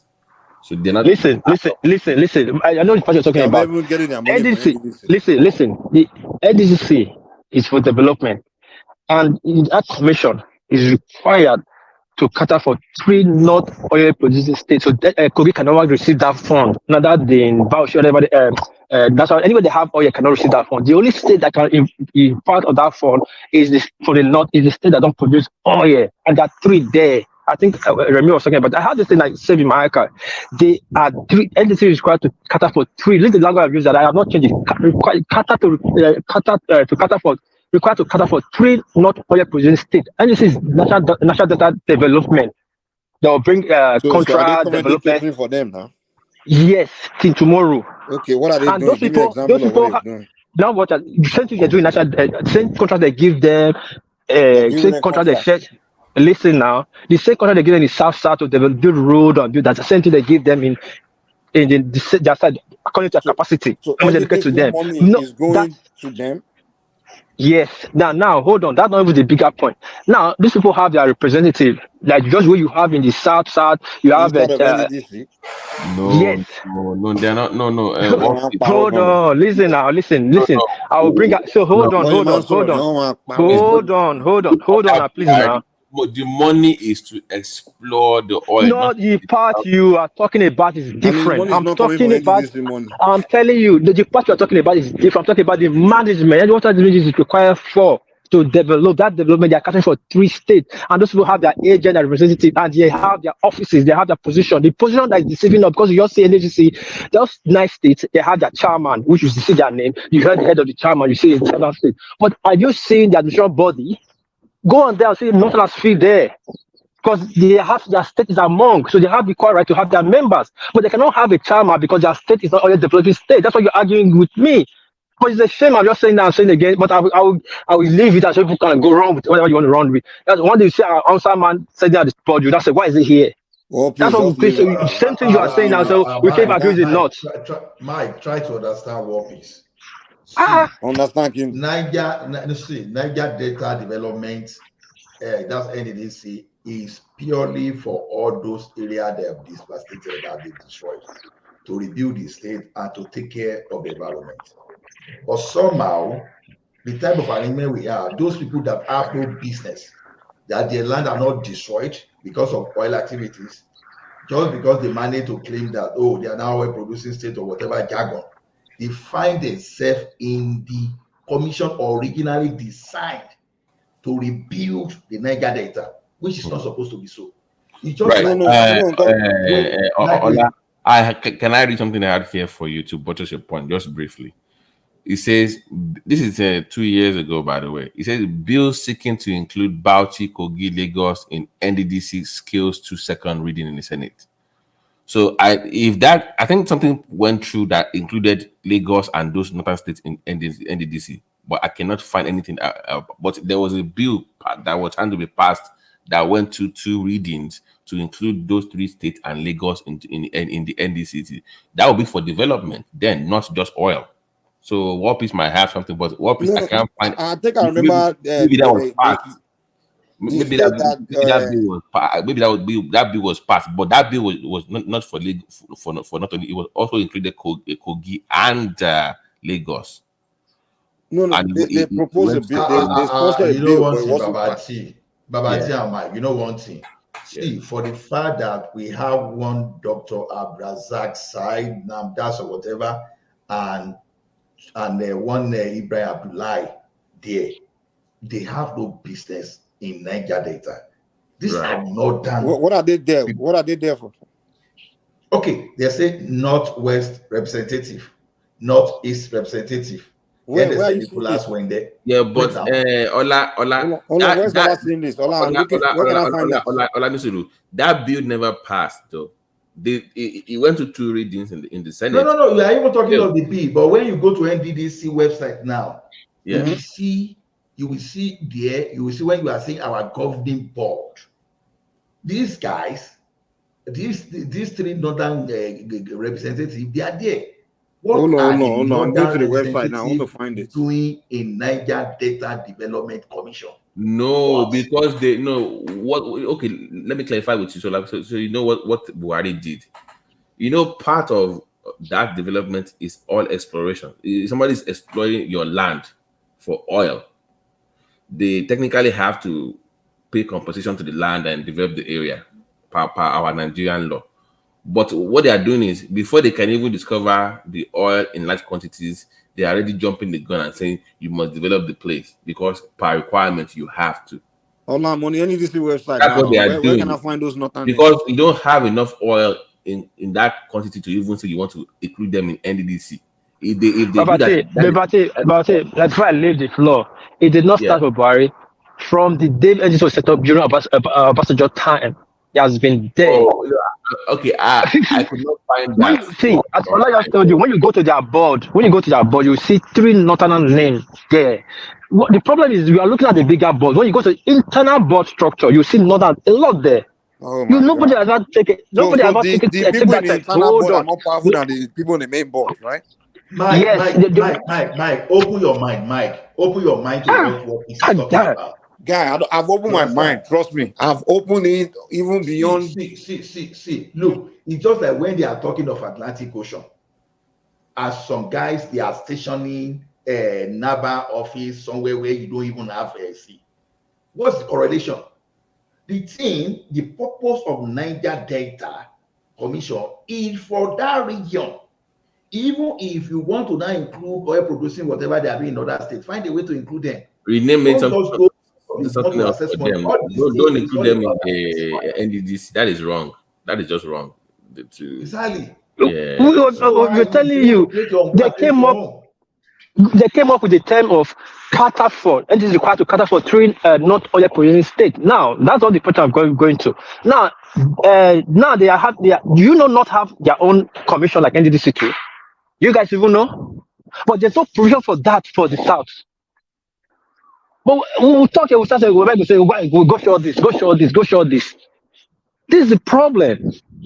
Anyway, I use the floor, I leave this thing. My battery is almost dead. If you can do your research very well, you will find it one day and you'll be shocked to your marrow. Thank you.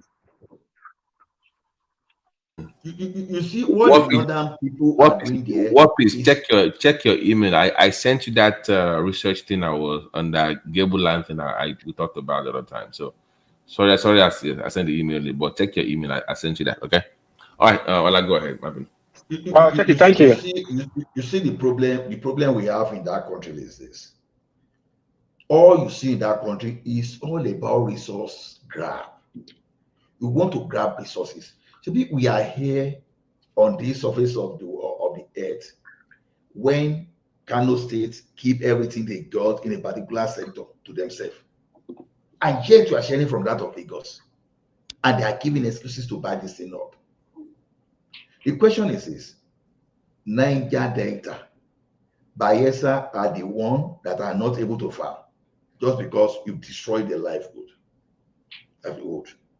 Now you say, okay, we want to develop this place, and someone that is not affected now find a way to crawl in so that they can find a way tomorrow to start sharing money. You know, all this idea that everybody all of a sudden now Have they crawling?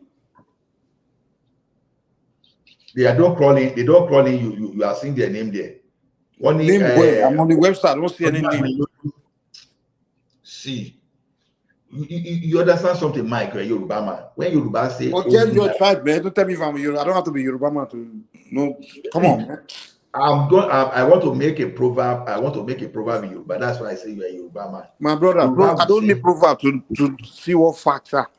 Ola, you can have different people from different parts on the board, but where's the money going? Is the money actually going to them or just going to the South? That's what we need to know. Where's the money going? Forget the board member. Where's the money going? If it's not going up to them, I don't see the reason. The money may be going to South now, right? But the purpose of those people hanging around there is for the money to eventually be divided across. We've seen all are these they things. dividing the money to go to the north is the question. If the money goes to South alone. Yes, that's it now. So why are we arguing about who is there? Any other narrative here. So if the money is forget who's on the board. Where is the money going? If it's going to the north, that's the whole point. Doesn't matter who is the board chairman or not. If the money look, we've all about air tekia and all those stories. Forget about you are looking at today. That's not the problem. Look beyond today. The question is this: forget about where the money is even going. What is your business? Okay, I have a framework to manage my family. You can't say what is their business. They're not there. What do you mean? When most of the oil are produced in the South, but sometimes the chief executive officer of NNPC is from the north. They are trying to balance it. Okay. No, NNPC is a little. NNPC, you can know that it belongs to the federal government. It's not like belonging to a region. I want to get to NDDC. Hold on, NDDC belongs to the Niger Delta. Now, if you go to the NDDC website, look at the board, all the names. I'm right here, right now. I'm looking at them. They're all South. And the only one non-South person is this man from Ondo State, this Yoruba man. Ifadayo, whatever. I don't see any nothing name there. One piece was told me, the board, the entire board is not an us. Now went to the website. I'm like, no, I don't see nothing name. No, hold on, this in our change, you say there's an internal board. That the internal board is very not an us. Now I'm searching which internal board is there. I can't find it. Now, if there's an internal board that's actually making decision, not the main board making decision, then why haven't the South people that's main board come out to tell us that we, the main board, are not the one making decision? No, it's some invisible important. So they haven't told us. So it's just fallacy. No, please. You know what always frustrates me? Often I go on all these platforms of Southeast and South when they are gathering. They'll just be spreading this fallacy, this misinformation. And often I see one Yoruba person there, I'll be agreeing with them. And that's one thing you're trying to do tonight. Trying to agree with what is knowing that what he's telling us is just fallacy. You can't be doing that now. I don't know why Yoruba people always do that thing. I will see some of people about this if you go to the damages about this propaganda, you see that Alaba and what's this other one? These two Yoruba boys, they don't agree. You know they are lying, but they'll be agreeing with them. Propaganda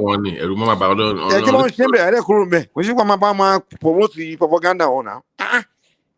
They'll just be making up things, making up lies, making up propaganda. And I'm like, dude, what do you got? Because this is the reason why I'm finding it hard to, because I'm trying to follow, because by that metric, then because we have oil too and we have bitumen, we're supposed to be there. Lagos is supposed to be there. If that's what we are doing, but they're not on the list. So I don't understand.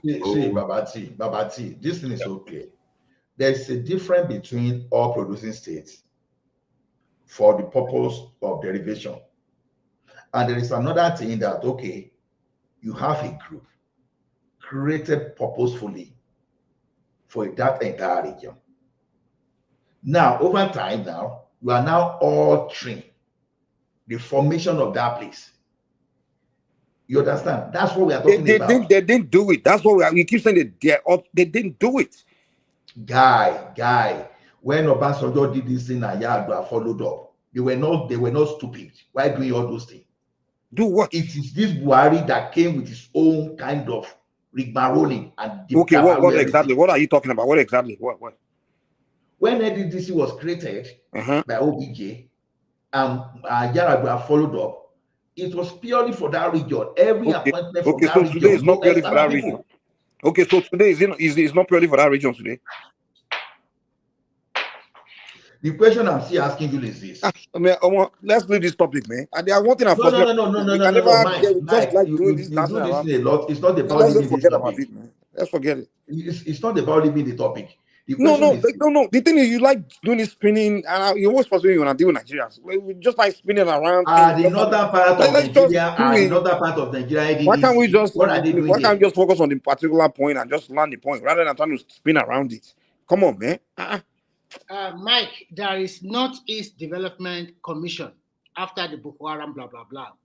Did you see any Southerner or people named in their board? No, you can't. That's what we are talking about. Okay, do you see any Northerner name in their board?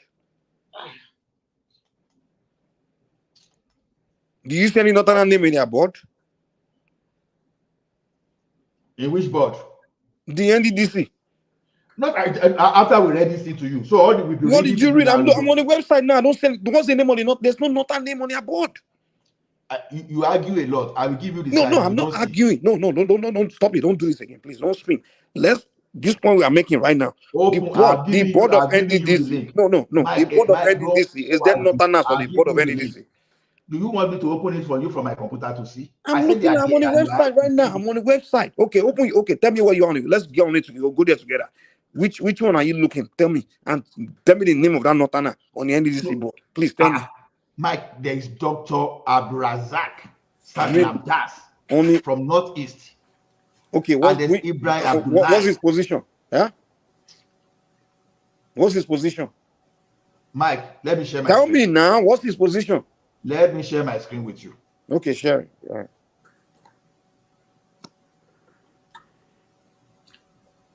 I don't know if it's possible to share. Don't worry, I can share the screen. Just make sure you push up the screen, sir. And then I can say now you're showing me what you're talking about. Yeah? Okay, you can see the screen now. No, I don't see it though. It should be now you the talk to you can see it now. Should be you the I'm just trying to you can share the screen, but I don't know how you'll be able to do that. I'm trying to let me see to make sure I share the right screen because I don't want you to see too much on my screen. No. Wait first. Let me make sure So they have north central, northwest, and northeast. But what are they doing on the board though? That sounds weird. Where on the NDDC? Yes. Gbajabiamila'S. Where? Northwest. Which part on the Go all the way down. All the way down. No. Click on that link in the private chat. Oh, okay. Let me see which list it's on the private chat. Okay, let me see. You see Gbajabiamila'S northwest, Nicholas Wende north central, Namanda's northeast. Who posted? Is it the one Ola posted? Yes. Okay, let me put it. NDDC go. If you just click on that link, if you go all the way down, they have three northern. So they represent each region of the north on the board. Well, let me see their role. What is their role on the board? They are the representatives. Oh, governing board. Their governing board. But what is not that's weird. That's awkward though. Nicholas went North Central representative here. Northeast. They have three of them there. But after that,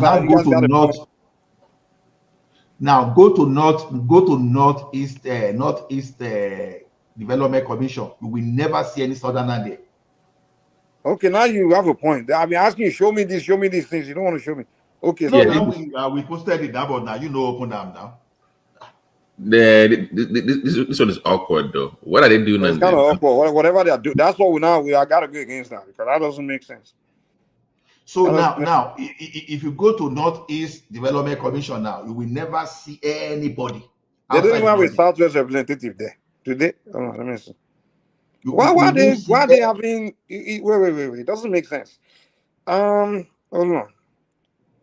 Wait. You won't even see anybody. They have Ondo there now. They have one Yoruba guy there. But hold on. What doesn't make sense is that this other representative, they are representing particular states, right? Right. But those ones they just saying North region. West, region. So that people have to talk about that. And what are they doing there? And those are the conversations we have to have. And people that really should be telling us or shouting about this are those leadership there from the producing state should be the ones. If somebody's not supposed to be there and you have a majority of you from there, why are you not voicing out? Why are you not? They're not talking. They are smiling. They are just, and then they must be that they are the one that welcome them, I guess, because it doesn't make sense. What is their role on the?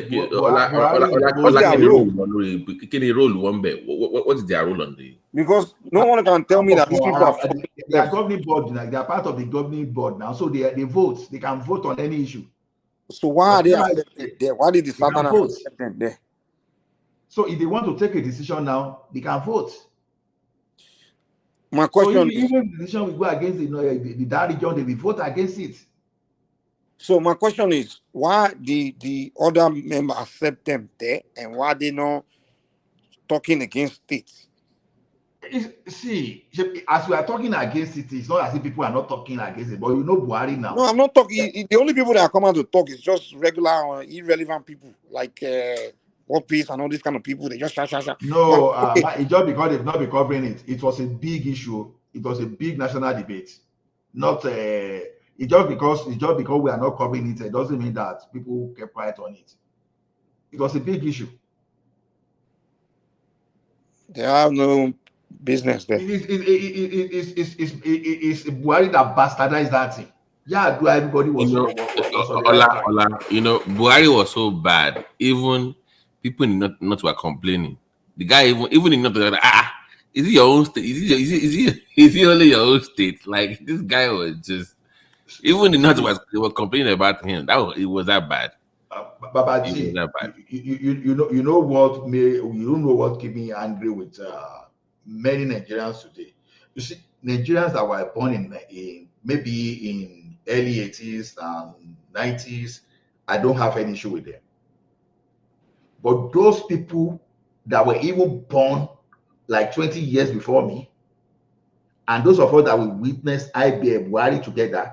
Maybe here someone was talking here yesterday that it was IBB that destroyed our currency. I say, during my whole lifetime, the thing I witnessed. When I told you that it was under this guy that we started going to the farm. Because what my parents belong in the middle class. Under this guy, we started even using our salary to even buy food. You see the salary you are going to collect this month, or the salary you are going to collect this. How do I say it now? Okay, the salary of maybe last year October already, you've already used it to buy food for March this year. It was that bad. It was under him that our currency started somersaulting because this guy practically destroyed the economy. All the ongoing project then that engage people, just in the name of I want to pay debt here in Nigeria cannot hold. You stop all those projects, and this guy managed to create the most abandoned projects in the history, the largest, the biggest in the history of that country for us. This guy cancel Lagos Metro, even though we are going to pay penalty. The thing that was employing people, you cancel everything, and you started retrenching. It was as a result of the bad problem that Buhari created that IMF now came and asked, okay, they were now suggesting a structural adjustment program for us. People forget that story. They think, oh, it was IBB just all of a sudden embraced SAP, SAP. It was when the economy was destroyed.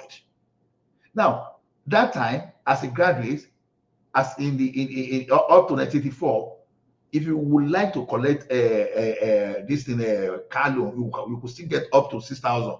All of a sudden, that thing started becoming very difficult to get. And before you know, before this guy left, he already killed the middle class. What did he do again when this guy came again? When this guy came again in 2015 to this, what did he do? He destroyed the middle class again. Everybody is now blaming this guy now. They are now blaming Tinubu. Why are you blaming Tinubu for? Obasanjo won before Obasanjo supported, because Obasanjo said this guy is not good in economy. People say Obasanjo know only about himself. Someone boss told you that this guy is not good when it comes to economy. I said the man should shut up. Only ọmọdé kékeré tó ní ẹnu àgbà àrùn ni ẹnu ẹ̀ náà wáyé. Ọ̀rọ̀ àgbà tí ò bá ṣe lówùúrọ̀ á ṣe lọ́jọ́ alẹ́. What Obasanjo was telling you, but because we were unknowing, we could not, because of we were looking at Obasanjo as a person, but we're not even looking at the content, because what Obasanjo was saying, Buhari did it before, right now this thing, and we lie to ourselves. You see, Yoruba will say, when you plant 100 set of yam, and you announce to people that you planted 200, Shebi, when you harvest your 100 fully, then you will now harvest the remaining lies. People are now saying, oh, Emiloko or this thing or Tinubu. How did Tinubu destroy your economy? Tinubu was not the one that destroyed your economy. Some people were trying to tell us that economy under Abacha was okay. Another lies. Because Abacha kept exchange rate at $22, did not mean the economy was okay. How much were government, were fresh graduates earning that time? Around 2,500 or thereabouts. What will you buy with 2,500 up to 98? Before Abu Salam increased the minimum wage. Another lie, because people were using exchange rate to measure the economy. It was this exchange rate that will feed you. So all those are the lies. Now, he kept it at 22. He kept it at the 22 naira. Whereas when you go to the parallel market, you'll be getting around 70, around 80. But on paper, it will be telling you that it's for 22. That is what people thought about. When Obasanjo realized let me respond to Charles Ogbonna's typing comments. The thing is, the way to go about any issue like this is to go after our own people that are there, that are supposed to be representing us, to be the one to come out and we join them. You know, it's not like they'll be keeping quiet and whatever is going on there, because those Northerners didn't use guns to force themselves into that place. It's that our own people allow them. They allow things. Because to me, I don't think the way we like give these Northerners power, like they are just some kind of powerful people with guns. They just so you have 20 members. Our own leaders allow things now. It's not. Abi, Mike, they have 20 members and three is forming Voltron. Just why are you doing that? You have majority now. Just see, you don't want them there. You don't want them there. Our people that are representing us, they don't complain about all these unfairness, so-called things. They just sit there, they shake hands, we see all of them smiling together, sharing money, and then we are telling ourselves, oh, these Northerners are. Yeah, you were making it look like they are just these powerful people that conquered us. As if we talk as if we are these conquered people like that. I mean, I don't like to see myself as someone is oppressed, someone is oppressing me, and I can't do anything. You know, I hate to see myself like that. So if I feel like the Northerners are oppressing me, I'll go after my own leaders there. Like, okay, what are you doing there? I mean, what's going on? Tell me. I mean, there's no way my leaders will be telling, like, all the Yoruba leaders now will come and saying, the Northerners are oppressing us, taking our this thing, I'll be standing, I'll be looking. As a young person, I'll say, Baba, what do you want me to do? What's next? We are ready to go and, well, they are all colluding. I will see only of Ife up in the north, our politicians up in the north, smiling with them. So what the hell am I going to be fighting them for? If my own leaders are cool with them, then they are not my problem. My own leaders are my problem. You see, Mike, the North, we give them the power they do not have just because we have a person like a Jonathan that was behaving like I'm sorry to use this word, was by candidates, but he behaved too much like a coward. You behave like a coward in the sense that those people that were opposing you, only Jonathan, that did not want. No, where Obasanjo would dare anybody. You know when Obasanjo was there, he was pandering to the north a lot too. I beg you. No, that's not true. Obasanjo. Oh yes, he Obasanjo. was. Yes, he was. Yeah. Come on, Ola. For people that grew up, that was in Songota, I know that he was pandering to them. Because if it was the other place, they would have fixed that. They would have fixed their own road, did their own thing. But this guy said, but it was in his own mouth. He said he's a Nigerian first before he's a Yoruba man. But he didn't. There are two different things. What did he not ask that Obasanjo didn't give them? Is it Sharia? No. Come on. No. Sharia was when did Obasanjo give them Sharia? Sharia was there in the 1979 Constitution. That's what we are making. It's not as if Sharia was Ola, we'll allow them to pass it into law in that state level. That never happened before in Nigerian history. Before it was, that never happened before. Babati, Sharia is a constitutional matter. It's there. It's not as if it's there. They only implemented this. We just have a crazy guy called Jerima that implemented Babati, you see what Allah is doing? Is what the whole South do. When the South people wait, Allah, if you notice, wait. No, but Ola, this is my point to you. If it was the other way around, why do we always want to find the silver line? We always have to be in the middle of no. Sometimes you got to be firm. You got to. You know what I noticed when Southerners are talking, right? If it's the Southeast or the South that are talking, they will say the reason why the North is so powerful and control is because of the Yorubas. The Yorubas like this, and then when the Yoruba man is talking, you say, the reason because the North is so powerful is because of Jonathan was weak. We just point finger at each other. That's what we do in the South. We just point finger.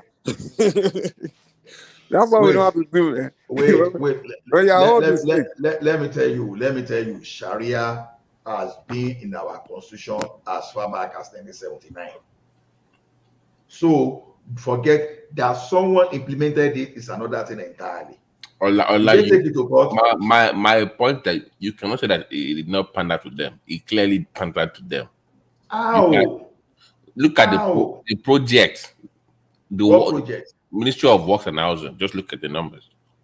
Look it up. Now, look at what did Obasanjo do in the Southwest? What did he do? No. Tell me, what did he do? Obasanjo didn't do any significant special project. He only just focused on the economy. So he gave this guy. This guy was in charge. This Anine. It was it Anine was his name. This guy from Edo State, from Benin, was the person in charge of the Ministry of Works. So Obasanjo himself, as a person, was not focusing on say, okay, I'm building road and building all those stuff. He focused more on the economy itself. In the start of the macro and party. So every other thing Ola. Hold on. Part of the maybe you don't know that Ojo. Do you know some water? Do you know that area? That's the problem. You are looking at Obasanjo. Hold on. Like you say economy. So where is the gateway into Nigeria from the West African countries? It's not our area. So if you say it's focusing on economy, shouldn't you be the road that leads into your country from that export and import into your country? Isn't that economic development? Only focus on the economy, right? Babati. It's your country, you ignored it. How is that part of your economic development? Babati. Road is part of economic development, but it's not about road alone. Right. I want you to get that thing right. Right. As of when Obasanjo came, Nigerian letter of credit was not being honored at the international community. The first thing he did was to find a way to shop off our reserves so that our businessmen could transact business internationally. He focused more on reform like bringing a telecommunication, banking reform, So he focused on all those private sector itself that created job than going so micro on road construction. That's exactly what I'm saying. So if you are looking at it, this guy now, if you want to talk about it today, he constructed road, and as we speak today, they are selling bag of rice for 60,000. But this same Obasanjo, he managed to raise money and pay our debts. The businesses environment, they were doing businesses on their own. They were employing people, and people were coming from overseas back home. But look at Buhari that has claimed to construct road, construct rail, everything, and people are doing japa every day, to the point that the Nigerians are now becoming a headache to the global to respond to your statement. Everybody has a different perspective of what affects them economically, right? Yes. And so someone that lived in that Sango area, if you ask me, what did he do, or what he should have done to impact my own account, I will tell you the Otaoji Road should be. And do you know what's even worse? That leads to his own farm. It was so bad. The guy was even coming to Ota with helicopter. It was that bad. So what do you mean he did not ignore them? Come on now. See, you live there, you have your farm there. Babati, I know we don't like some of us, we don't like Obasanjo, and that's why. I don't hate him. I don't know. Look at OBJ. Wait, look at OBJ. No. OBJ. Hold on. I was there. I was in Fort Worth, Texas, when OBJ came there, lamenting that his own people did not vote for him. I was there when he was telling the world that in the issue of Africa, it's on hard off. Somebody becomes president and his own tribe does not vote for him. So you being vindictive because your people did not vote for you, you ignored them on purpose. You know he did that now for your fact. You know he did that the first time. You did that. You cannot deny that for you. He did that for those things, as far as I'm concerned. No, come on, you know what he did now. No, those things, to the best of my knowledge, no matter what, right? They are just propaganda, because I won't look at it from that angle. I will go on YouTube right now. Type in TCU Obasanjo speech. You will hear it yourself. No, see, Babati. I've read, and I've not say I've read everything. I've read enough of Obasanjo to know that when you still want to talk of president that has done the most for the country today, whether we like it or not, it's still Obasanjo. I am not saying that he did not do anything. That was not the question. The question was like, waiting now. Did he ignore part? Yes, he did. That's when you go back to his old ministry administrator, if you want to talk of road construction, the airports, the way he equipped Nigerian Airways, the way he equipped our shipping line, and all those things that he did, nobody did more than Obasanjo on that line. But when he came back, he made an Nigerian shipping line. I think at that time they had only one vessel. He thought about it: should I rebuild this thing, or should I just liquidate it? He looked at Nigerian Airways too. They bastardized everything. He just decided on liquidation immediately. I started saying, okay, we are going to go private this time around. Yeah, the same thing he applied to the same vindictive Obasanjo that got you the Fayose. That same guy. You want to go there? The same. No, Fayose. Did you know what Fayose really did? If you want to know what Fayose did, good. Obasanjo was coming to Ekiti State. Mm-hmm. Fayose went and rent fowls. Mm-hmm. He said he was investing in agriculture. Fayose went and rent fowls and put in the poultry. Mm-hmm. When Obasanjo got to that place, he looked at it, something was wrong. He said, I went to get Yoki Yagbeni. Obasanjo, Fayose went to go and borrow generator to electrify all those high tension, all those things that he said he was doing, just to deceive Obasanjo. So the thing is this: when people say, no, hold on. So that warrants his impeachment. Are you for real right now?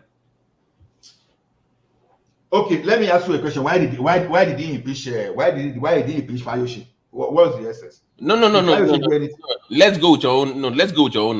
Because Fayose did a lot of things. That's what we are saying. no. Fayose was not a saint. Let's stick to what you just said. Somebody faked something, and because of that, and it pissed you up. That's my point. He's a very vindictive person. He goes after people with does not like. If he likes you, you remember when he was telling the story of how somebody stole money and they came down, and because the person knelt down for him, he said, okay, just return the money and don't worry about it. From his own mouth. If he likes you, you're okay, even if he steal money. But if he hates you, he comes after you. How many people was impatient? How many people was impatient under Obasanjo? That's not I know how many people. So Tafa Baloguna, he did the right thing. Alame said he did the right thing. Nobody is saying he did the right thing. The question is this: if Fayose has not done, OBJ did well in some areas. Don't get me wrong. I'm not saying the bar is low, anyways. So he did well, but my point is that he has this bad side of being very vindictive.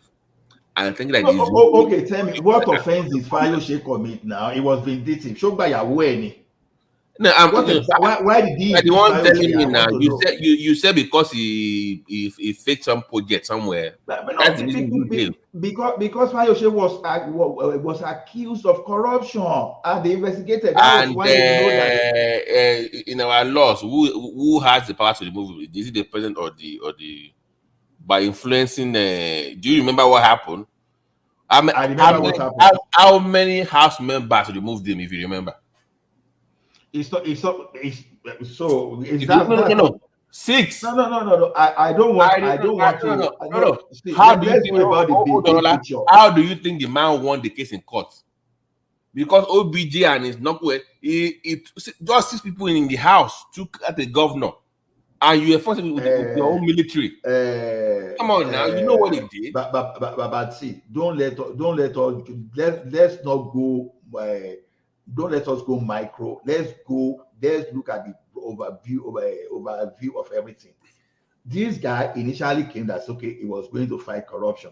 Mm-hmm. And everything he was doing, even though he didn't fight corruption as much because he said Clinton called him and said he should suffer that because he will not achieve anything if he continued that way, right? Now, this guy established EFCC. And he was trying to prove because he first of all established ICPC, and ICPC didn't work. And Kilovije, going against his own name. I know that you say he's pursuing how he's running after. The question is this: all those enemies that he was running after, are they saints? It doesn't matter. Okay, so are they saints? Okay, so what happened to his own friends that was stealing too? What happened to those? That's not. Let another person go and attack Obasanjo's friend too. Really? Okay, I get it. Let another person so see. Much for the fair, idea is this. For fair and justice. The idea is this. Somebody sọ pé fúnra wọn ni yóò máa fúnra wọn lóògùn jẹ. Good. So if I like you, if I like you can steal. But if I hate you, I'll come after you. That's fairness, Abi. See, whether you see a fairness, those people that embezzle public funds, too, they were not fair to the masses. It doesn't matter. No. So if Azumi Obasanjo is a thief, it is dealing with thief that has not in its own good book. Thief is dealing with thief. It should not be the problem of we the masses. That's where I differ. So he's pursuing his vendetta, whatever. The is vindictive. Okay, let me ask you. The man said that he never pursued third term. Do you think he was lying? I believe something is not clear about that. The question is no. Don't give me a leading question. Let me answer the way I want to answer. Okay. Whatever you heard. See, the question, the fact that Obasanjo did not come out to debunk it openly, that was the question.